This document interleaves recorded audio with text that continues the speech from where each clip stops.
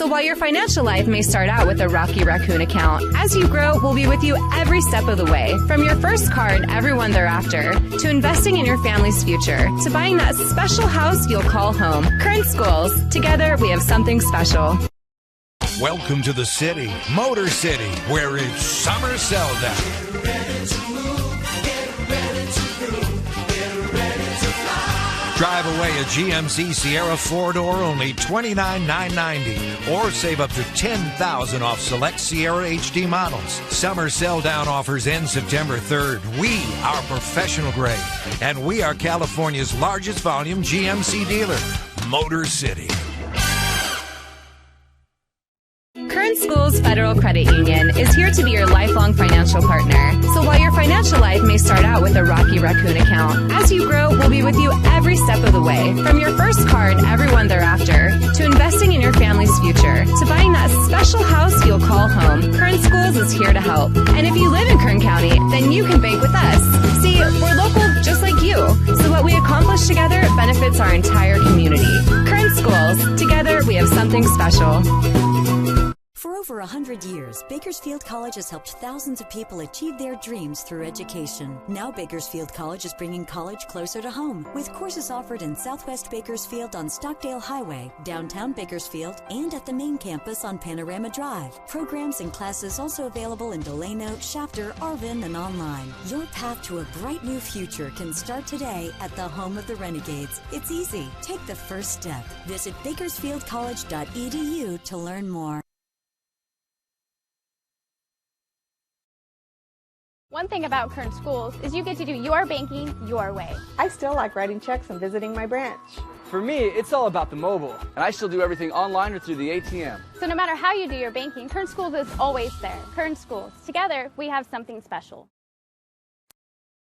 One thing about Kern Schools is you get to do your banking your way. I still like writing checks and visiting my branch. For me, it's all about the mobile. And I still do everything online or through the ATM. So no matter how you do your banking, Kern Schools is always there. Kern Schools. Together, we have something special.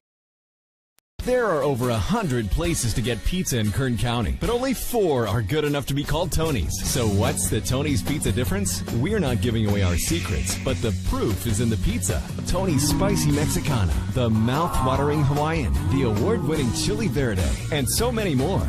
Trust us, you'll find your favorite. If you want great pizza, you can play the numbers game, or you can get it right the first time. Tony's Pizza, 3 locations in Bakersfield and 1 in Shafter. One thing about Kern Schools is you get to do your banking your way. I'm a traditional banker. I still like writing checks and visiting my branch. I'm a millennial, and for me, it's all about the mobile. And I'm somewhere in between. I still do my banking online and at the ATM. And with access to over 30,000 surcharge-free ATMs nationwide, Kern Schools is always close by. So no matter how you do your banking, Kern Schools is always there. That's why we're the #1 financial institution in all of Kern County. Kern Schools. Together, we have something special. One thing about Kern Schools is you get to do your banking your way. I'm a traditional banker. I still like writing checks and visiting my branch. As a millennial, for me, it's all about the mobile. And I'm somewhere in between. I still do everything online or through an ATM. So no matter how you do your banking, Kern Schools is always there. That's why we're the #1 financial institution in all of Kern County. Take advantage of our low mortgage rates, including 60-day rate lock at no cost to you. Purchase or refinance your home today. Kern Schools. Together, we have something special.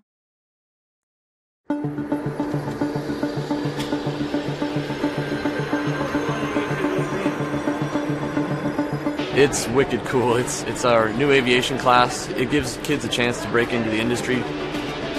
There's a lot of careers in aviation. This class is a lot more than just flying planes.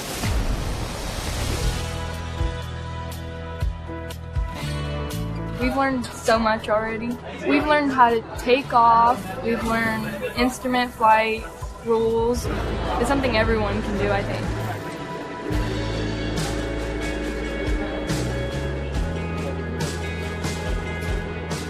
Good. And you see, remember that horizon?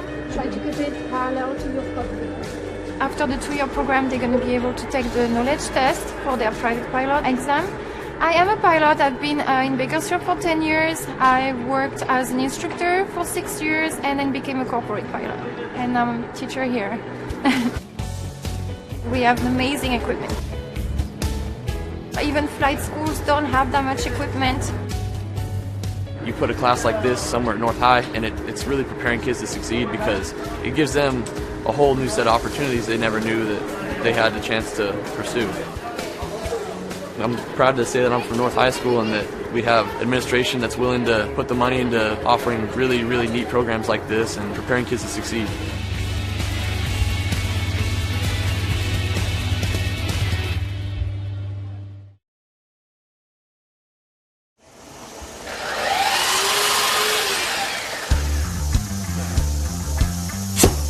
A lot of more hands-on activities, a lot more about woodworking and what to do, how to make a career for myself.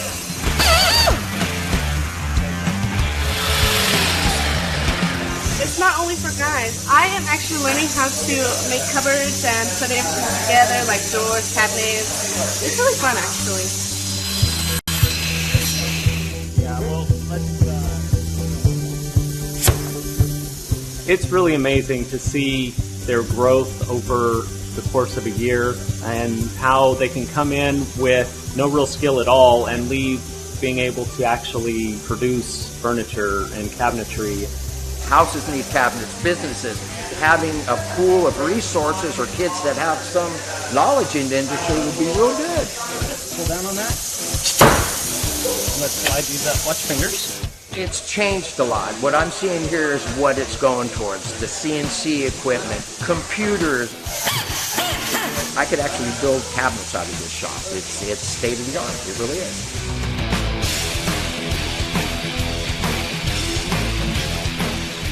I am constantly looking for students that have been through these programs. It's always nice to have a person that has some experience. It's a lot easier to train. I think we're fortunate in Bakersfield that the Kern High School District has invested in a program like this. I would encourage other businesses to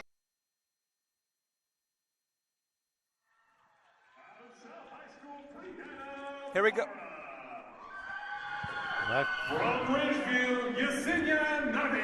We're good. We're good. Well, good evening, everybody, and welcome into the gym here at North High School for the 2020 South Yosemite Conference Championships here on the Kern High Network. This is the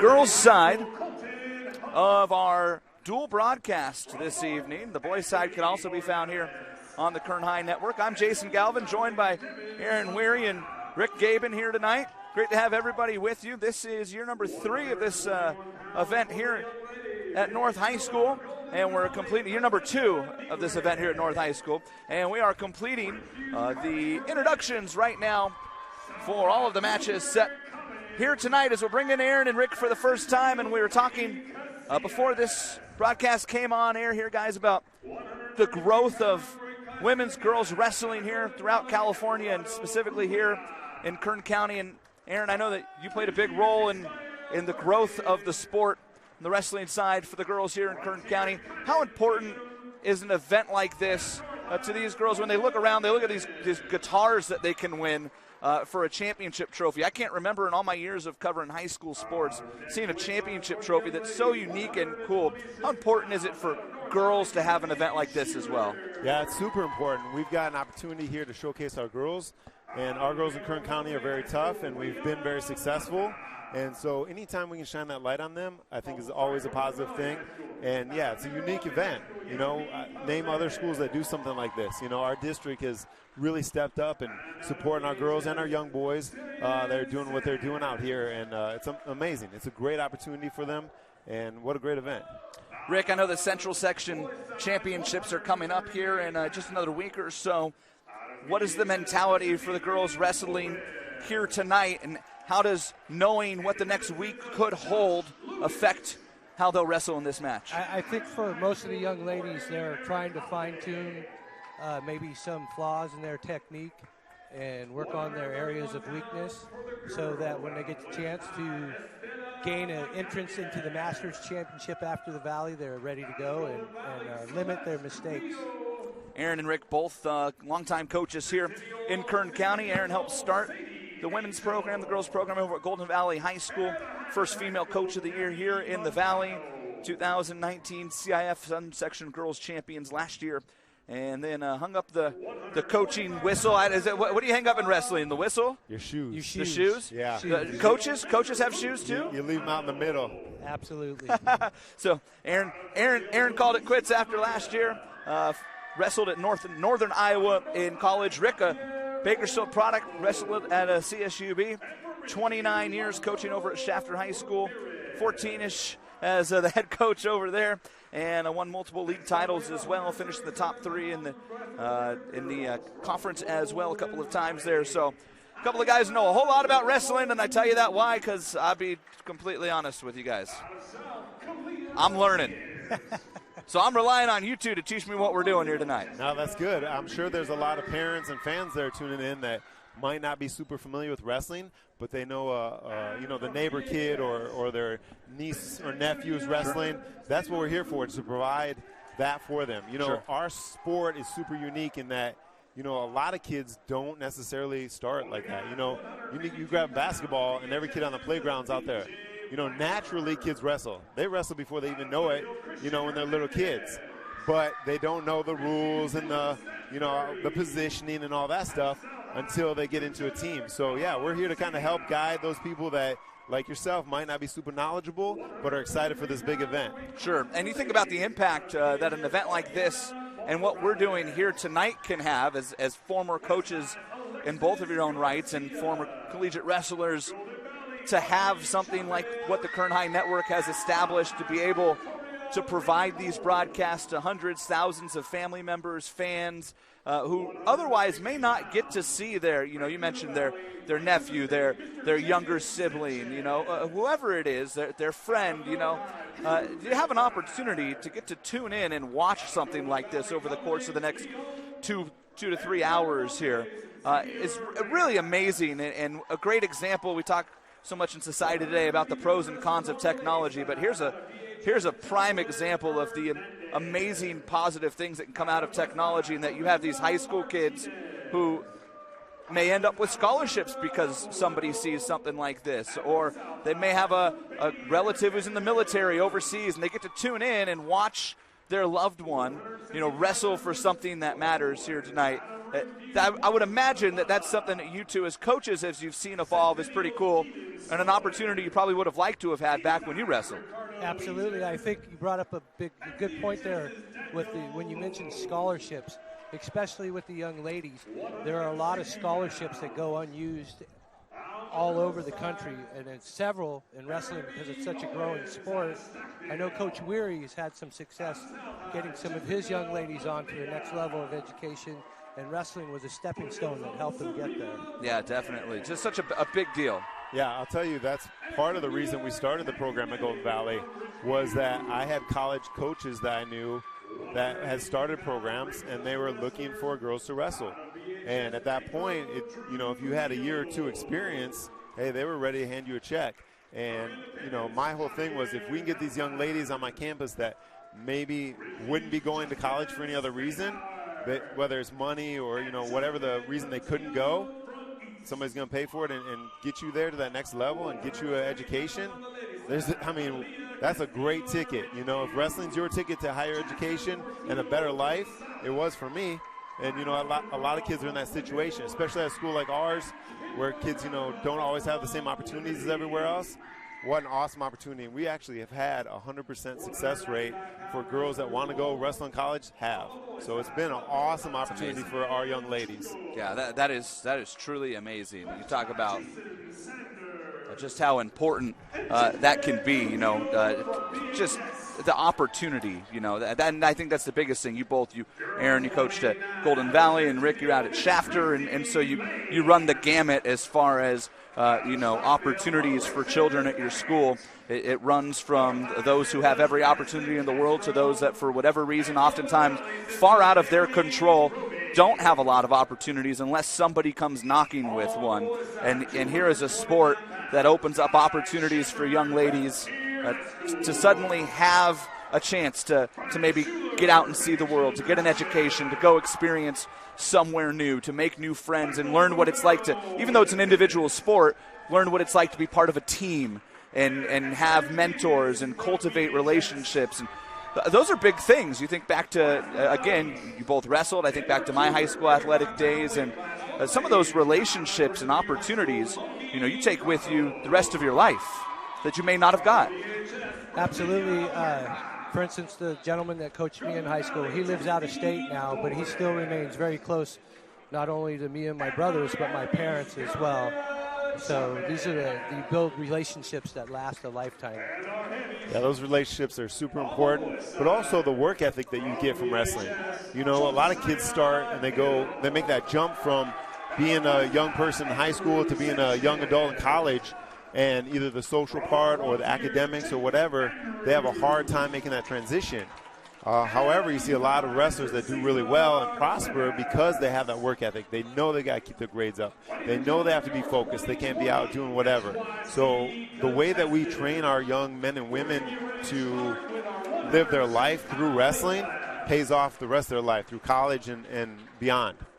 And we do want to mention just one more time here. In fact, since we just got a shout-out on their broadcast, I'll have Julian swing the camera over here real quick and show you.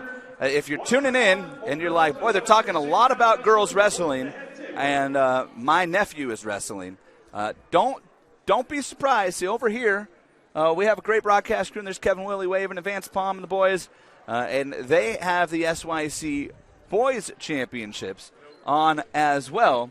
And that is also right here on the Kern High Network. So if you're tuning in specifically to see a boys match, you're on the wrong stream, but we're glad to have you. Hang out as long as you want.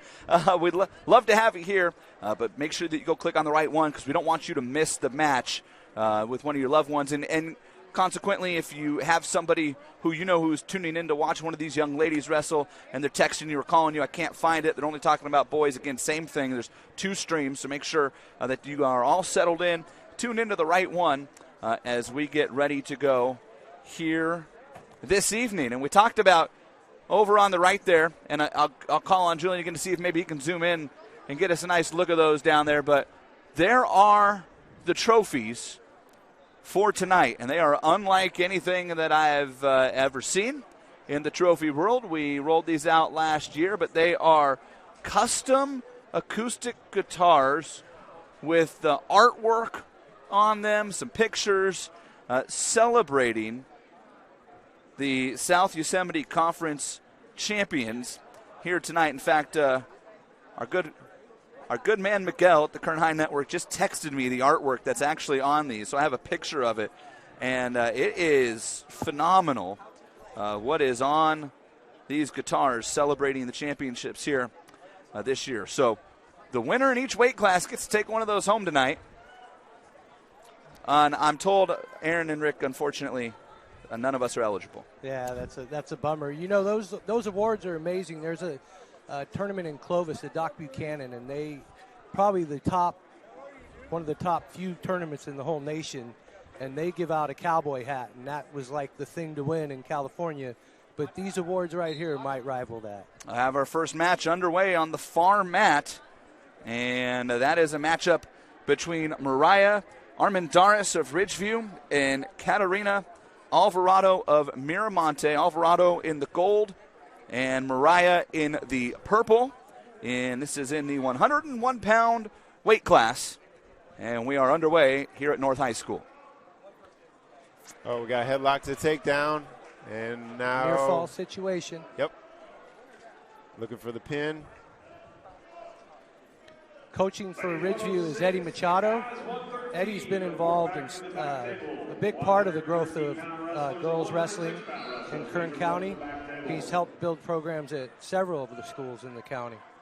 Yeah, he's been around for a long time. Also involved in boys wrestling as well, too. I believe he started out at Arvin High School, Aaron. Wasn't that where he was at in the beginning? Yep. He's made his trips around to different spots, but I think he's found his home here at Ridgeview, so we keep moving along over there. Now we've got out of the near fall situation. We're looking to get back into it.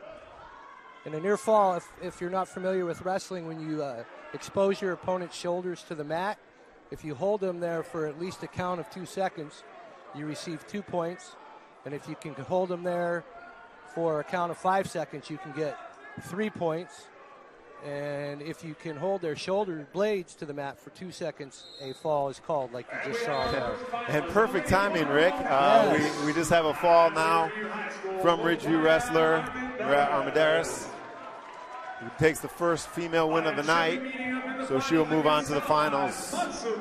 And on the near mat, at the same time, a conclusion to the other match as Montserrat Lupien of South High School eliminates Karina Galvin of Stockdale.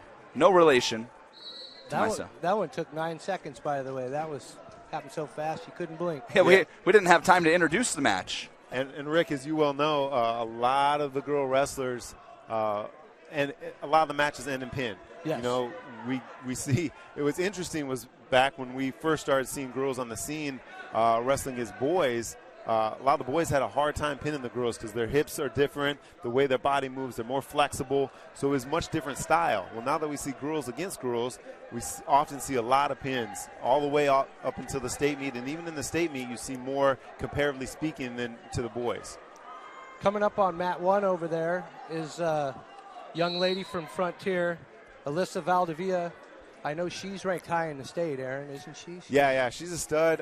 She unfortunately had to take last season off, but in her first season as a freshman, she had an outstanding season and placed at state. So here we go in her now junior season, see what she's going to do. It's exciting for Frontier. They've got an awesome opportunity, and she could really, really go deep in the state meet. This is the 106-pound weight class, and Alyssa Valdivia of Frontier will wrestle Elise Garcia of Ridgeview on the far mat, and on the near side mat, also in the 106-pound class, we'll have Kendra Juarez of Foothill and Destiny Dominguez of Golden Valley as they get ready to do the introductions there. Again, on the far mat right now, you have Valdivia of Frontier, and she is in the blue and white, and in the purple and gold is Elise Garcia of Ridgeview, as that match is just about to get underway.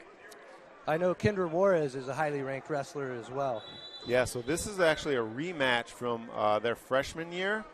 So they haven't seen each other since then, but this will be really interesting to see how this plays out. Both are having a great season this year, so yeah, it'll be real interesting. This should be a great match. You know, as Aaron mentioned, girls, when they first started, there was no separate division for girls, and they had to wrestle with the boys. And it was tough for them. The girls that wrestled back then, boy, they were really tough. Not that the girls now are any Destiny less with tough, a great takedown. Sorry to interrupt you, Rick. Right to her back. Great takedown. Destiny is currently ranked 5th in the central section. She's got 15 pins on the season, and she is going to work here. And that is on the near side mat, which we just moved to here. So Destiny Dominguez of Golden Valley in the black and gold, and in the navy blue and gold, and Kendra Juarez of Foothill is in the black and gold. Just looking for those near fall points. We have a similar situation on the other mat where Alyssa was on top. Now lets her up for a 1-point escape.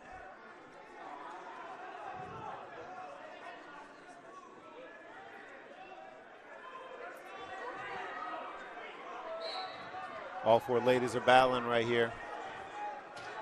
Juarez is fighting to get to her feet here. Destiny's looking for that half Nelson, try to get this turn.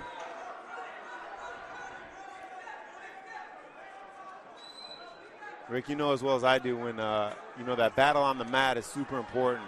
Oh, yeah. Especially early in this match when we're in the first period, and when you have somebody on top of you continually trying to pin you, that will really grind you down. It's a lot like boxing when they tell people to go to the body to wear their opponent out. When you're on top, and it's a move called a tight waist where you're just squeezing on that core, and it just takes all the energy out of your opponent. You wear them down. Yeah, it's a great analogy. A body shot in boxing makes it very hard to breathe. Same thing when somebody's keeping all their weight on top of you. You have a tight waist. You're trying to work for that pin. It's hard to wrestle when you can't breathe. Both matches get to the end of the first period here.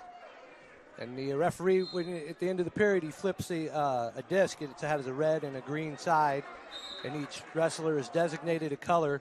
If your side comes up, you get to make a choice. You can choose going on the bottom. You could be the top wrestler, or you can choose neutral, or you can defer the choice to the other wrestler, kind of like a football team would defer to kickoff. And then you'd have choice in the third period. A lot of strategy involved. Coach Weir, I've noticed when I watch girls wrestling that more coaches take the top position than the bottom position, as opposed to boys wrestling. Yeah, and part of our success at Golden Valley has always been that we've been very aggressive wrestlers for the ladies, and we usually don't follow that. We want our ladies to get off the bottom. I think all coaches do, but we spend a ton of time on that. But you will see a lot of girls, again, going back to their hip movement. If you're on top, again, making it very hard for the other wrestler, you've got a great opportunity. And like I said before, with those pins becoming a little bit more abundant, if you're on top, you've got more opportunity to make that happen.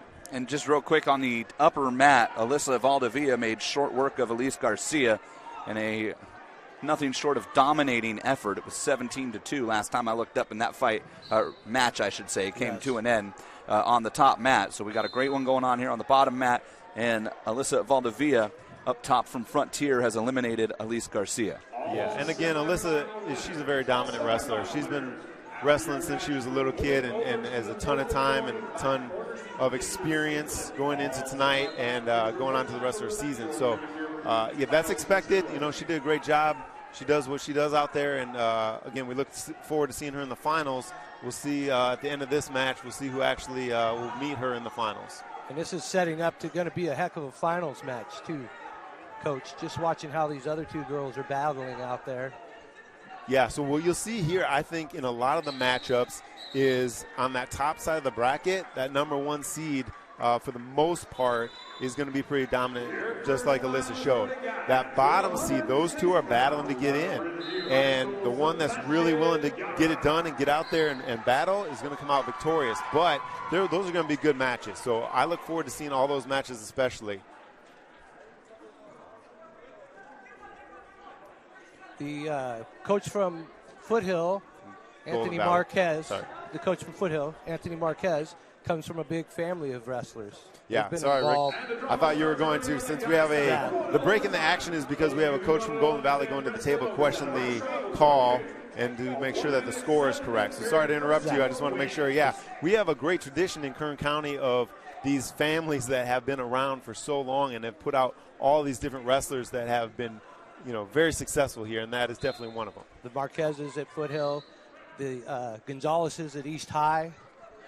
Decades of involvement in wrestling. Yeah, generations and generations. It's awesome to see that, and especially when you see those young people wrestle, and then you see them wrestling in college, and then you see them come back in coaching. That's amazing. I wish we had more of our wrestlers. We put so many wrestlers out of Kern County and pump them out, and it's a huge thing here. I wish we had more that would come back and give back to the sport. The ones that do, it's awesome to see. Almost headlock right there. Trying to We've got a the scramble. match up. We've got a hard scramble here on the mat. Precarious position right here. That's one thing, Coach, that girls wrestling is a little behind on because it's such a young sport. A lot of the young ladies haven't completed college yet. When you see in Kern County, there's a rich tradition of college guys that went to Cal State that we all grew up and became coaches and coached against each other. And when that starts happening with the girls here in Kern County, it's going to hit a whole nother level. Yeah, exactly. Like I said before, we've got a few that are wrestling in college now, but there hasn't been long enough since we started the program for them to go to college and come back yet. We have a shot from Dominguez in on a single leg. There you get to see a little bit of that flexibility, Coach, where he's talking about. That had been a trip to the hospital for me for my knee right there. It's all right. I couldn't even get out onto the mat. Even though the score is a little lopsided, the match has actually been a little closer than what the score would indicate. Yeah, I agree. This has definitely been, like I said, we had a couple of those scrambles where it could have went either way. Luckily for Destiny, she stayed in good position, and 1 inch movement the other direction, and there's a whole different match. Well, now you did mention she has quite a few falls, pins on the year, Coach. Yeah. So she might not be used to getting pushed to the end like this. Yeah, I love watching her. I love coaching her. She goes out there and she wrestles her heart out always. She's one of those kids, and she just picks up the win here, which is awesome. But she's one of those kids that you send out and you know you're going to get 100%. No matter what happens, win, lose, whatever, we know that she's going to do what she can do to make that win happen. So it's always fun to watch her for the fans. It's always fun. Was fun for me as a coach. I know our current coaches are doing a great job with her. So those are the kind of kids you love seeing. We'll see a lot of that tonight. All these kids that go out there and battle no matter what. You know how it is in wrestling. You might have a cut open forehead and have bandages all around your head and go out there and your knees taped up, your elbows taped up. It doesn't matter. We go out there and battle. Yes. And coming up next here on the mats in the 111-pound weight class, and on the top red mat will be Genesis Curiarte from Ridgeview. Oh, that switched, Jason. Did they flop him? They flopped him. Man, I hate when they do that to me. You know that, Rick? Well, that's what we're here for, buddy. We're double watching. They're moving them around on me. On the bottom mat, on the blue mat, is Genesis Curiarte out of Ridgeview in the purple, and Ashley Menjivar out of Independence in the maroon. And on the top mat now, Jacqueline Chavez out of Bakersfield High School in the blue, and Tatiana Sechik out of Foothill in the black and gold. Yeah, so Genesis, similar to Alyssa, has been wrestling since she's been able to walk. And she's a great young lady. And as you can see, she already went for that first takedown, ran the girl across the mat. She is a very dominant wrestler. She is good from every position. And, again, another young lady that's really fun to watch. Did she place in state last year, Coach, I thought? I don't remember off the top of my head. If she didn't, she was really close. Yeah. Really close. Yeah. She is currently ranked in the top 5 in the state at the 111-pound class. Which is very well deserved. I would put her in the top 3 if it was me. On the far mat, we already have the match over with. As I was stating earlier, we got a pin right off the bat from the Looks Foothill like it was wrestler. the Foothill young lady won that one. And Genesis Tatiana has her. from Foothill with the big win, moving on to the finals. Genesis now on top, looking for the pin.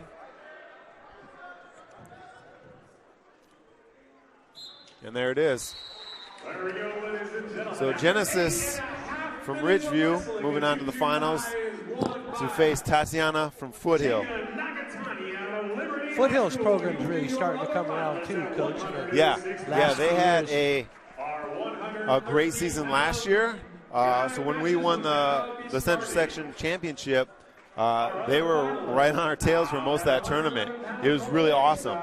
And, Rick, you did a great job at Shafter bringing the girls along. And I kind of always thought, as we grew as a team and as teams like yours grew and other teams, I thought everybody in town would kind of grab a hold and bring the girls up. And not everybody has, unfortunately. But Foothill is a team that they have put some focus on those girls, and they are showing the results now these last 2 years. So that's been awesome to see. Yeah, there are some barriers involved with this sport, Coach.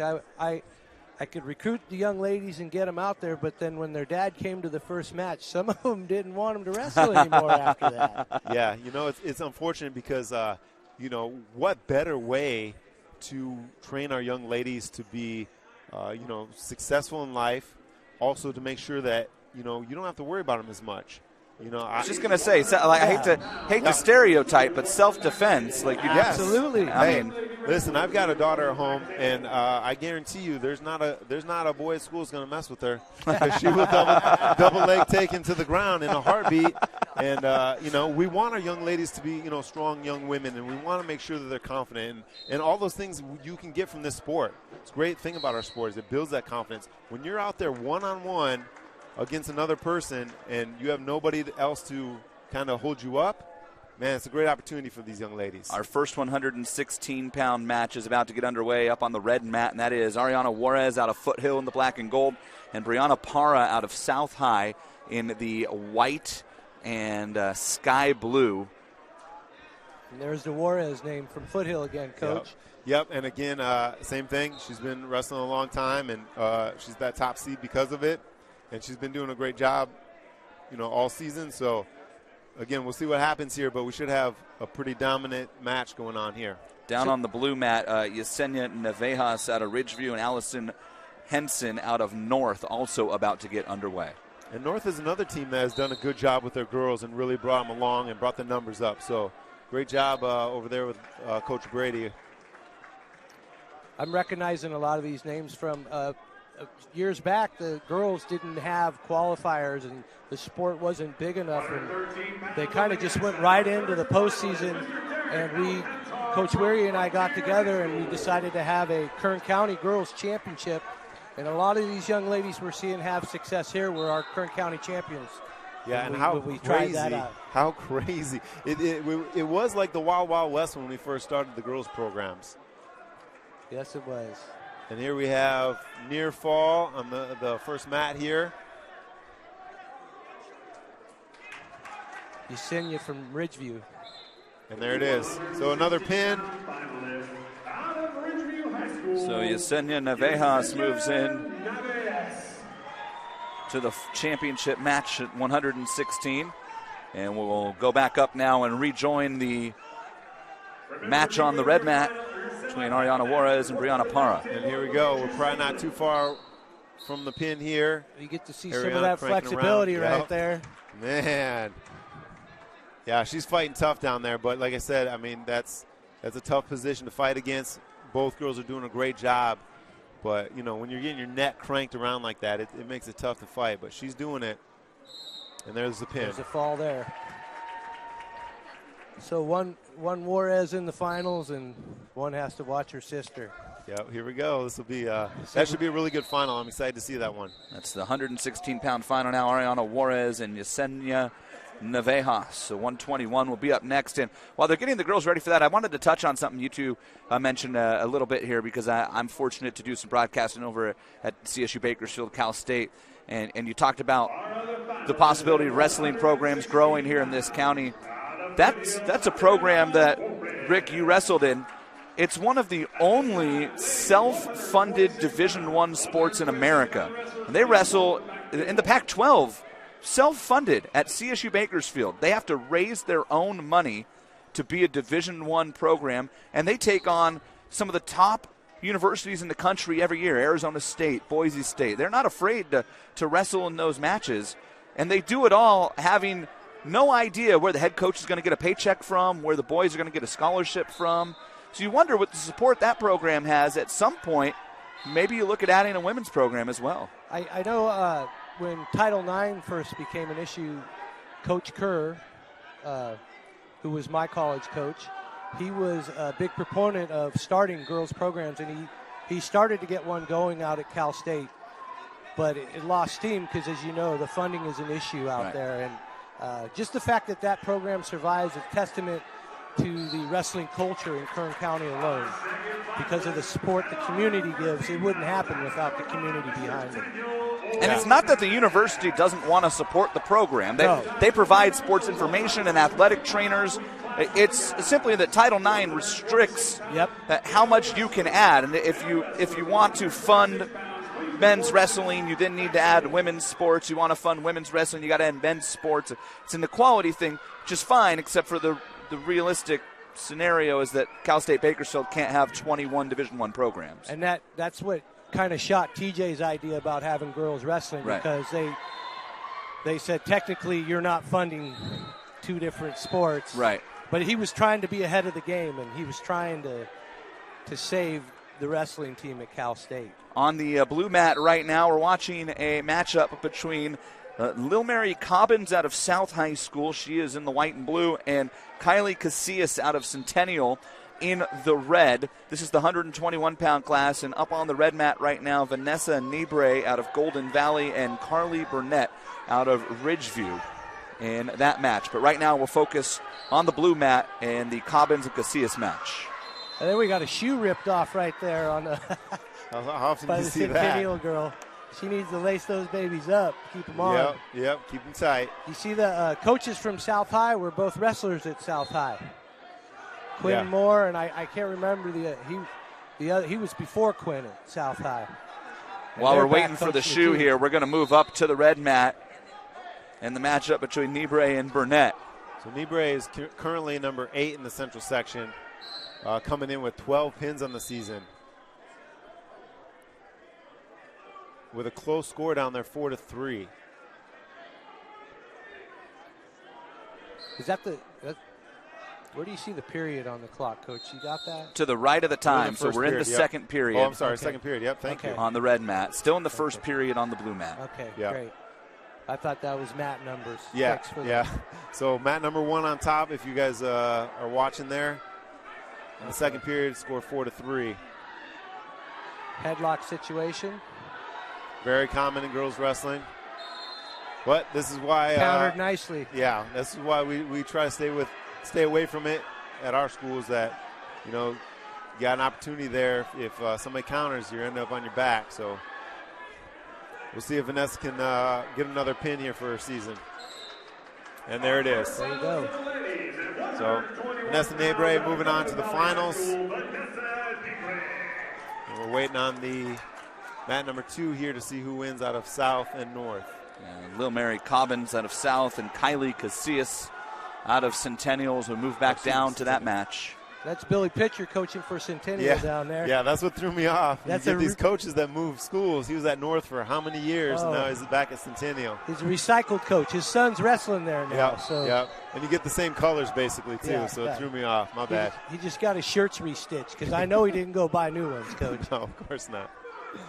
Hey, going back to what we were talking about with the women's wrestling on the rise, you're talking about programs being cut. First of all, I can't imagine how Cal State does that, keeps their boys program afloat. But one of our heroes in wrestling, Dan Gable, he has made a very big point about wrestling. Girls and women's wrestling is what's going to save wrestling because, it's easy to cut a men's program because you don't have to cut a girl. It's easy. Well, it's just the guys. So we cut them, boom, we move on. As opposed to basketball where if you cut the boys or girls, you got to do it evenly. So, we're hoping to continue to build these women's programs at the high school level, at the college level, so that there's enough interest, there's enough girls that are moving into college, and that makes a big deal. And we have a big win here on mat 2.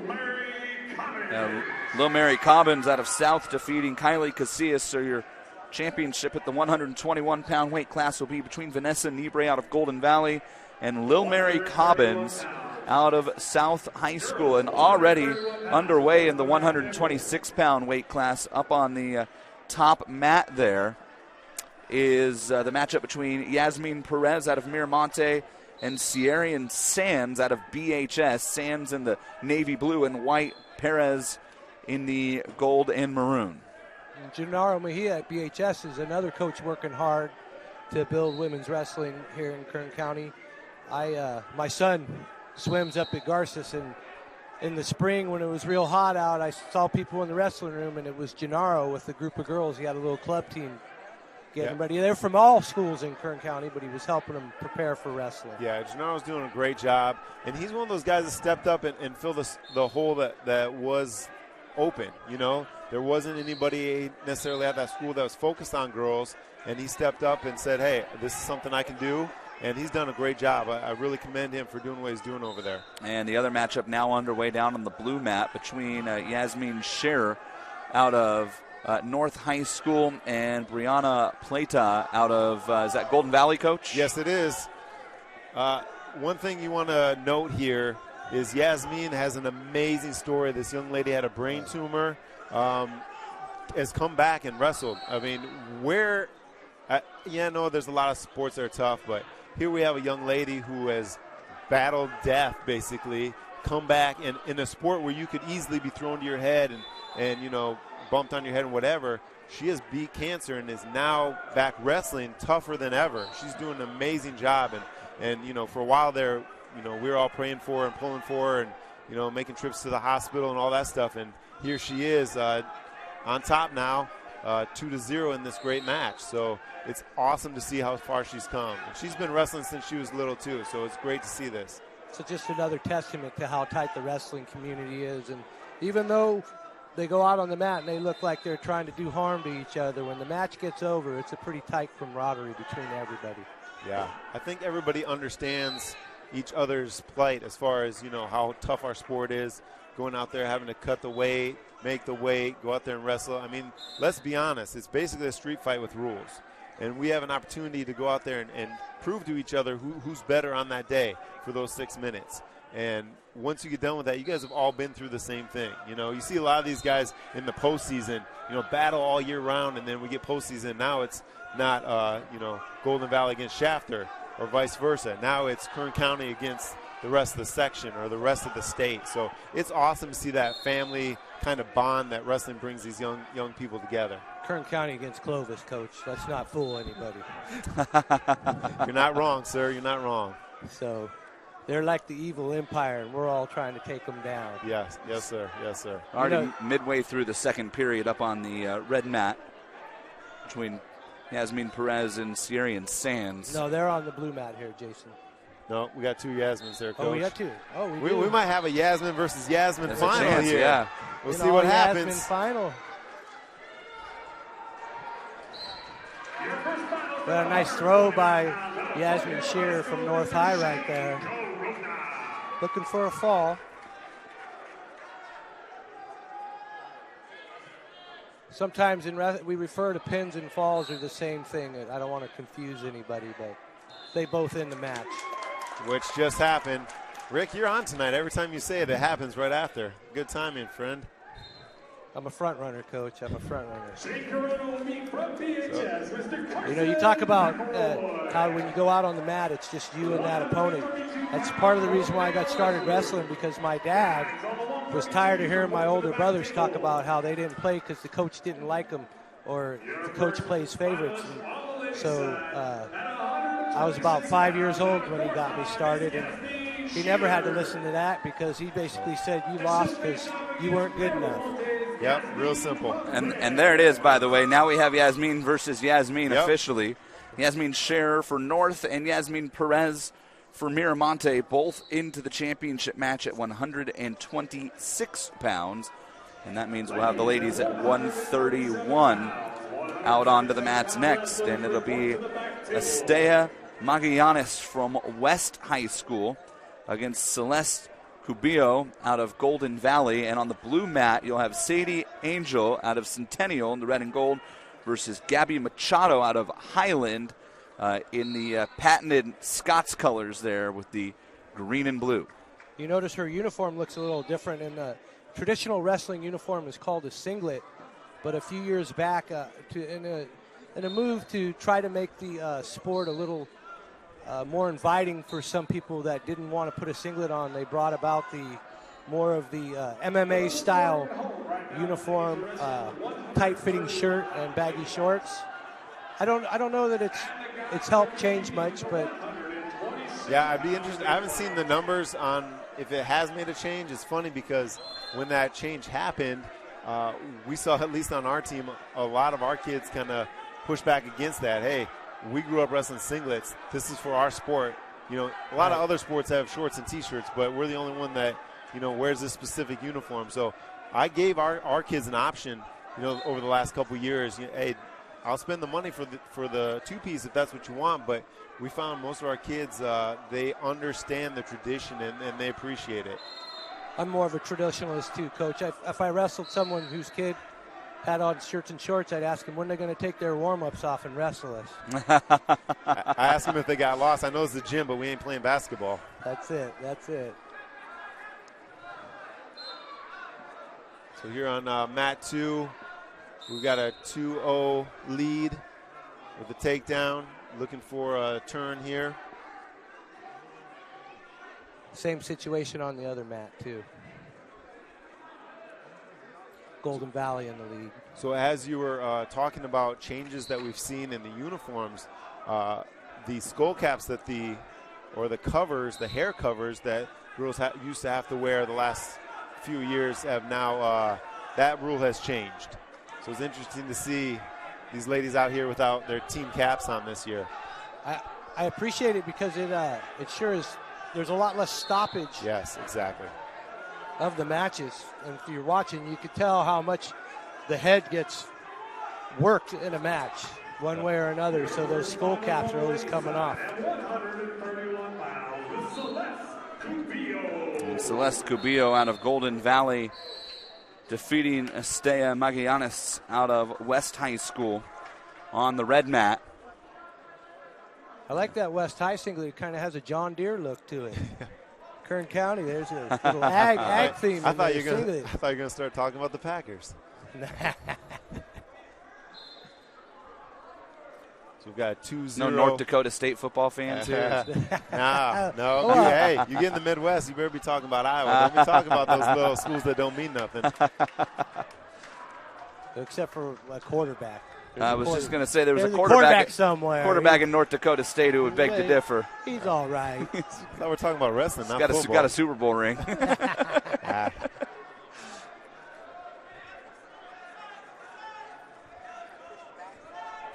It's amazing with their hair and ponytails and stuff. You don't see it, and not purposely pulled, but accidentally pulled, or it seems to like they stay out of the way without their hair, and that's pretty good.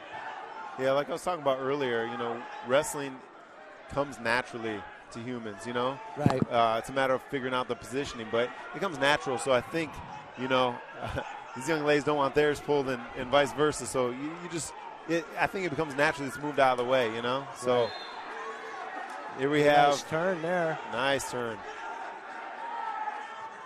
Highland wrestler coming up on top. As long as she keeps her feet in bounds, she can finish the mat. But there she went out. She goes out of bounds. So we'll go back to the middle now. They've changed the rules in wrestling with more similar to college wrestling, being able to get a pin with your opponent's shoulders off of the mat as long as you still remain on the mat. Which, again, goes back to what you're saying about the hairnets. A lot less stoppage. You're not blowing the whistle as soon, so we get to see more wrestling in a timely manner, not taking all those breaks between. More fan-friendly. Yeah, agreed. I think an event like this is more fan-friendly too, Coach, when you condense it down and you have just semis and a final, as opposed, a lot of these guys go to tournaments on the weekend and they are there for 2 days, all day long, and they got to make weight both days.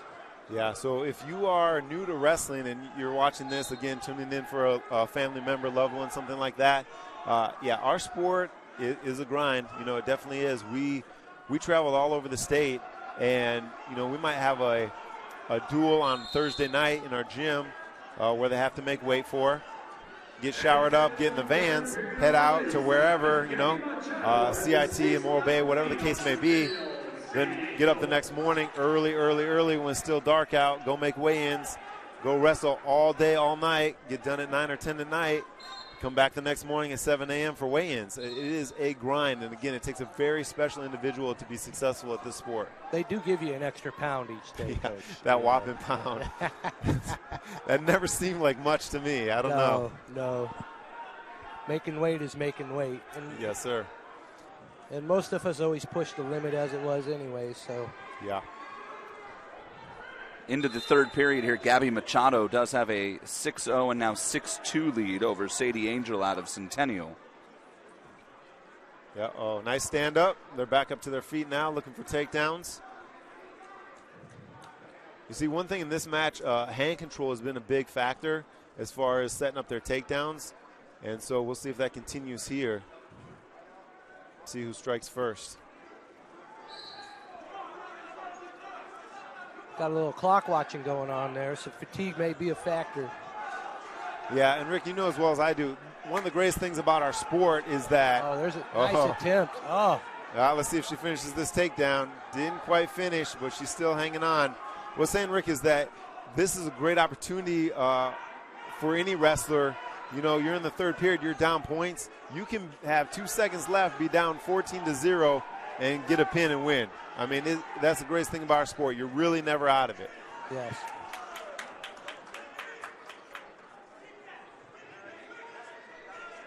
Coaching for Highland there is Angel Posada, state finalist for Foothill High School.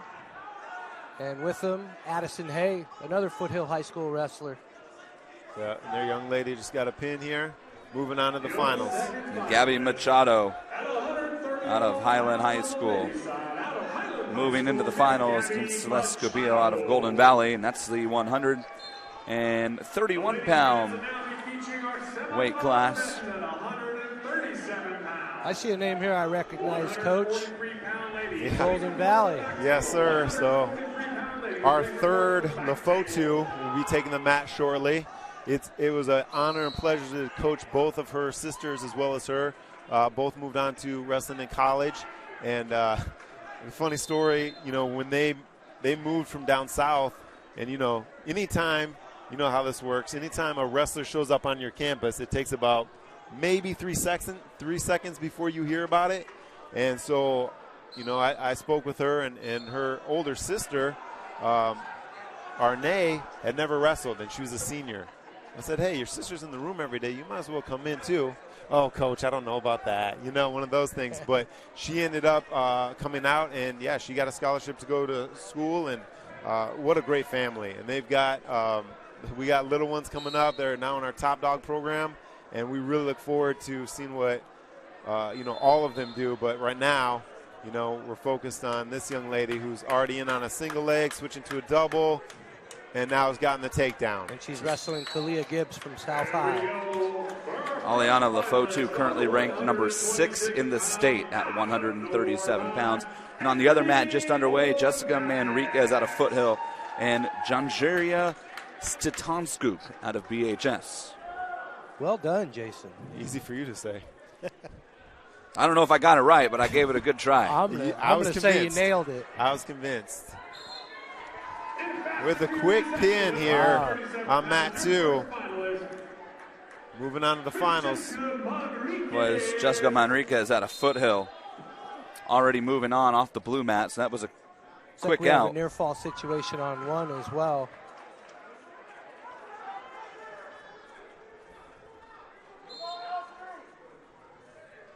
Kind of hard to get a pin from that position, but Aliana is very strong for that weight class, and if anybody can pull it off from there, she will be. We'll see if she tries to hold on to this or if she repositions herself, but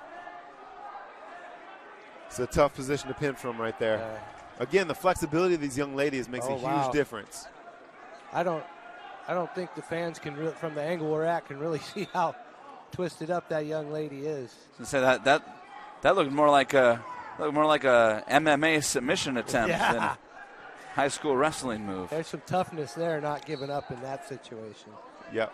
So we had a potentially dangerous there, I believe is why they broke that. And now we're going to referee's position. Now with the breakdown, now we're looking for... Looks like an arm bar. Yep, looking for pinfall here. Not there yet, not there yet. Ladies and gentlemen, your second finalist at 126 pounds out of Frontier, Johnny Appleton. So Nana's really looking to work this arm, trying to pull her around, out of time for this period, but we'll see what happens next. She's leading now with a 5-0 lead.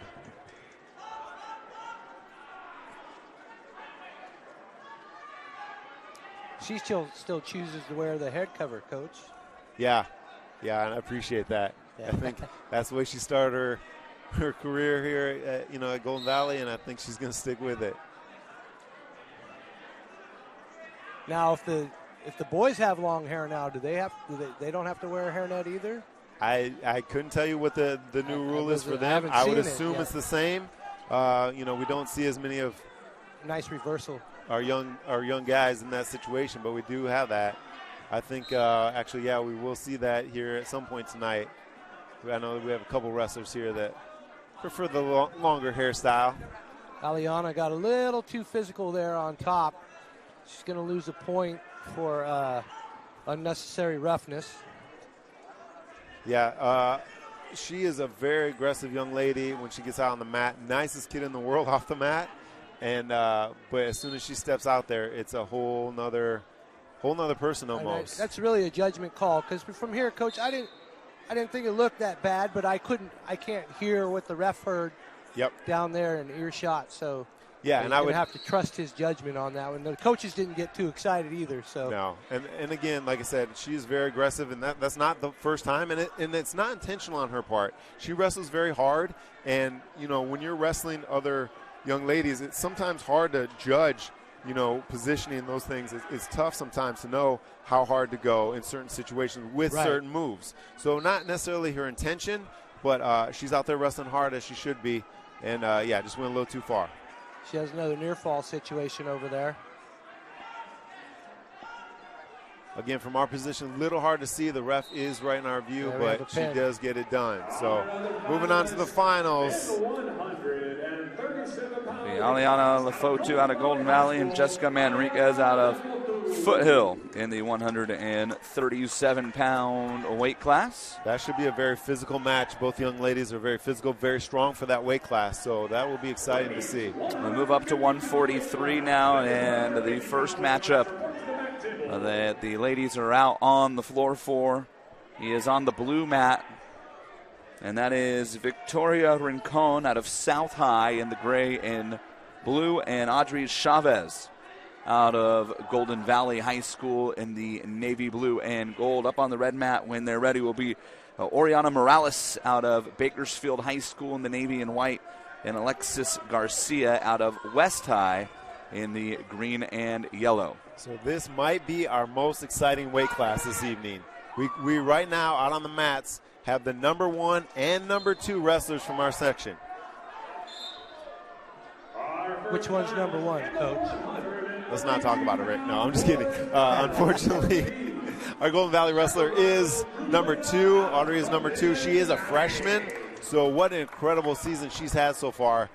She does not have very many losses. Nice inside trip right there. Yes, she does not have very many losses, but one of them is to Oriana Morales from BHS, who is the number 1 seed, and they were separated by only 2 points. So, again, we'll see what happens here in the semis, but we've got a great opportunity to see these two in the finals. Another nice thing to see here, in the past, the number of coaches available for the girls was limited, and you would have seen coaches going from side to side, and I'm noticing that there's a lot more dedicated girls were dedicated in that. That's all they're doing is coaching the girls and not having to worry about coaching the boys. And there's we have double pins Audrey, going on. Both pinned at the same time. That should be a heck of a final. That was right on cue. Yep. Yes. So did a nice job predicting that one, Coach. So that should be match of the night here in the finals. We'll see what happens. You can never predict in wrestling, but you would look at the numbers, and on paper, that should be a real great match. Oriana Morales of BHS, Audrey Chavez of Golden Valley at 143, both in the finals as we move to 150 pounds up next here on the girls' side of the brackets, and you'll have Jocelyn Fernandez of BHS and Maritza Martinez out of West, and then Alessandra Alvarado out of Highland and Spada Hernandez out of South High in the other matchup. We've yet to see which matchup will be on which mat here as we wait for 150 to come rolling in. Coach Weir, we're gonna make you make predictions like that before every match now that you're on on a roll. I said a couple things earlier that I hate to be like Nostradamus, but I haven't been wrong yet tonight. So we'll see. It's almost. Call me crazy, but it's almost like you two both coached in this county last year. Yeah, something like that. Right, yeah. Sorta. Yeah. Sorta. Yeah, no, this is a great opportunity for these young ladies, and these finals I'm very excited for. Again, that could be the premier match. That could have huge implications for the rest of the season. As we move towards the postseason here, it's going to be awesome. So depending on what happens in that match, you could see some rankings shift around and some other things happen. So, and Rick, as well as I do, going in that postseason, if I'm a wrestler and I get that last win over you, going into those, there's just a positivity that goes with that, a confidence that you step back on that mat against anybody else. Hey, you got that. You rectified that loss, you got that win now, if that's the situation, and vice versa. Hey, if I beat somebody twice now, there's a lot of emotional and a lot of psychological parts that go into that. So both matches now underway, or at least One of them is about to be underway, and the other one is underway on the blue mat.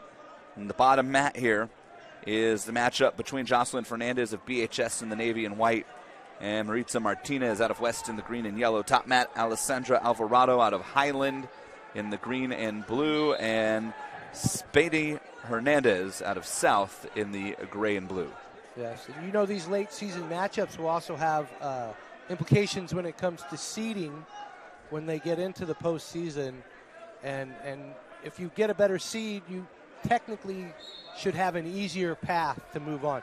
Doesn't always come true that way, but that it should be a factor later in the year. Yeah, so it's not always the case, but yeah, definitely you get the right seed, and sometimes that can make a huge difference. So yeah, it's good to see. We were talking about coaches earlier. We got Coach Lugo here from West, young man that graduated from West, is now taking over the program there. So again, we're seeing homegrown coaches that wrestled here and are now taking head positions or assistant positions and making a difference here in Kern County.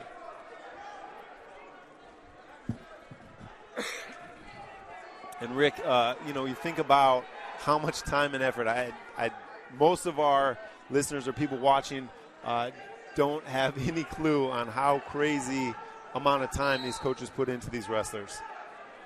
Absolutely. The decision to retire last year, Aaron, was not an easy decision, but I will tell you, for my wife, it was a very easy decision. Her vote was, cast. Yeah. And she wanted you to keep coaching, right? Yeah. Yeah, please stay out of the house, Rick. I've had enough of you. I had enough of you, sir. The vote might be different now that I've been home for a season. Yeah. But, what's funny is similar situation, and yes, both of us stepped away from something we loved and put a ton of time into and built.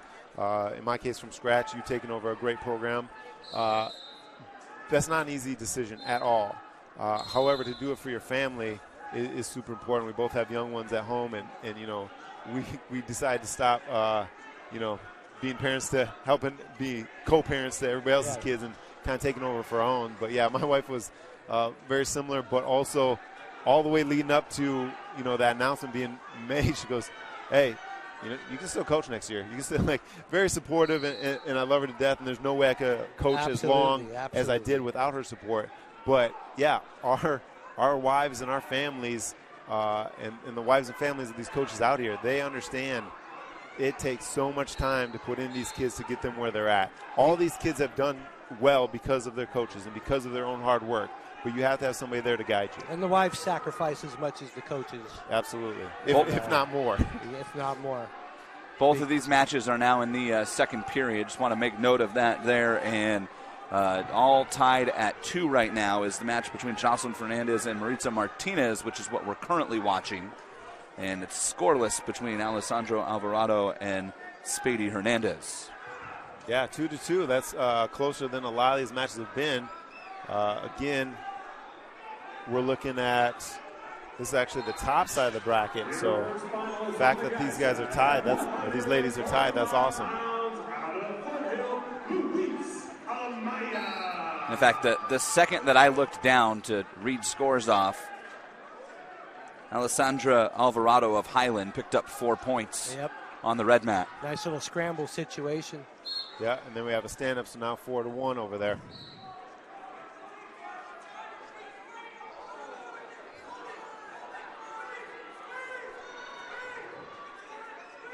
A lot of action in this gym. It's awesome. This setup works out really nice. What a great facility here at North High with the new gym.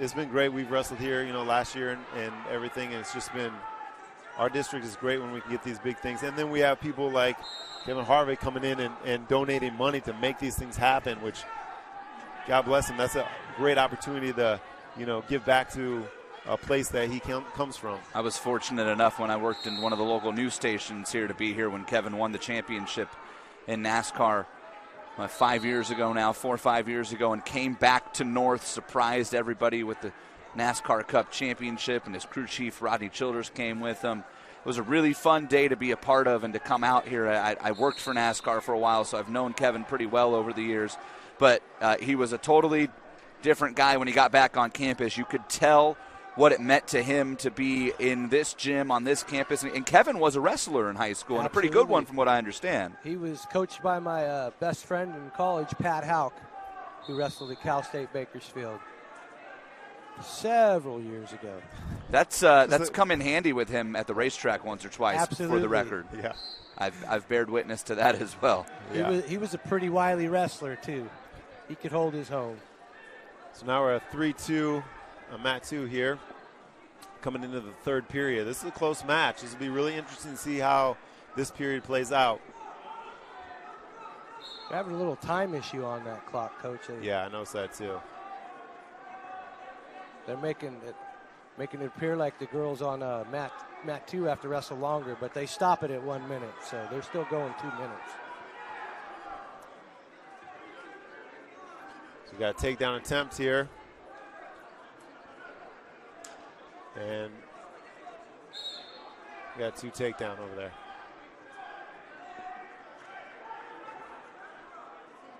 She appeared to go out of bounds to score that takedown, Coach, but we're at an interesting not angle seeing much up from here. the coaches there. No, you or I in that position might jump up a little bit, but might be a stoppage of that yeah, match. But yep, might have to go to the table. But now these coaches, so keeping it moving, which I appreciate.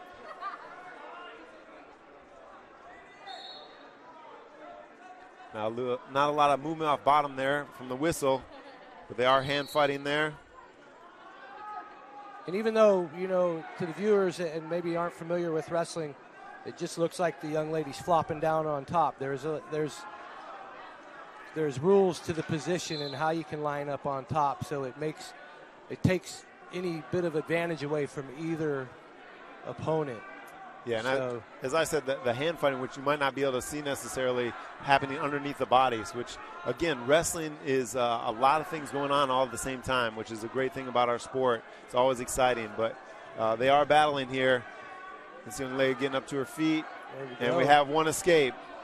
So now we are tied again at 4-4. With 45 seconds to go.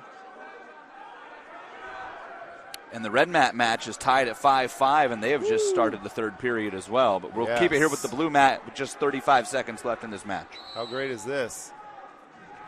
Yeah, these upper weights, a lot of these matches will be closer. So 25 seconds. We're still tied up 4-4. Again, hand fighting, looking for position, but no attempt at a takedown here. 15 seconds left. It's sort of a slippery slope there, because if you attempt something and don't succeed, you could give up position to your opponent as well. So it's kind of a chess match going on, and they both know they're going to have a sudden death overtime period now. 1 minute, sudden death, whoever gets the takedown wins. On the red mat, and now an 8-5 lead in favor of Highlands' Alessandra Alvarado. I think this is the South girls went in there. So here we go. We've got overtime. Mat 2. Again, looking for position, looking to set up this takedown. The guitar is on the line, or chance at the guitar is on the line here. Here we go. Nice double leg. Yes. Good shot here, but no takedown yet. Oh. Out of bounds. So with 32 seconds left, we'll see who takes first shot here. Now we've got an opportunity. I don't think there's been any stall calls. I've been looking back and forth between matches, so I might have missed it, but I didn't see any stall calls, so we're not in any jeopardy there. 20 seconds left.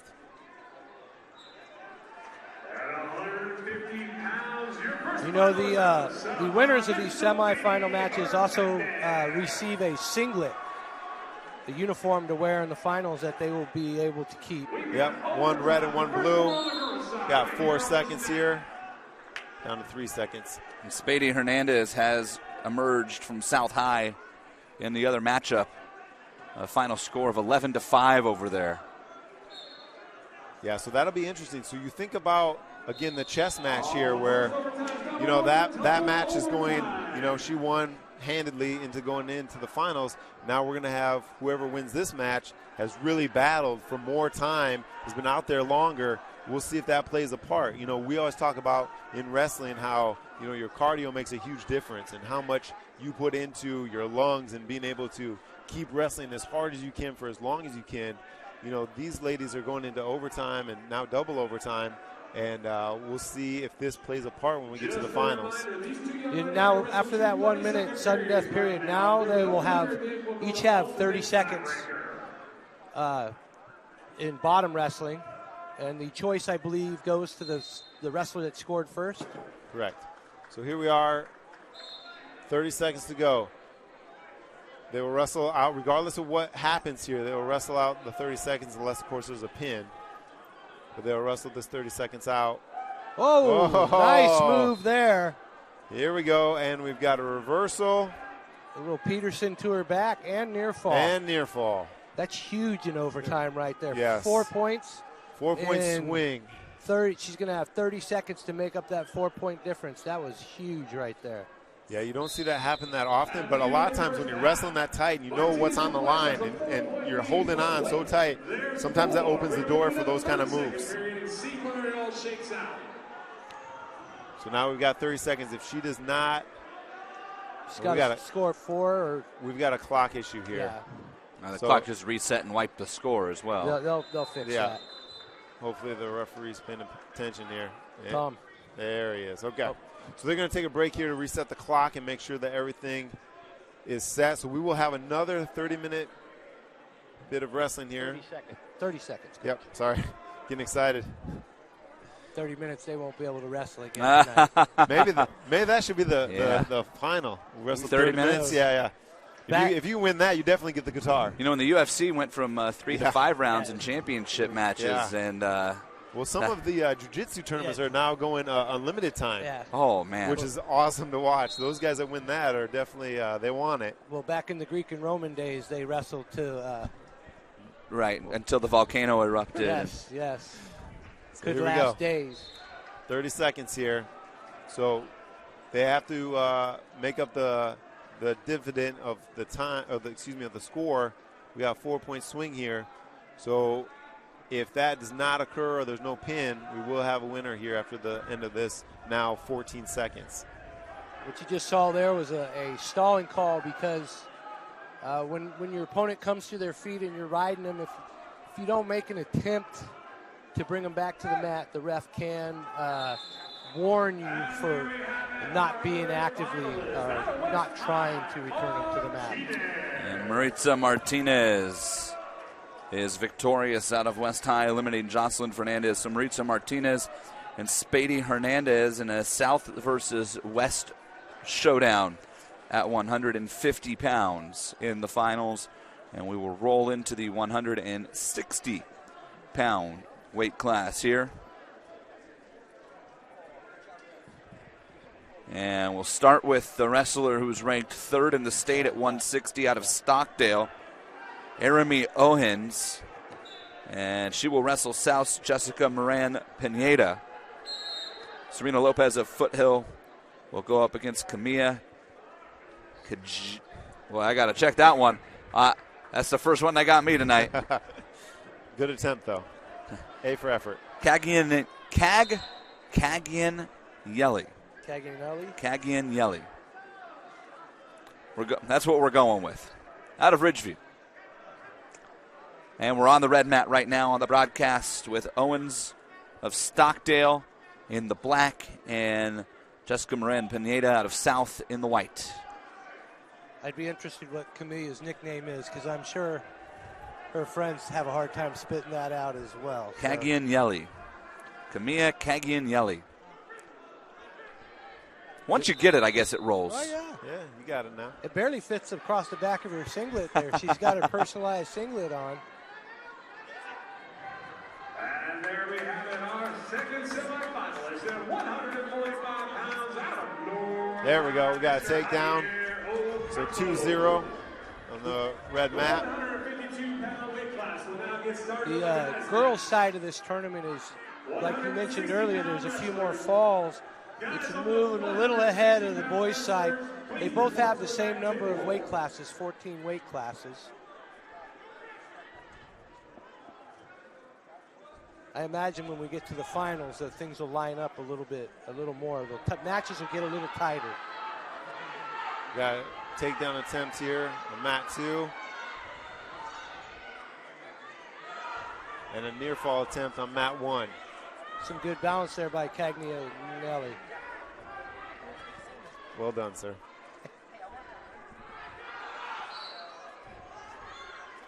Yeah, so we got 2 close matches going on now. End of the first period, 2-0 on mat 1.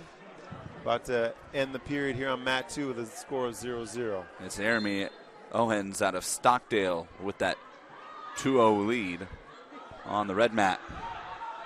As we take a look at the end of the first period on the blue mat.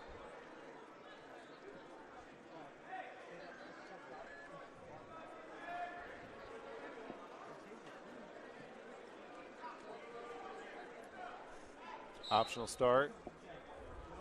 Right to her feet.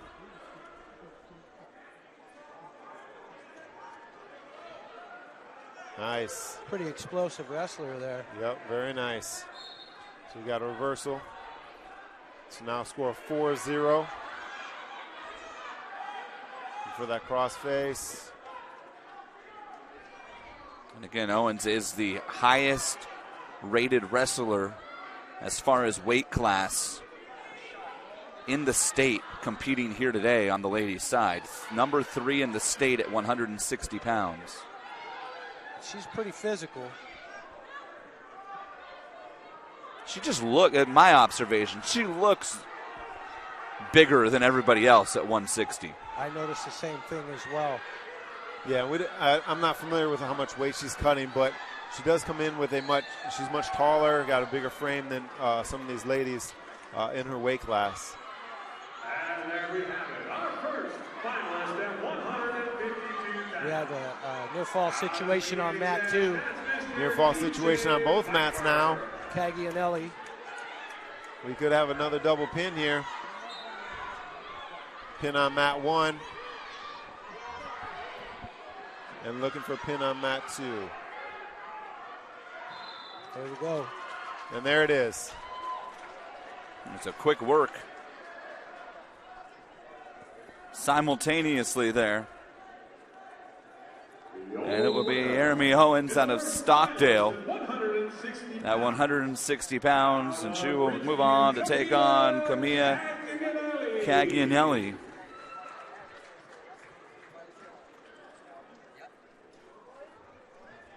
Ladies at 170, 170 and 170-pound weight class up next.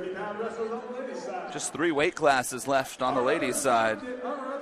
Yeah, we're moving right along here tonight. So we are significantly ahead of the boys. Yeah. And the one thing I did not get clarification on is will we hold for the finals until the boys are caught up? I believe they're going to run the finals simultaneously. Concurrently, correct. So we could be to the point where we got a lot of bantering to do. So you two are going to have your sports talk minds ready. We're going to talk a little bit of maybe the Masters coming up in golf here in a couple months. Sure. Yeah, maybe pitchers and catchers report in 2 weeks. We can talk about that. Talk about the collapse of my 49ers. Yes, I'm also a 49ers fan. We can talk about that. Should have run the football with 6 minutes left, but what do I know? Should have not let Tyreek Hill run down the field 40 yards by himself. It was a great game, though. It was a great football game. It was indeed. And how about that halftime show? I was very happy for Andy Reid. Yeah, how about the halftime show? How about the memes we got out of the halftime show? But if you had 0-0 in the squares, the game was a great game. and multiple of us just pointed at each other. Yes, it was a great game, regardless of the outcome. Yeah, it worked out. Yeah, so funny how that goes. Yeah, I guess so. NBA trades happening right now. That's exciting too. Andre Iguodala to the Heat. He got what he wanted, huh? Yeah, he did, and an extension. Wow. Yeah, 2 years, $30 million, $15 a year. Year two's a team option though, so he'll probably not make it to that. dearly departed Justice Winslow on his way to Memphis, where he'll probably never see the floor again. And we're finally ready to go at 170 pounds. We got a lot more of this to come here. On the red mat, and this is Miles Medrano out of Foothill in the black and gold, and Kendall Braswell out of Liberty High School. And down on the blue mat, you'll have Malia Castillo out of Ridgeview taking on Jasmine Portillo out of South in the white and blue. Right now, we've got our eyes on mat number 1 and the matchup between Medrano and Braswell. So Liberty they have not had huge numbers for girls, but they have had, their thing has been quality over quantity. They've only had a few girls out each year, but they have had some pretty big success with a few of their girls. So this is exciting to see. Near fall situation here on mat 2. On both mats now. Both mats near fall, and we have a pin on mat 2. And a pin on mat 1. There we go. Both pins moving into the finals.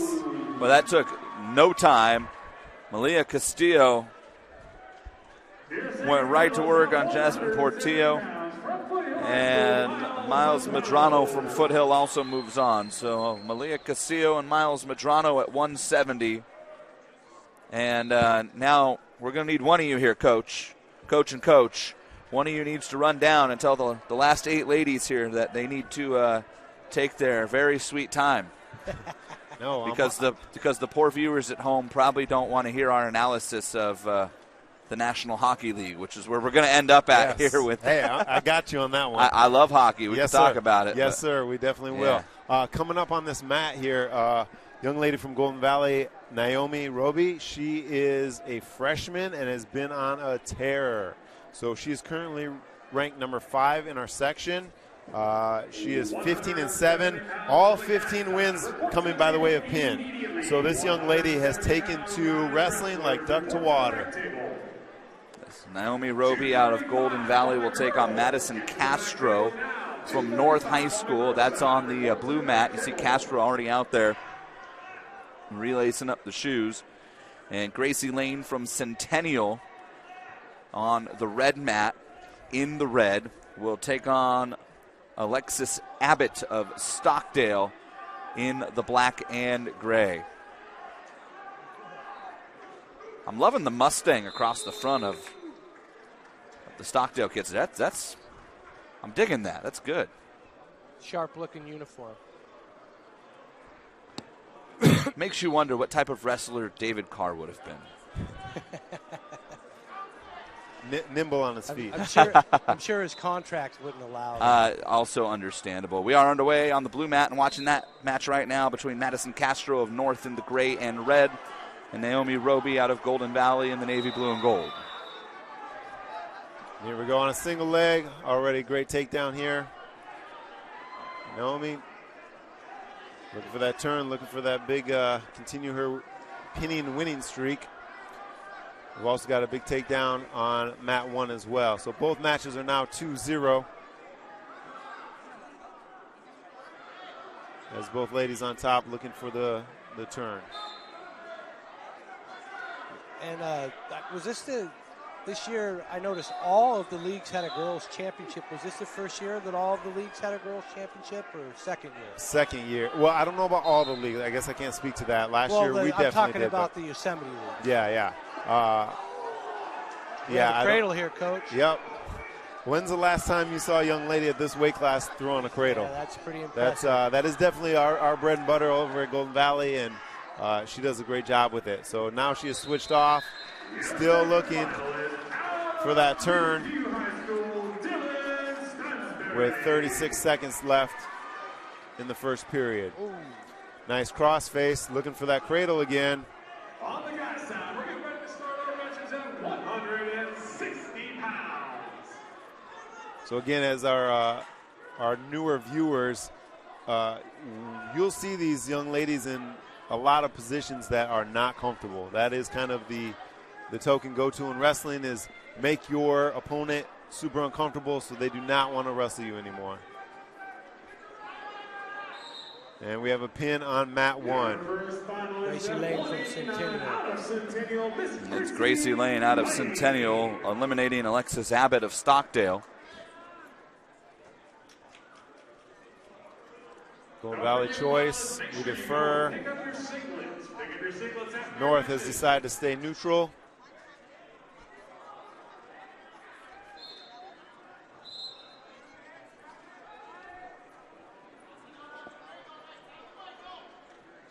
I would never second guess any of the coaches. I don't know their girls, but traditionally, if my girl gets taken down, I might not want to be standing again, but they might have a secret weapon. I'm not. I agree with you. Yeah. Okay. I agree with you.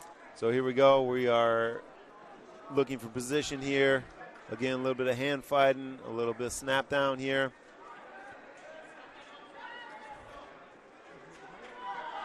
Another shot from Naomi right to the mat.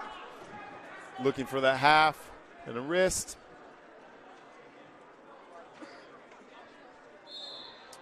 Oh, she makes a critical error there.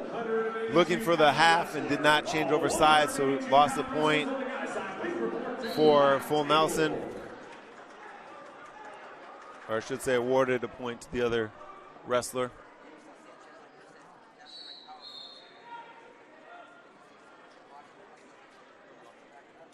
Rick, I don't know if you noticed, but they have also changed back to the old rule as far as covering the elbow has changed again this year. So it's funny when, a couple of us old guys like you and me seeing all those changes going one way and then coming back to how it was. It's always funny to me how they decide these rules. Yes. And the rules they decide to change is interesting too. But yeah. We know, especially, it was unfortunate for us when they changed the ruling of figure four around the head. We had, I don't want to say we were the reason that they changed that, but we did have a ton of success with that. And unfortunately, this was never our intent, but we did have, that. I understand why they changed that rule. Like I said, we had a lot of success, but we also had some kids that wrestled against us that ended up, because of the lack of oxygen, almost going out. Wow. So again, that's a good choice. But some of these ones where covering the elbow doesn't make that much of a difference on how you cover it in a match. Well, and the figure four into the head was one of the greatest wrestlers in the history of Kern County, Olympic gold medalist Jake Varner. That was his bread and butter. Yeah, so it's interesting to see, had he wrestled in a different era, would that make a difference? And in his case, I don't think so. I highly doubt it. Yeah, if you win a gold medal in the Olympics, you'd figure out another way. Yeah. My son was an infant when that happened, and I had him up at all different hours watching those matches. And I don't know if he understood what was going on, but he got to see his dad get pretty excited. I would say, but that was a proud moment for you, I bet. I have a 15-month-old, and I'm just starting to get to that point where I'm not sure that he understands what I'm telling him and what we're watching, but it's a moment that I'm enjoying. Absolutely. Yeah. And they're enjoying the movement. I found, especially with my daughter, wrestling, MMA, some of those things. Lots of movement. They track it with their eyes. They enjoy that. We got a big win here on mat number 2. Pin for Naomi. Naomi Roby out of Golden Valley will face Gracie Lane out of Centennial at 189 pounds in the final, and we are on to the last set of semifinals at 235. It'll be Monique Bravo of Ridgeview taking on Virginia Huerta of Bakersfield High School, and Justine Flores of Golden Valley against Galilea Chavez of East High School. I believe this is our first East High. Yeah, so I was just going to mention that again. East, similar to Liberty, where not a lot of quantity, but a lot of quality has come out of there. They've had some big success with a few young ladies there, so we'll see what happens here.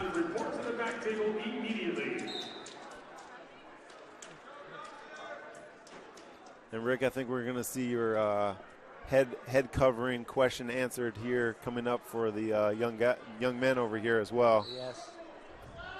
But it may be his choice to wear it as well. Yep, that is very possible.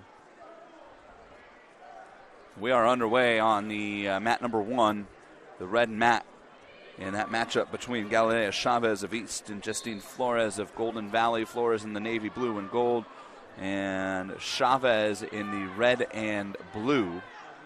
And now both matches underway.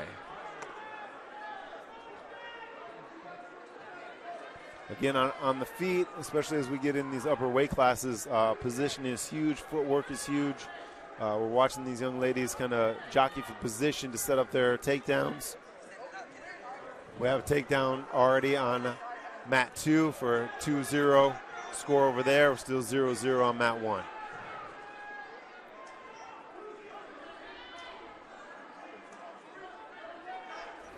And now near fall criteria on mat 2. Looking for the pin.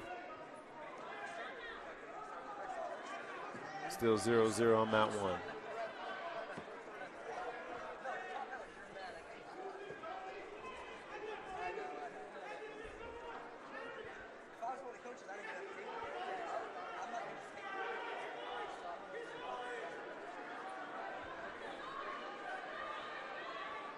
Well, we're looking for fall on mat 2 here.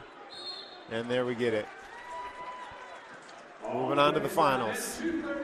Monique Bravo from Ridgeview. 8 seconds left in the first on the other mat. Mat 1 was still a score of 0-0. And Monique Bravo of Ridgeview moving on to the championship at 235.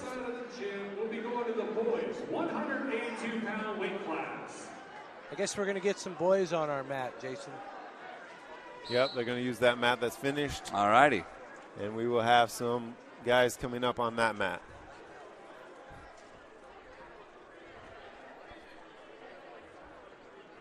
Trying to gather the information for that weight class. We're communicating now between the boys' broadcast and ours. Back and forth. That is exactly what's happening, Vance. Just so you know, they're bringing some of the boys' matchups over to our side. So the last match for the young ladies here on mat 1, still 0-0 in the second.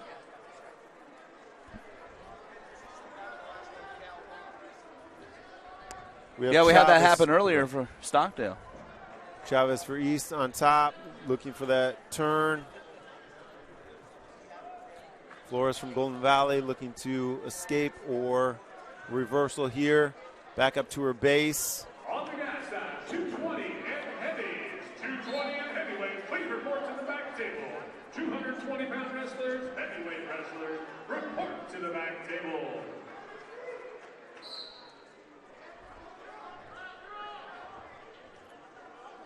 Oh, almost to her feet and back down to the mat here on mat 1. We're under a minute now. Takes a lot of energy to come off your belly like that in a match when you're flattened out just to get to your base and then get to your feet. You have to expend a lot of energy to get there. Yeah, you're carrying your opponent's weight upon your own weight trying to get up. It is not an easy task. So coming on 30 seconds here in the first, still 0-0 as they are battling on the mat.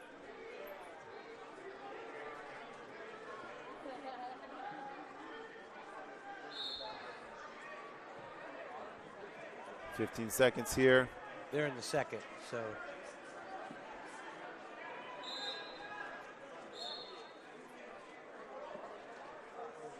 And end of the second period now will be coming up. 0-0. This third period is going to be the determining factor here. Be interesting to see coaches choose here. We do have a bit of discussion with the referee. Finalists at 195 pounds on the guy's side out of Bakersfield High School, Trujillo. Bit of a break in the action here. So East will choose down going into the third period. Again, as you mentioned earlier, Rick, that would definitely be my choice as well. That's more of the traditional way to approach the match.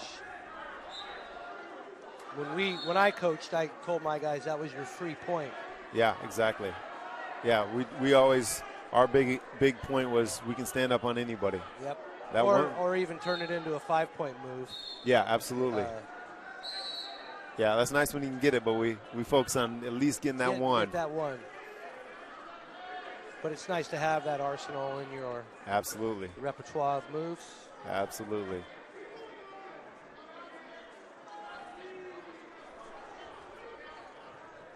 So we have Chavez trying to hang on to the leg. There, yes. Yeah. Yep. No score here yet, but trying to get to that leg and hang on to it. A lot of work being done there. How unusual is it to be 5 minutes into a 6-minute match and be scoreless? That's rare. Pretty well. It's a little more common as we move in the upper weights. Yes. So this being the last weight class for the ladies, that's a little bit more normal. Just like there we have a 2-point reversal. Just like as the guys, a lot of times going into, rarely if you have a good heavyweight match in the guys, more times than not you'll be 0-0 going into the second. Third period, not as much, but definitely you do see it sometimes. And when you get into higher level of competition, you see a lot of tight matches.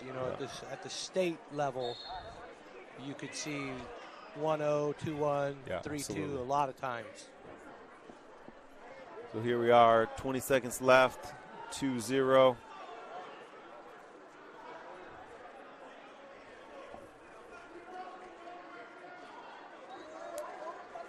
And look, as long as Chavez keeps her weight on here, she will be victorious in the last 5 seconds. And there it is. Galilea Chavez of East High moves into the finals at 2:35 to face Monique Bravo of Ridgeview. And we now have finalists set. They're all 14 of the matchups on the ladies' side. And we will move down and cover some of the boys' action that's happening. That's on mat 2 is Justin Spainhoward from Ridgeview High School and Jonathan Patino. I believe Jonathan Patino from East High. Justin was a state qualifier, surprise state qualifier for Ridgeview last year. Really turned it on at the end of the year and had a heck of a Masters tournament. And Jonathan was a Division 4 or 5 Valley Placer last year for East High. So the Spainhauer family is well known at Ridgeview High School for its various athletic achievements on the football field, at wrestling now. Nick Spainhauer is a very well-known dirt race car driver here in Central California, one of the best, in fact. So that's a family that's got jacks of all trades across the board. Don't know if this had anything to do with it, but those boys started in our room when they were little, and you'll see that a lot in Kern County, different depending on where they lived and whatever. Where they start and where they end is pretty interesting to see. But, yeah, it's a great family. Their mom is really super supportive. You always see her in the stands. And these young men, they've all been great. Yeah, his brother actually came and coached with me for a little while too.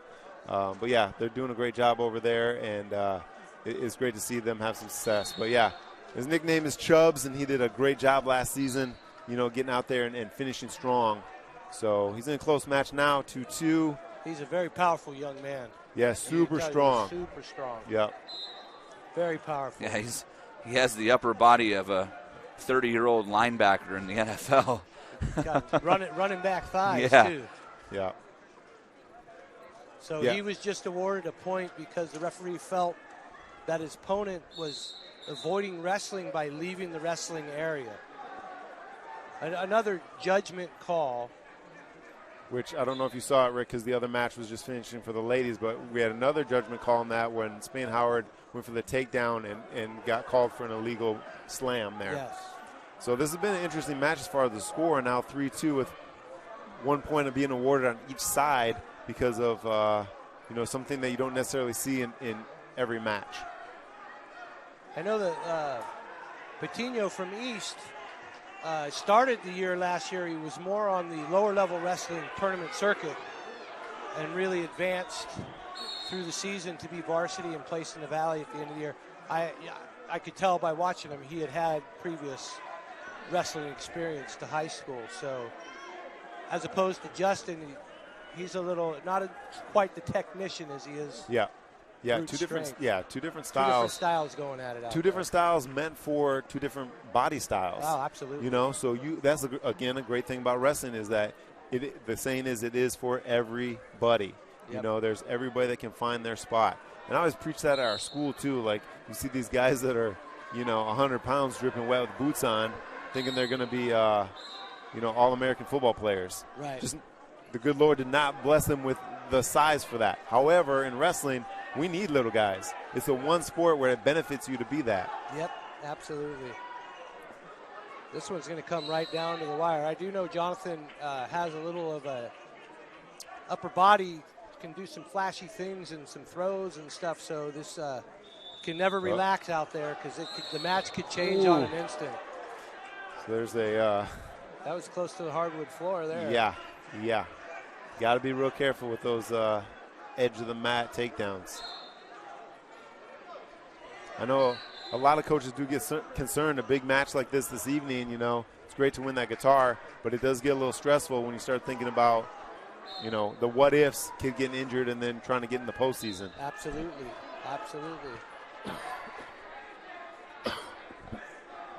This is not the time of the year to want to get an injury or and deal with that kind of stuff. So Spain Howard here keeping the pressure on the edge of the mat. There's a lot of hand fighting going on out there as well. Trying to get their opponent out of position. Here's another lift situation for Spain Howard. See if he could score here. Maybe not. Costumes, there he goes. Yep, gets a takedown under control this time. That's always tough too, Rick, when you know you've got the ability and then you have to kind of cut back a little bit and control yourself. It is a little bit tough sometimes. Yes, especially when your adrenaline's pumping. And, but the bottom line is when you get your opponent off the mat, you're responsible for his safe return to the mat. Absolutely. And a general rule of thumb is if your body hits before his does, you're probably going to end up on the right end of the deal, but it doesn't always go that way. Yeah, especially, again, when you have a lot of upper body strength and, your opponent might not be in the same situation as you are. So coming down 16 seconds now, 6-3. There was a lackluster attempt there. Yes. 182 pounds from Bakersfield High School,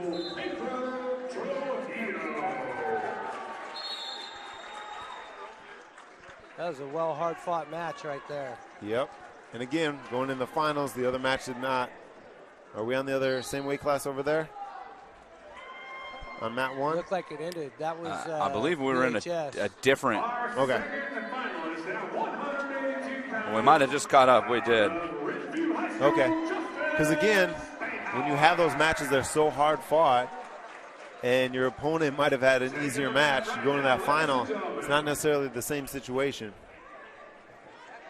They do, by the CIF rules, mandate that they have a 45-minute break between matches, which shouldn't be a problem here because we started a long time ago. It'll flow, but in a tournament situation, they would hold that match until they had at least 45 minutes rest until they were asked to go out and compete again. Yeah, with having the boys and girls here make a big difference.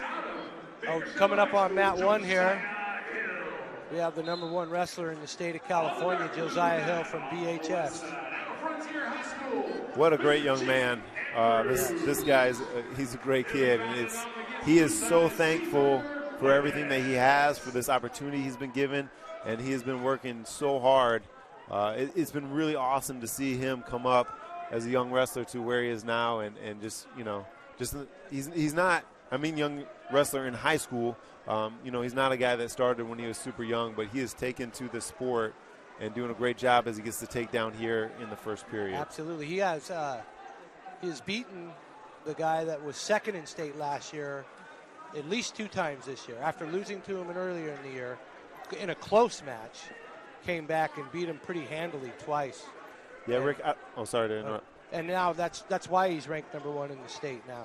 Yeah, and I don't know if you saw the Kern High Network did do a little segment on him, which was really cool to see and hear him talk about how excited he is about the season. You can see that, talk to some of these kids. They don't all resonate with, a lot of them are, especially being in individual sports, sometimes kind of keep to themselves. And, he's had a whole bunch of success and never been cocky about it, never been boisterous. He's just, again, a great young man that is doing really well in our sport, and it's great to see that. And I know he's had some personal things in his life that I would not want to have to deal with or wish on anybody, and to see him succeeding like he is just tremendous. Yeah, and it goes back to that famous Gable quote, once you've wrestled, everything else is easy. Not necessarily, I think that's a little overstated, not everything is easy, but you have earned and learned the tools to get through anything, to get through adversity. As he picks up the pin here with 20 seconds left. It also says a lot about the coaching, the coaches at VHS, and the family atmosphere they have there on the team, taking him in and providing him with an environment, a stable environment. Yeah, it's amazing. Helping him grow in the sport. Yeah, in our sport, how many, you could start writing a list and probably go around the gym on the wall of all the kids that, home life wasn't whatever, or, they didn't necessarily have that family, quote-unquote family, until they joined wrestling and really found, people that really, truly cared about them and took care of them and helped them to be the best person they could be. I had a chance to meet Josiah before the match, and he was expressing to Vance and myself that he's going to continue his wrestling career next year at the University of Arkansas Little Rock. Interesting choice. Wow. Yeah. Well, that'll be a little culture shock for him. It's going to be a little different than Bakersfield, I do believe. A little bit different. Yeah. That's awesome, though. Yeah, Arkansas Little Rock. He said that Vance asked him how that happened, and he said that they had a coach come through town who happened to see him wrestle and started talking to him, and then there was another gentleman who came in who was somebody who was, I guess, associated with the program in some way, and was trying to convince him to go to their school, and Josiah said he wrestled him for it, and the deal was that if I win, you got to get them to give me a scholarship, and Josiah wrestled him and won. And next thing you knew, here was a scholarship. So what a great story. Yeah, Arkansas Little Rock is where he's off to. Not sure what conference they're in as far as wrestling goes, because I know that collegiate wrestling conferences are condensed, but I do believe they're in Conference USA when it comes to football and basketball and the other sports. Well, when it comes to wrestling, too, at that level, the Midwest and back east we're limited out here on the West Coast with the number of programs, and even when it comes to qualifiers like the Pac-12, maybe one guy from a weight class qualifies. When you get into some of those conferences back there might be 6 or 7 guys from their conference that qualify. So we will go ahead and take a break now as we wait for the finals of the ladies' matchups here. And they are just finishing up the boys' final semifinal match on the other stream and other broadcast as well. So we'll take a break. If you're at home watching, you don't want to miss the finals, you got a loved one or a friend coming up, I would suggest that you just maybe crank the volume. We'll try to give you ample time before the first the first championship match, which should be at 101 pounds. We will try to give you plenty of notice to come back for that. And we appreciate everybody hanging with us here. We don't have an exact timetable on when that's going to start, but we will come back and let you know when it does. I want to thank our friends at Kern Schools Federal Credit Union, Bakersfield College, and Motor City for helping to bring us this South Yosemite Conference Championship here tonight, and we will be back with the championships in just a little bit. One thing about Kern Schools is you get to do your banking your way. I still like writing checks and visiting my branch. For me, it's all about the mobile, and I still do everything online or through the ATM. So no matter how you do your banking, Kern Schools is always there. Kern Schools. Together, we have something special. One thing about Kern Schools is you get to do your banking your way. I still like writing checks and visiting my branch. For me, it's all about the mobile. And I still do everything online or through the ATM. So no matter how you do your banking, Kern Schools is always there. Kern Schools. Together, we have something special.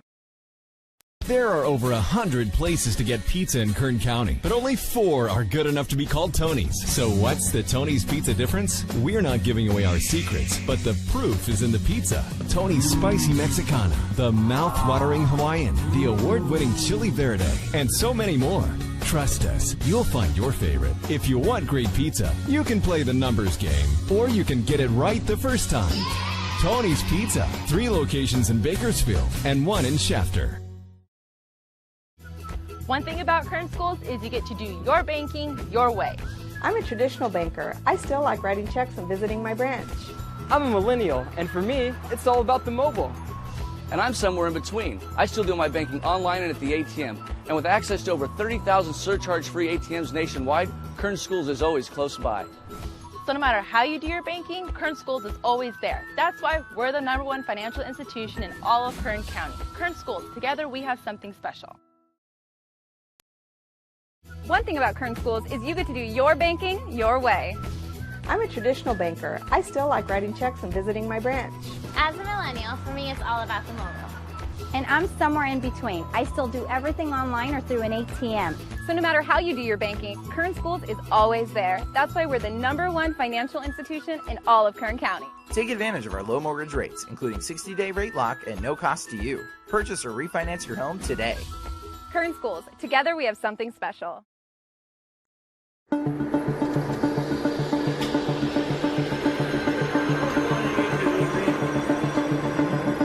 It's wicked cool. It's our new aviation class. It gives kids a chance to break into the industry. There's a lot of careers in aviation. This class is a lot more than just flying planes.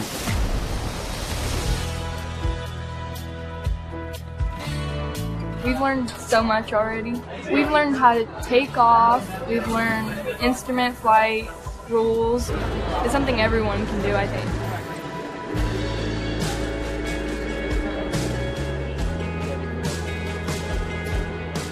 Good. And you see, remember that horizon? Try to keep it parallel to your cockpit.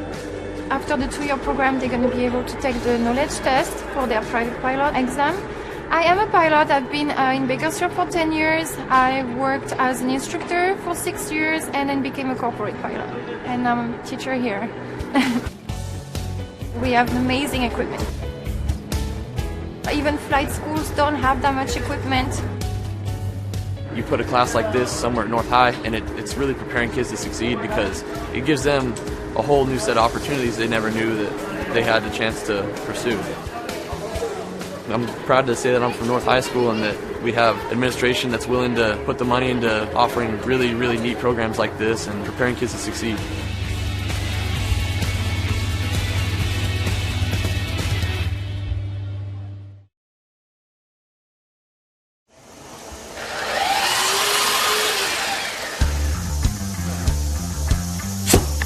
A lot of more hands-on activities, a lot more about woodworking and what to do, how to make a career for myself.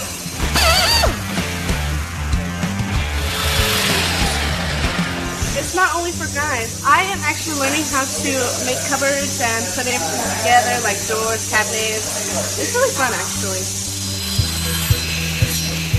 Yeah, well, It's really amazing to see their growth over the course of a year and how they can come in with no real skill at all and leave being able to actually produce furniture and cabinetry. Houses need cabinets, businesses. Having a pool of resources or kids that have some knowledge in the industry would be real good. Pull down on that. Let's slide these up. Watch fingers. It's changed a lot. What I'm seeing here is what it's going towards. The CNC equipment, computers. I could actually build cabinets out of this shop. It's state of the art. It really is.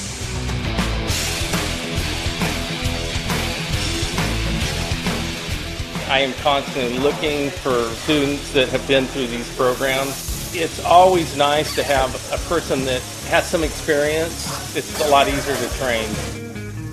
I think we're fortunate in Bakersfield that the Kern High School District has invested in a program like this. I would encourage other businesses to partner up with the Kern High School District like I've done here, because this really shows you what can be done if business comes together with the Kern High School District.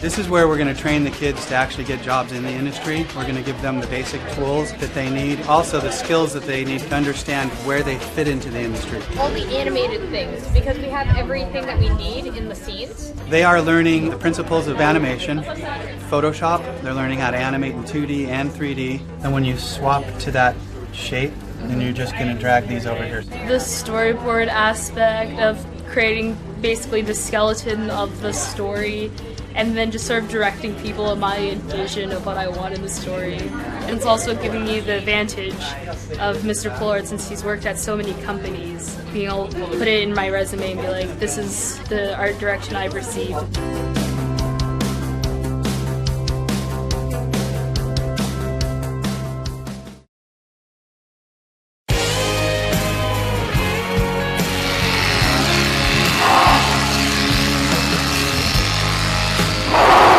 I was shearing my lamb for fair. I have 2 lambs. This lamb is stubborn. Taking care of animals is you feed them twice a day, make sure they have water, walk them, make sure they're ready for fair. Vet science is the first year before you can actually go into animal science, and it's a lot of like hands-on with the different animals, and you get to learn different things such as giving shots, castrating, all that fun stuff. For me, wanting to be a vet when I'm older, it helped prepares me. All the stuff that I'm learning in ag is definitely going to help me. I'm in ag communications. Anything that you see on the Facebook page is what we do, and pictures, and we do all the posters that are around campus, anything that just promotes ag. Our students are all part of the FFA organization, and through that we have a chapter officer team. We do monthly chapter meetings because we're trying to get them involved outside of class, so they can find something that they're interested in, and they need something that's going to hook them so that they're ready for life after high school.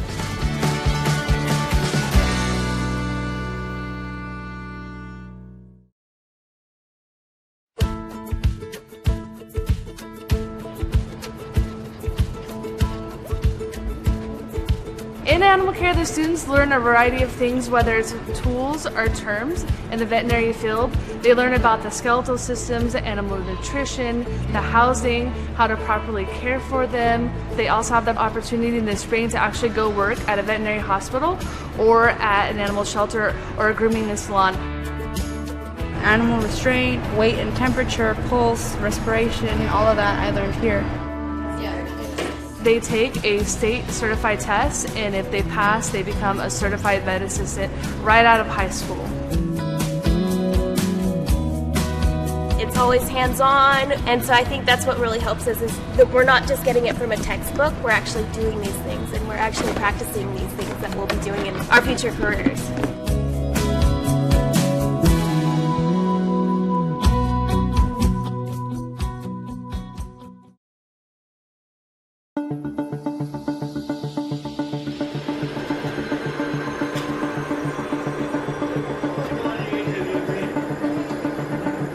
It's wicked cool. It's our new aviation class. It gives kids a chance to break into the industry. There's a lot of careers in aviation. This class is a lot more than just flying planes.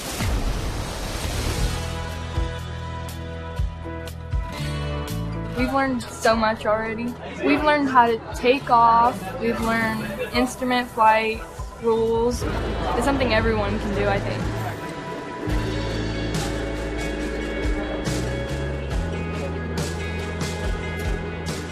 Good. And you see, remember that horizon? Try to keep it parallel to your cockpit. After the 2-year program, they're going to be able to take the knowledge test for their private pilot exam. I am a pilot. I've been in Bakersfield for 10 years. I worked as an instructor for 6 years and then became a corporate pilot. And I'm a teacher here. We have amazing equipment. Even flight schools don't have that much equipment. You put a class like this somewhere at North High, and it's really preparing kids to succeed, because it gives them a whole new set of opportunities they never knew that they had the chance to pursue. I'm proud to say that I'm from North High School and that we have administration that's willing to put the money into offering really, really neat programs like this and preparing kids to succeed.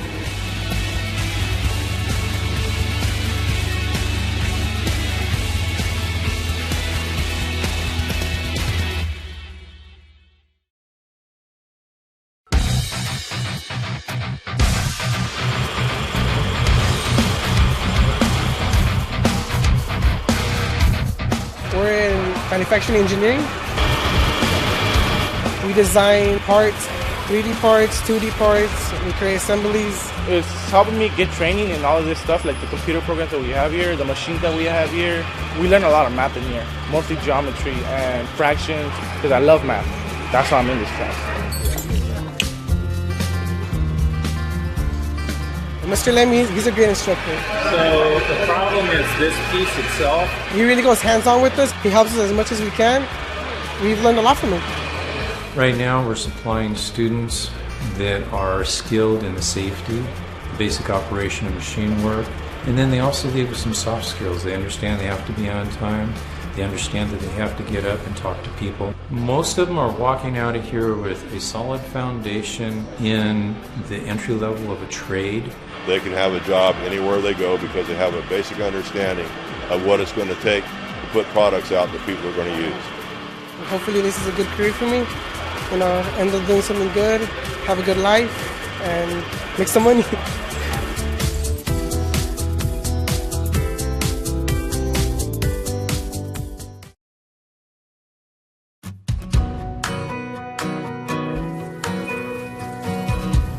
Well, we're learning a lot, and especially with just the basic knowledge of what you would need for an entry-level job. All the basic skills to be a medical assistant in a doctor's office or a clinic. You're leaning on it, and that'll make a difference. And then they also do on-the-job training, and they work in doctor's offices or clinics throughout Kern County. The kids are job ready, and many of them are employed before the end of the school year. They're promised a job, as well as they continue their education. We have many registered nurses out there and even physicians. I'm thinking I want to be an anesthesiologist. So a lot of school, but it'll be worth it in the end.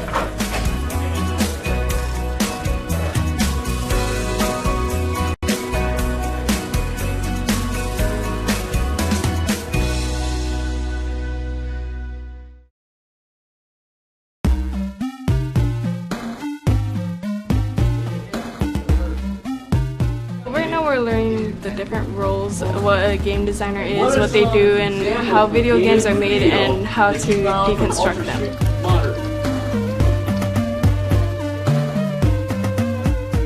We're also going to be teaching the hard skills, which includes learning the Unreal Engine. What the Unreal Engine is it's a game development tool that students will be able to use to make their very own video games. And this is something that actually industry professionals use every day to make some of the top-selling games. They're all the same size. You're all on the same plane. There's no undulating terrain or anything like that. Our instructor, he's really amazing. He encourages everybody. He's really fun, and he makes learning fun.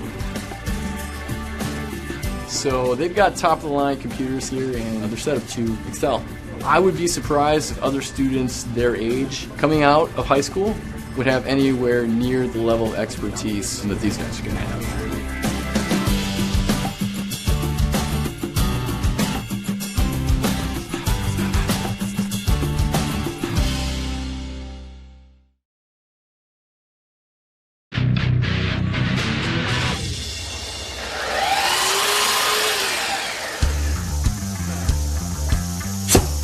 A lot of more hands-on activities, a lot more about woodworking and what to do, how to make a career for myself.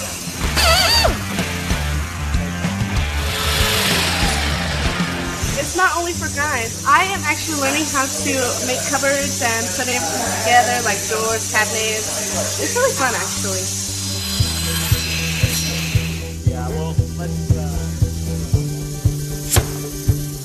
It's really amazing to see their growth over the course of a year and how they can come in with no real skill at all and leave being able to actually produce furniture and cabinetry. Houses need cabinets, businesses. Having a pool of resources or kids that have some knowledge in the industry would be real good. Pull down on that. Let's slide these up. Watch fingers. It's changed a lot. What I'm seeing here is what it's going towards. The CNC equipment, computers. I could actually build cabinets out of this shop. It's state of the art. It really is.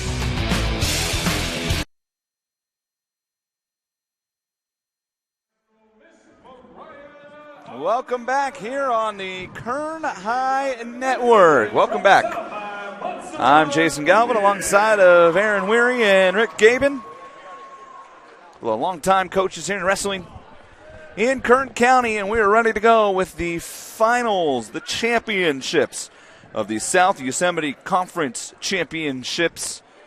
And we're going to hand out some guitars here on the ladies' side of the gym. And we are ready to go with our first matchup of the ladies' semifinal, or ladies' finals, I should say, as they are taking their warm-ups off and getting ready to head out onto the mat. And you'll notice everybody in the singlets have changed. They all have custom singlets for the championships here, red and blue. And they are ready to go at it. The 101-pound weight class is up first for the ladies, and it's Mariah Armendariz out of Ridgeview High School to wrestle against Montserrat Lupien out of South High. And we're underway in our first championship match. Here we go. This is the start of it all right here. Who's going to get the guitar? I went down and checked those guitars out, and they are really sharp. Yep. Try to play one, Rick? No, but there might be one less guitar down there. Oh, okay, so. Understood. Headlock and a roll through, and there's a 2 takedown. Looking for the cradle suicide cradle. Here we go. Looking for near fall here, maybe a pin. Exciting way to start the first match.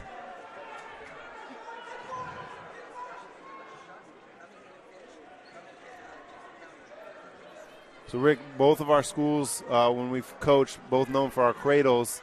Excited to see this one already in the very first match? Yeah, Coach, but I don't like to see suicide cradles. Nor do I, sir. But pay it off this time with the big win. That's when you're coaching and you say, no, great move. Yeah.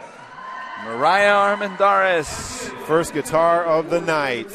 Victorious right off the bat for Ridgeview High School at 101 pounds. The great things about cradles is they usually end matches.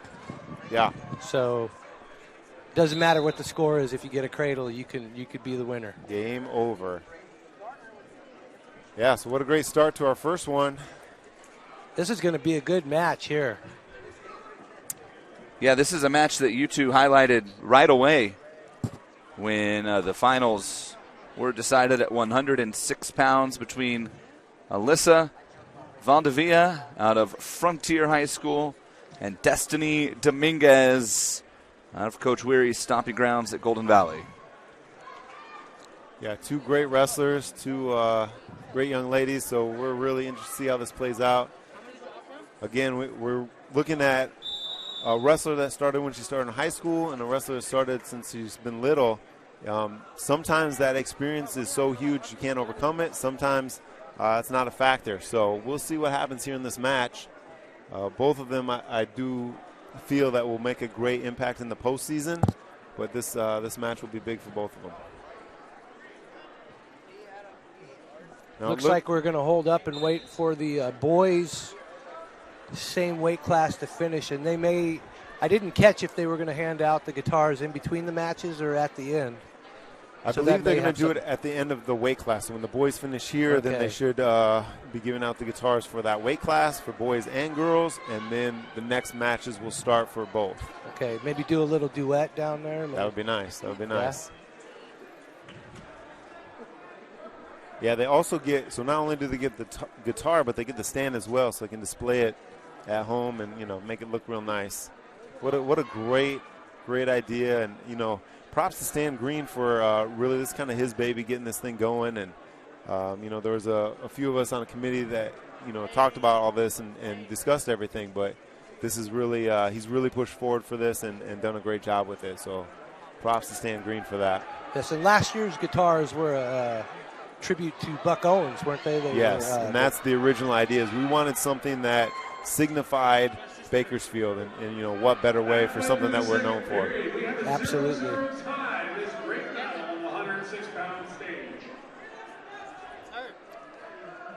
It's great to see this many people out here tonight too, as well, and even the teams. There are a lot of individuals that aren't wrestling, but they're still here to support their teammates in their school, and that makes it better for the people competing as well. It's always nice to have someone there watching you.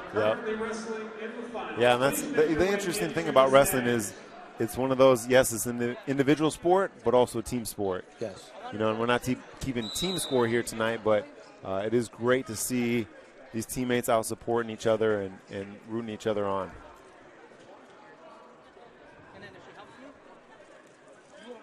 As a wrestler, Coach, when there was a delay like this and I was ready to go out and compete and they held me back, I did not appreciate those situations. I was wanting to get the job done and get off the mat, but it's good training for the postseason, because at those tournaments they'll do these same kind of things to keep them on schedule. So this is kind of like practice for those big impact matches that they're going to face at the coming up here. Like both these young ladies will probably see each other in 2 weeks, and then a week later they're going to see each other in the Masters Championships. Yeah. So this will be the first of many battles.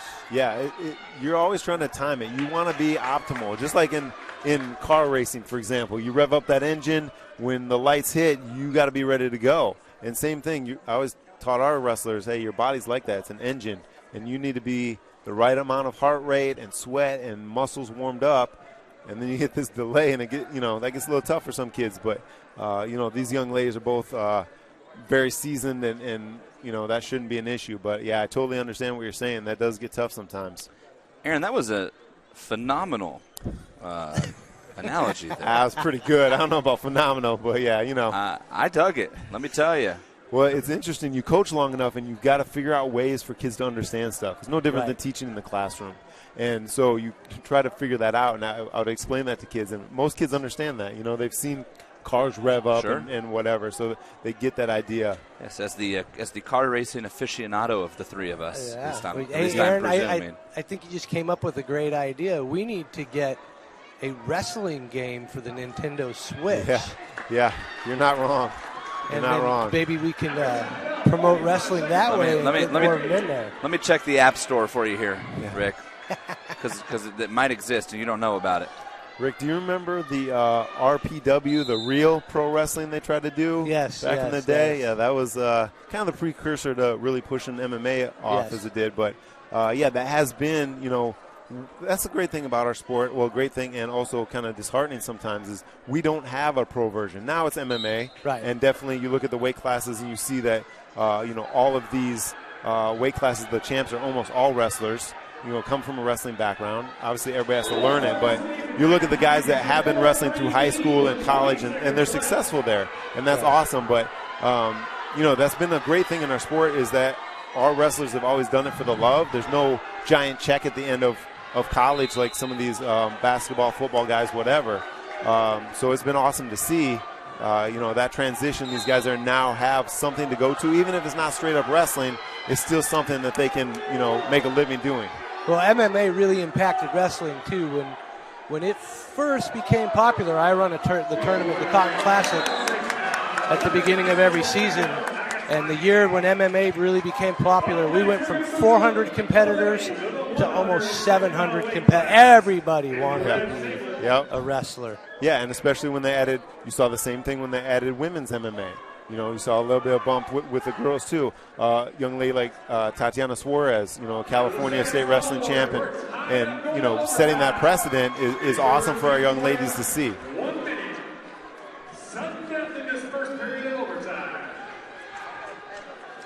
I think we thought the boys' match was over there, and then we had a change of heart. Yeah, well, it's in overtime now. It's a pretty exciting match, too. There was a point scored there right at the end of regulation to force overtime. Looked like a stalling or fleeing the mat call.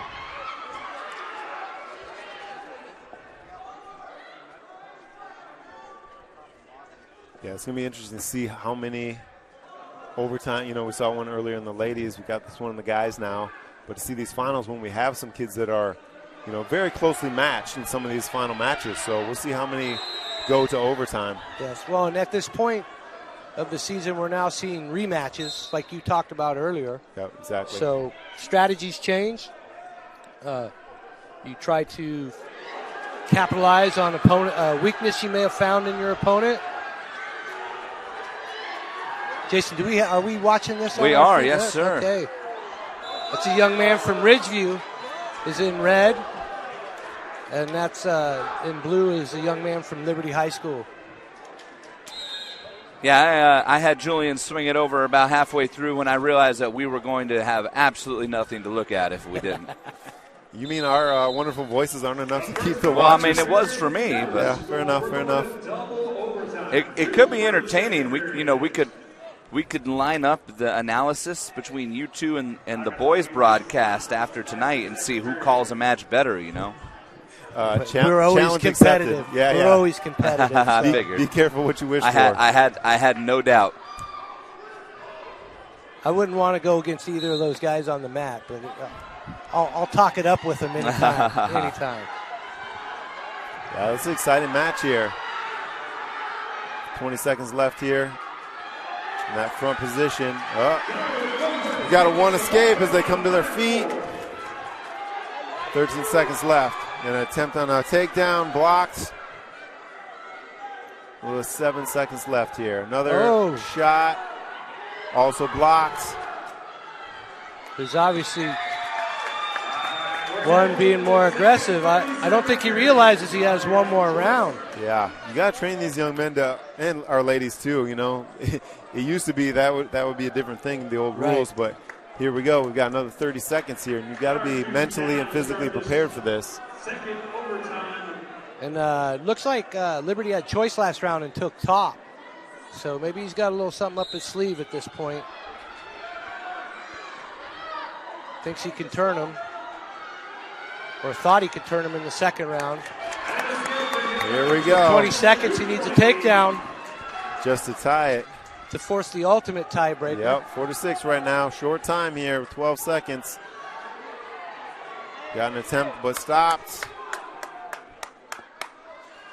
Another attempt but stopped.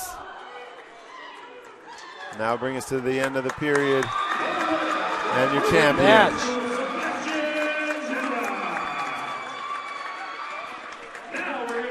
Overtime for the first boys guitar.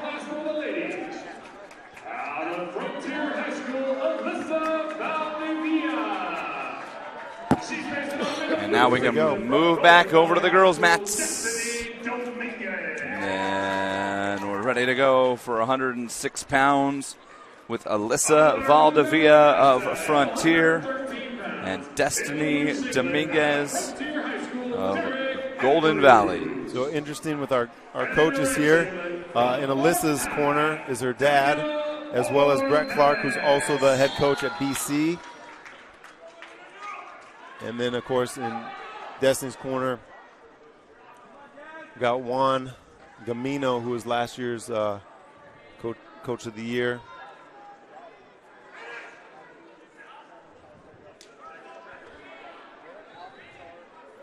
In on a single leg. Both ladies in on a single leg. Battling here.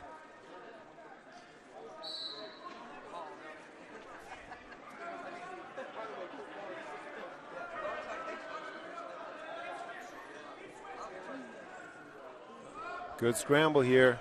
See who comes up on top. A lot of movement as they go to the edge of the mat and are out. No score. No score there.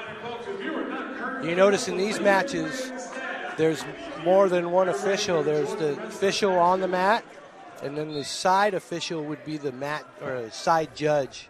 And if there are any close calls or any calls that coaches may not agree with, they can go to the table and ask that the official ask for help from the side judge. And they do that in matches that when something's on the line to aid the officials in the tougher calls in these matches because they tend to be close. Destiny was in on a good single leg, and then Alyssa went for a throw and put her to her back. Very exciting turn of events there. Destiny's fighting off her back. This is looking for a further near fall. Looks like she already has the 3-point near fall. 30 seconds here in the first. So again, a positioning situation there, Rick, where, inch one way or the other would have made it a whole different situation right now. That went from 2 points for Destiny to 5 points for Alyssa. It's a heck of a bridge right there, too. That's impressive. Just keep her shoulders off the mat in that position. Yep. See if she can fight through for the last 5 seconds to get a fresh start here. And she does. So here we go, going into the second period with a 5-0 lead for Alyssa. She defers the call.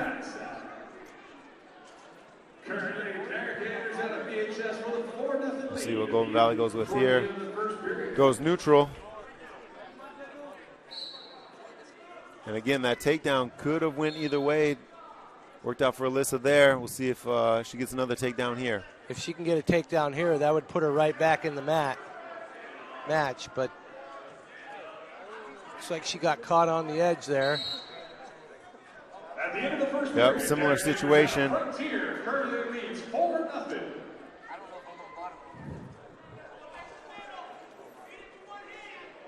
Alyssa gets near fall. We're now 10-0 on the championship match here with a minute and a half left to go.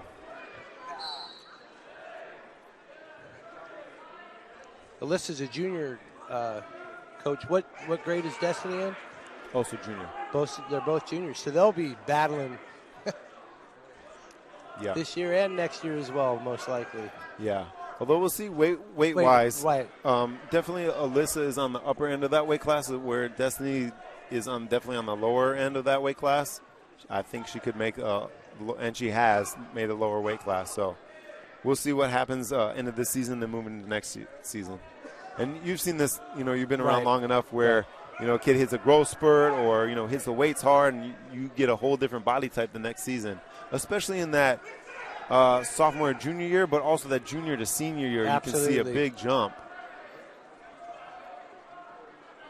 Some of the student athletes actually turn 18 prior to their senior year.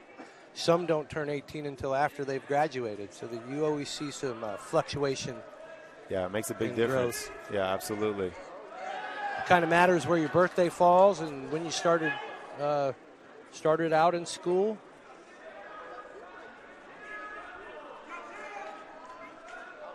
I was always the young one, just not a lot of fun athletically. Yeah, it makes it tough. I turned 18 8 weeks after I graduated high school. So second period ended much like the first. Alyssa on top. Destiny fighting off her back. We have a question on call for the referees here on the Golden Valley side. Brian Bruno from Golden Valley questioning the call. Brett Clark from Frontier also over there to discuss it.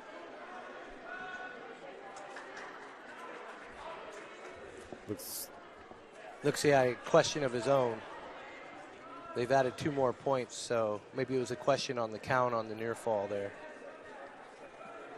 So now 14-0 for our new watchers. If it becomes 15-0, that will end the match for a technical fall. But no matter what the score is, if Destiny was able to get her on her back and pin her, she could have been victorious.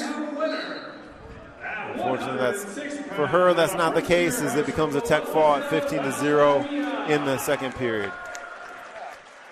I think that first period when she got caught for 5 points, I think that changed her strategy, and she had to take some risks after that. And I I did not see that coming right there. But, Yeah. you know, that's why we wrestle the matches, because anything can happen out there. That's a huge deficit to come back from. And, of course, we've seen it happen before, just not this time. So, Alyssa Valdivia picks up the win at 106 pounds over Destiny Dominguez. And the boys matchup has a little over a minute left in the third period. And also a 5-point difference in that match. That's a North High wrestler in red, and Frontier in blue there. We don't have the information on the boys' matches, or we'd fill you in with some names.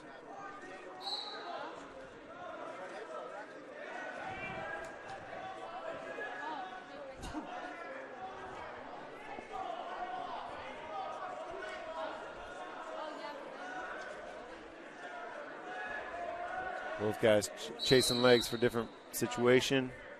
Stalemate call here.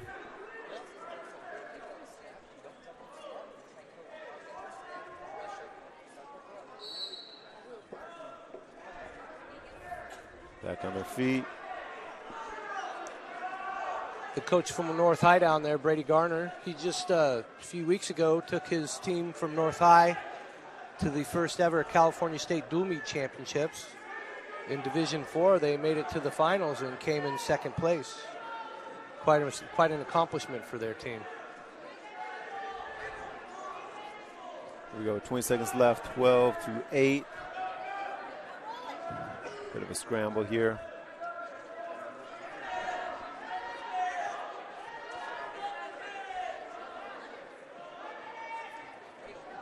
Oh, interesting turn of events here. Now 12-10, not enough. Close match. Yep, exciting ending there.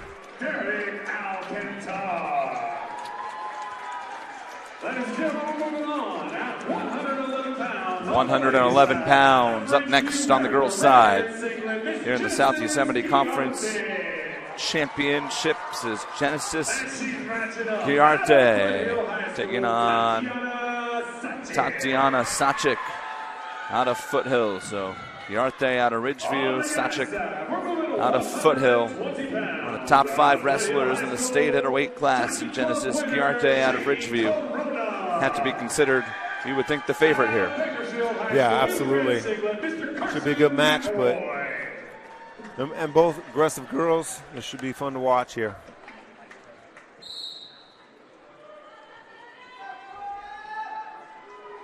You know, you'll find teams when they have skilled wrestlers, usually the wrestlers around them in a weight class are pretty skilled as well. And it comes from working out together and pushing each other and helping each other. Yeah, that better. iron sharpens iron idea. You know, you get in there and you're battling every single day. Yeah, it's funny in wrestling in that room. You know, if you got a good kid you're working out with, you better get better or you're just going to get beat up. Yes, so your choice. So here we go with a 2-0. Keep up or you get left behind. Absolutely. Janice is really tough on top with that arm bar, too. She is relentless with that. Yes. Perfect example right there. She didn't even give her opponent a chance to and there she try wins and it. stop it. Genesis Giarte. So I believe that will be her. No, I take that back. She was not able to wrestle last year at this event. She had due to an injury. An injury, yes. So that will be her first guitar, and she is super pumped to get that. And again, the girls' match ending rather quickly. And the boys are locked in a competitive matchup. We have a wrestler from BHS in red, and I believe the other wrestler is from Tehachapi. We have a Tehachapi sighting here. That's great. Again, another team who, you know, not known for their numbers, but have had some success in the past year, so that's great. I remember when we used to have to travel up on the mountain to wrestle. That was a tough situation to go to. Always cold. Especially in the wintertime. Kind of like leaving your house the last few mornings, but it was like at 2 in the afternoon and it was freezing.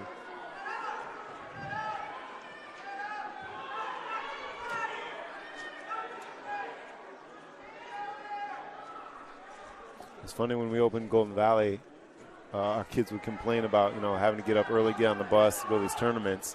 I was telling the stories about how back home in Iowa I'd have to shovel my car out first. So I had to get up an hour earlier. They didn't think it was too bad getting up early then after they heard that story. Well, you got to be an early riser when you're a wrestler. Yeah, absolutely.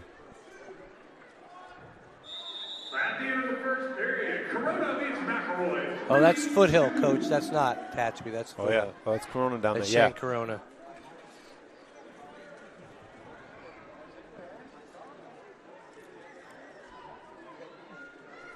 I want to thank our sponsors here tonight. Again, Kern Schools Federal Credit Union, Bakersfield College, and Motor City. They've helped us bring the great Kern High Network coverage throughout a multitude of sports all season long.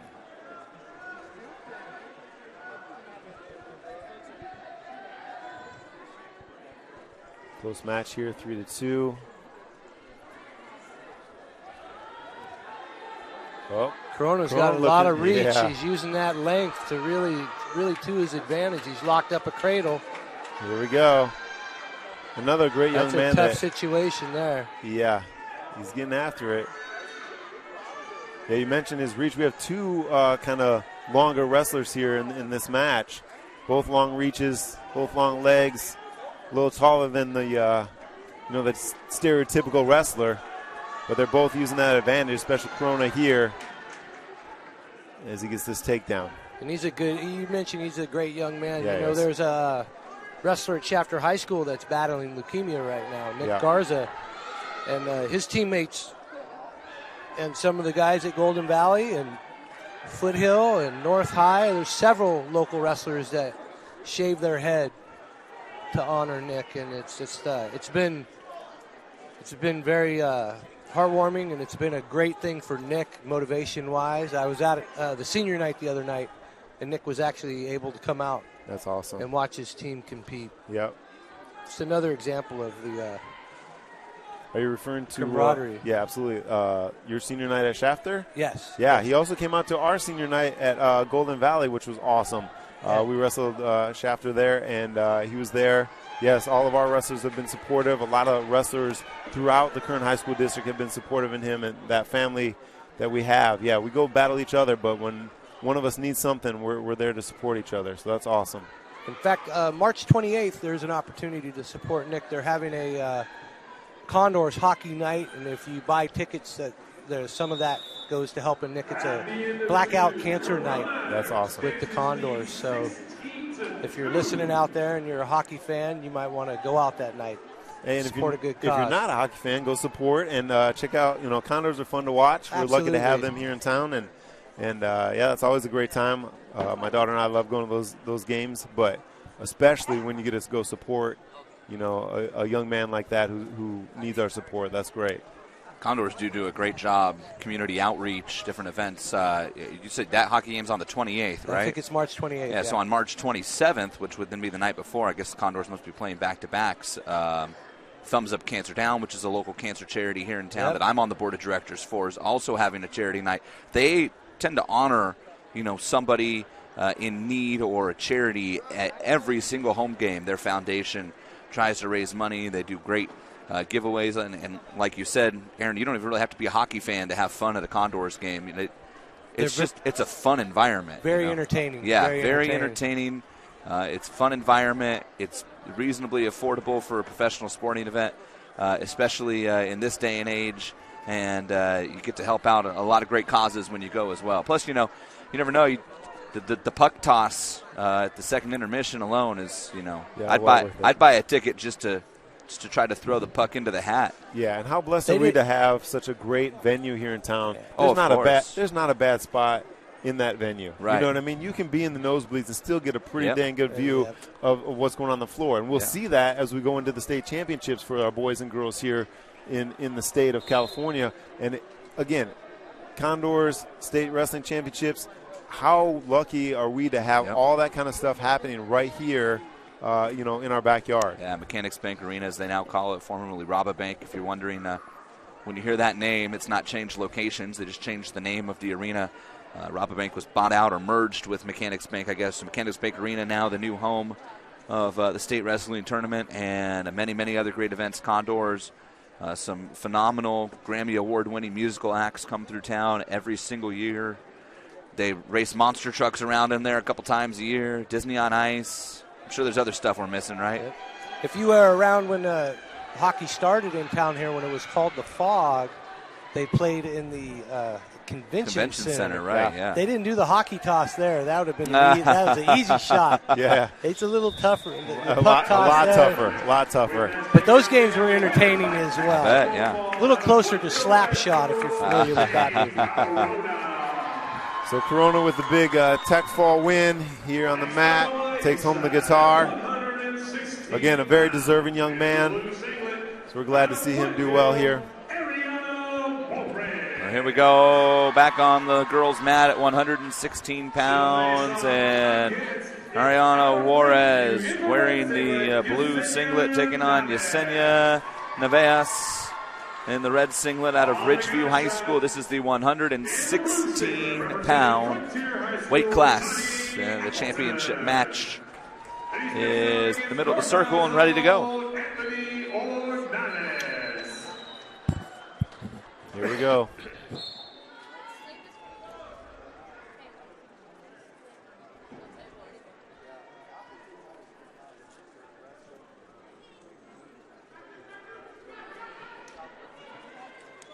Looking for the headlock again. Did not work out, so we have a takedown here. Move the score to 2-0.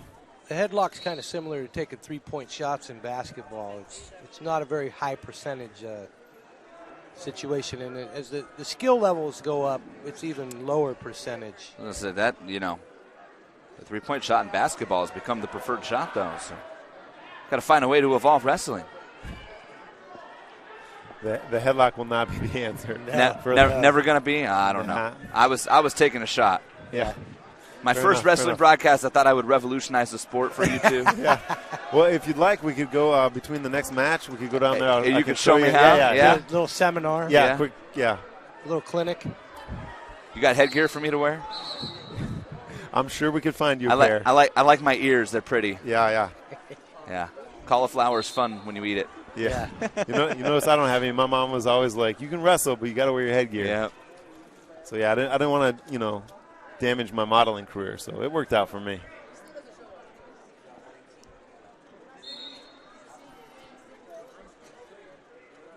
Score 2-0. 45 seconds left in the period.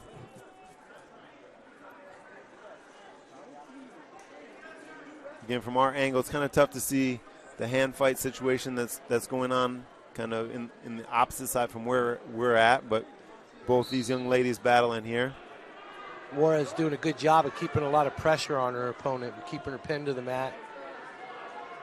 Yeah, that's sometimes underutilized part that, or even not even noticed part that naturally you should do. You would think you're on top, you want to put all your weight on, but a lot of wrestlers do miss that, and they don't understand how to apply that pressure. But here we go with near fall and a pin Quick call. right here with 5 seconds left in the period. Gets it done, gets her that guitar. That's awesome. So the 116-pound champion out of Foothill High School is Ariana Juarez.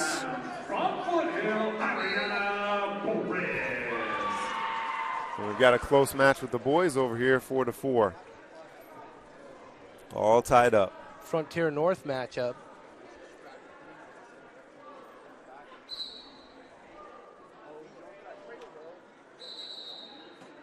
Potentially dangerous. Well called, sir. Yes. It's as if you two have coached before. Yeah, well, the ref was forced to stop the match in that situation to avoid any injuries.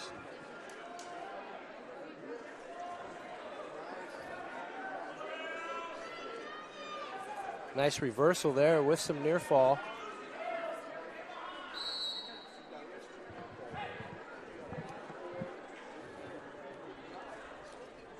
A lot of points scored in the first period there. Yeah, quick change around there with that move. So now we're 8-4 with 32 seconds left in this period.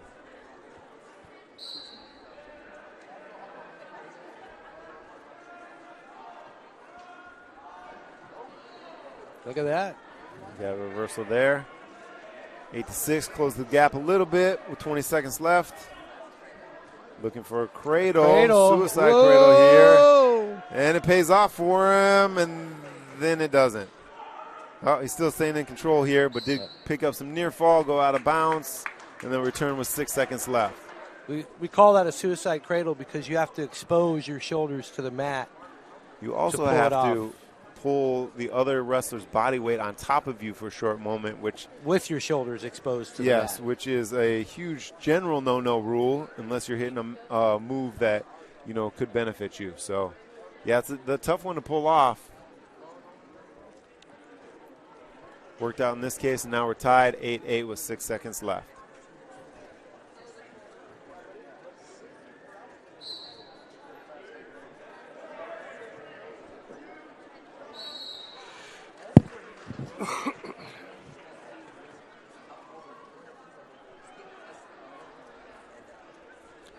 The side judge out there is Rex Davis, longtime coach at Frontier High School. Decided to go over to the dark side, as us coaches would call it. And we do appreciate that. Absolutely. Unfortunately, we do have some referees that have never wrestled, and so they don't necessarily know which position to be in sometimes. They learn over time, but and we appreciate that as well. But guys that anticipate what's about to happen, just like Rick and I calling that earlier call right as it happened, Rex is a guy that's going to be in position because he knows and he's been there and he's aware of it. Yeah, it's great to see, again, like I was saying earlier, we have a lot of coaches here in Kern County. You can always use more, but refs, we want to get as many experienced refs out there as possible. I wouldn't venture to not say statewide, probably countrywide dilemma at the high school level is just build more high schools and you have more youths playing different sports. You're going to need more officials over time, and that just becomes harder and harder to a couple years fill ago, those roles. A couple years ago, we had a real issue with it, trying to get enough people out there to make it work. And they always have here in Kern County. They've done a great job of trying to get new people out and doing the right things. But it is tough, man. It's kind of a thankless job sometimes. Well, especially with the girls, too, because we added a whole nother season in the same season. Imagine if you added a girls' football team for every boys' football team. Right. You'd have a hard time filling 5 or 6 more officials. For and so 80 more football games. Not only in our officials, the core of them, they're not getting any younger. No. But now they're doing double time. Yeah. So boys and girls. So. You take a look at the first weekend of December. Okay, that Saturday, we have out at Shafter, we have a huge JV boys tournament. All the JV wrestlers in Kern County are there pretty much. At the same time, we have a varsity tournament at BHS. Not all the teams in town participate, but a lot of them do. And then at the same time at Golden Valley, we host the first girls tournament of the season locally. And so especially that, when you think about how many mats are running on that one day and how many guys and girls you need to come out and referee, like that's a hard math solution to come up with because you don't always have the numbers, but we've been able to make it work, and like I said, they're doing a good job out here, so we appreciate them. Absolutely. I think that's part of why Rex got into officiating, because he knew there was a shortage and he wanted to help. Yep. He still takes his stripes off and coaches a little too. His son is also a coach at Frontier. Yeah, he's got to keep those chops up, those coaching chops. So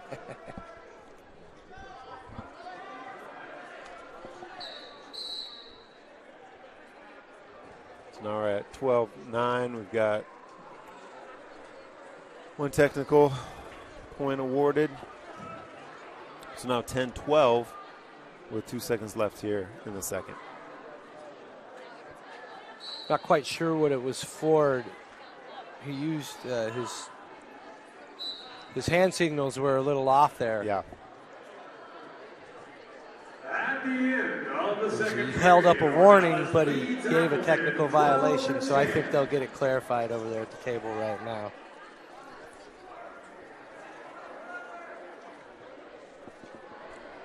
So it's a 1-point match going into the third, or 2-point match going into the third period. A lot of points scored in this match. 22 points so far. 12-10. Sure, the wrestlers aren't minding this little break right now. Yeah. They've expended a lot of energy. Yeah. And think about how fast they're moving to score all those points. Definitely can use a breather right here. Collect themselves and get a little strategy going. So 10-12 going into the third period here.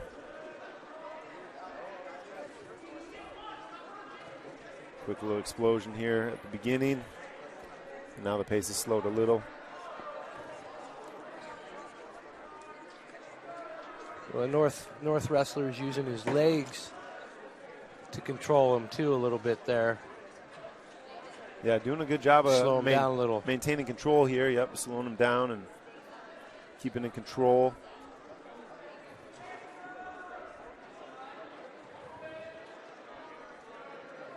And the Frontier boy has to be careful because he could, if he's not careful, he exposes himself. If he gives up back points, he's going to dig himself a deeper hole. So it's kind of a bit of a chess match going on out there right now. Stalemate call here.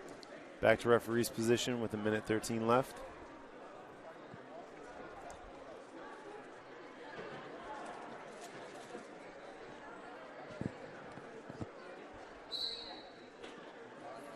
Up to his feet and return back to the mat.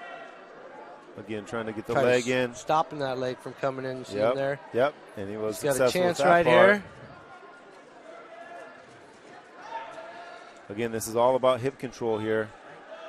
Turns his hips back to the mat, and then legged in right away. Again, doing a good job with the control here.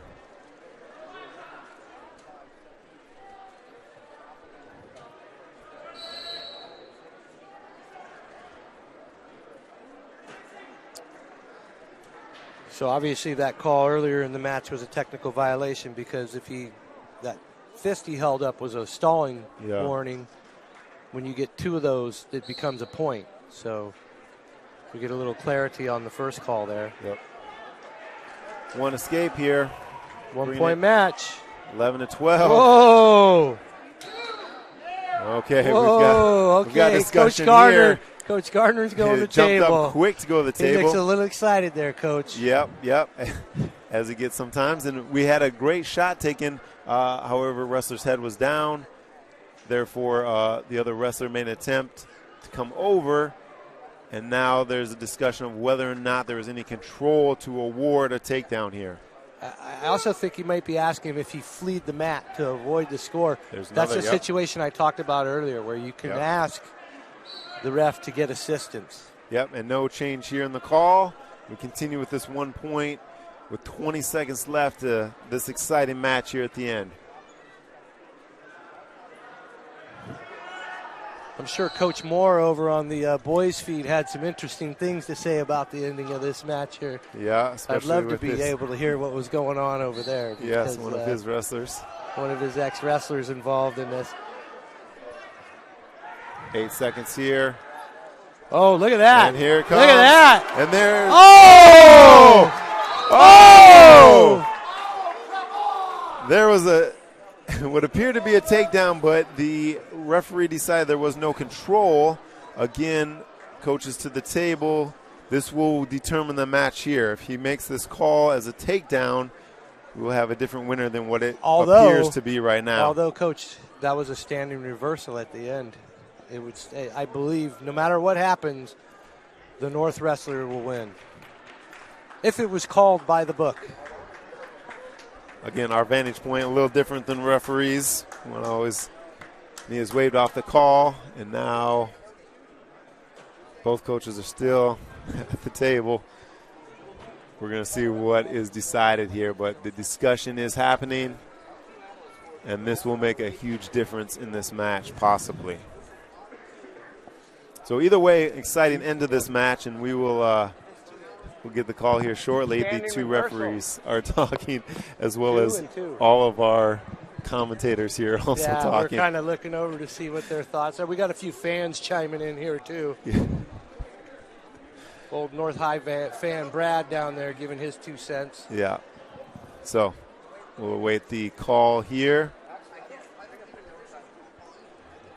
but very close call either way. That just shows you how fast a match can change. That looked like it was over, and in 8 seconds, a lot of things happen. Yep.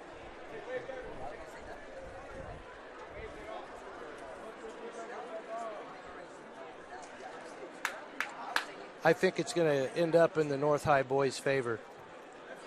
Yeah, I agree. We'll see what happens here, but it looks that way. On further review, no takedown. Your winner at 128 pounds. Good match. Good match. Real good match there. Both of them. Great effort. Great effort.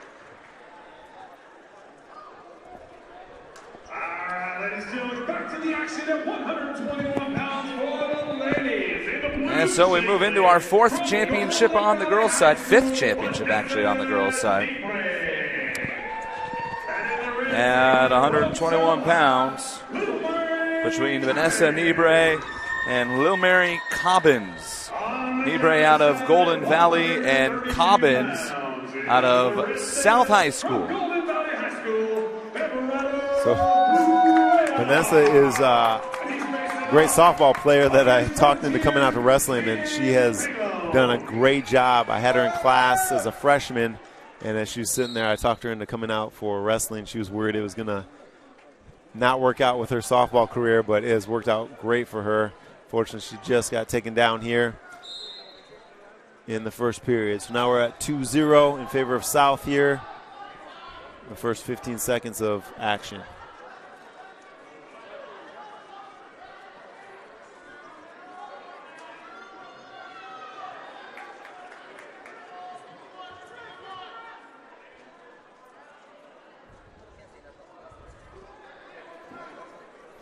Seems to have a little oh, there we bit of go. a length advantage for the South. Whoa, whoa, whoa. Easy.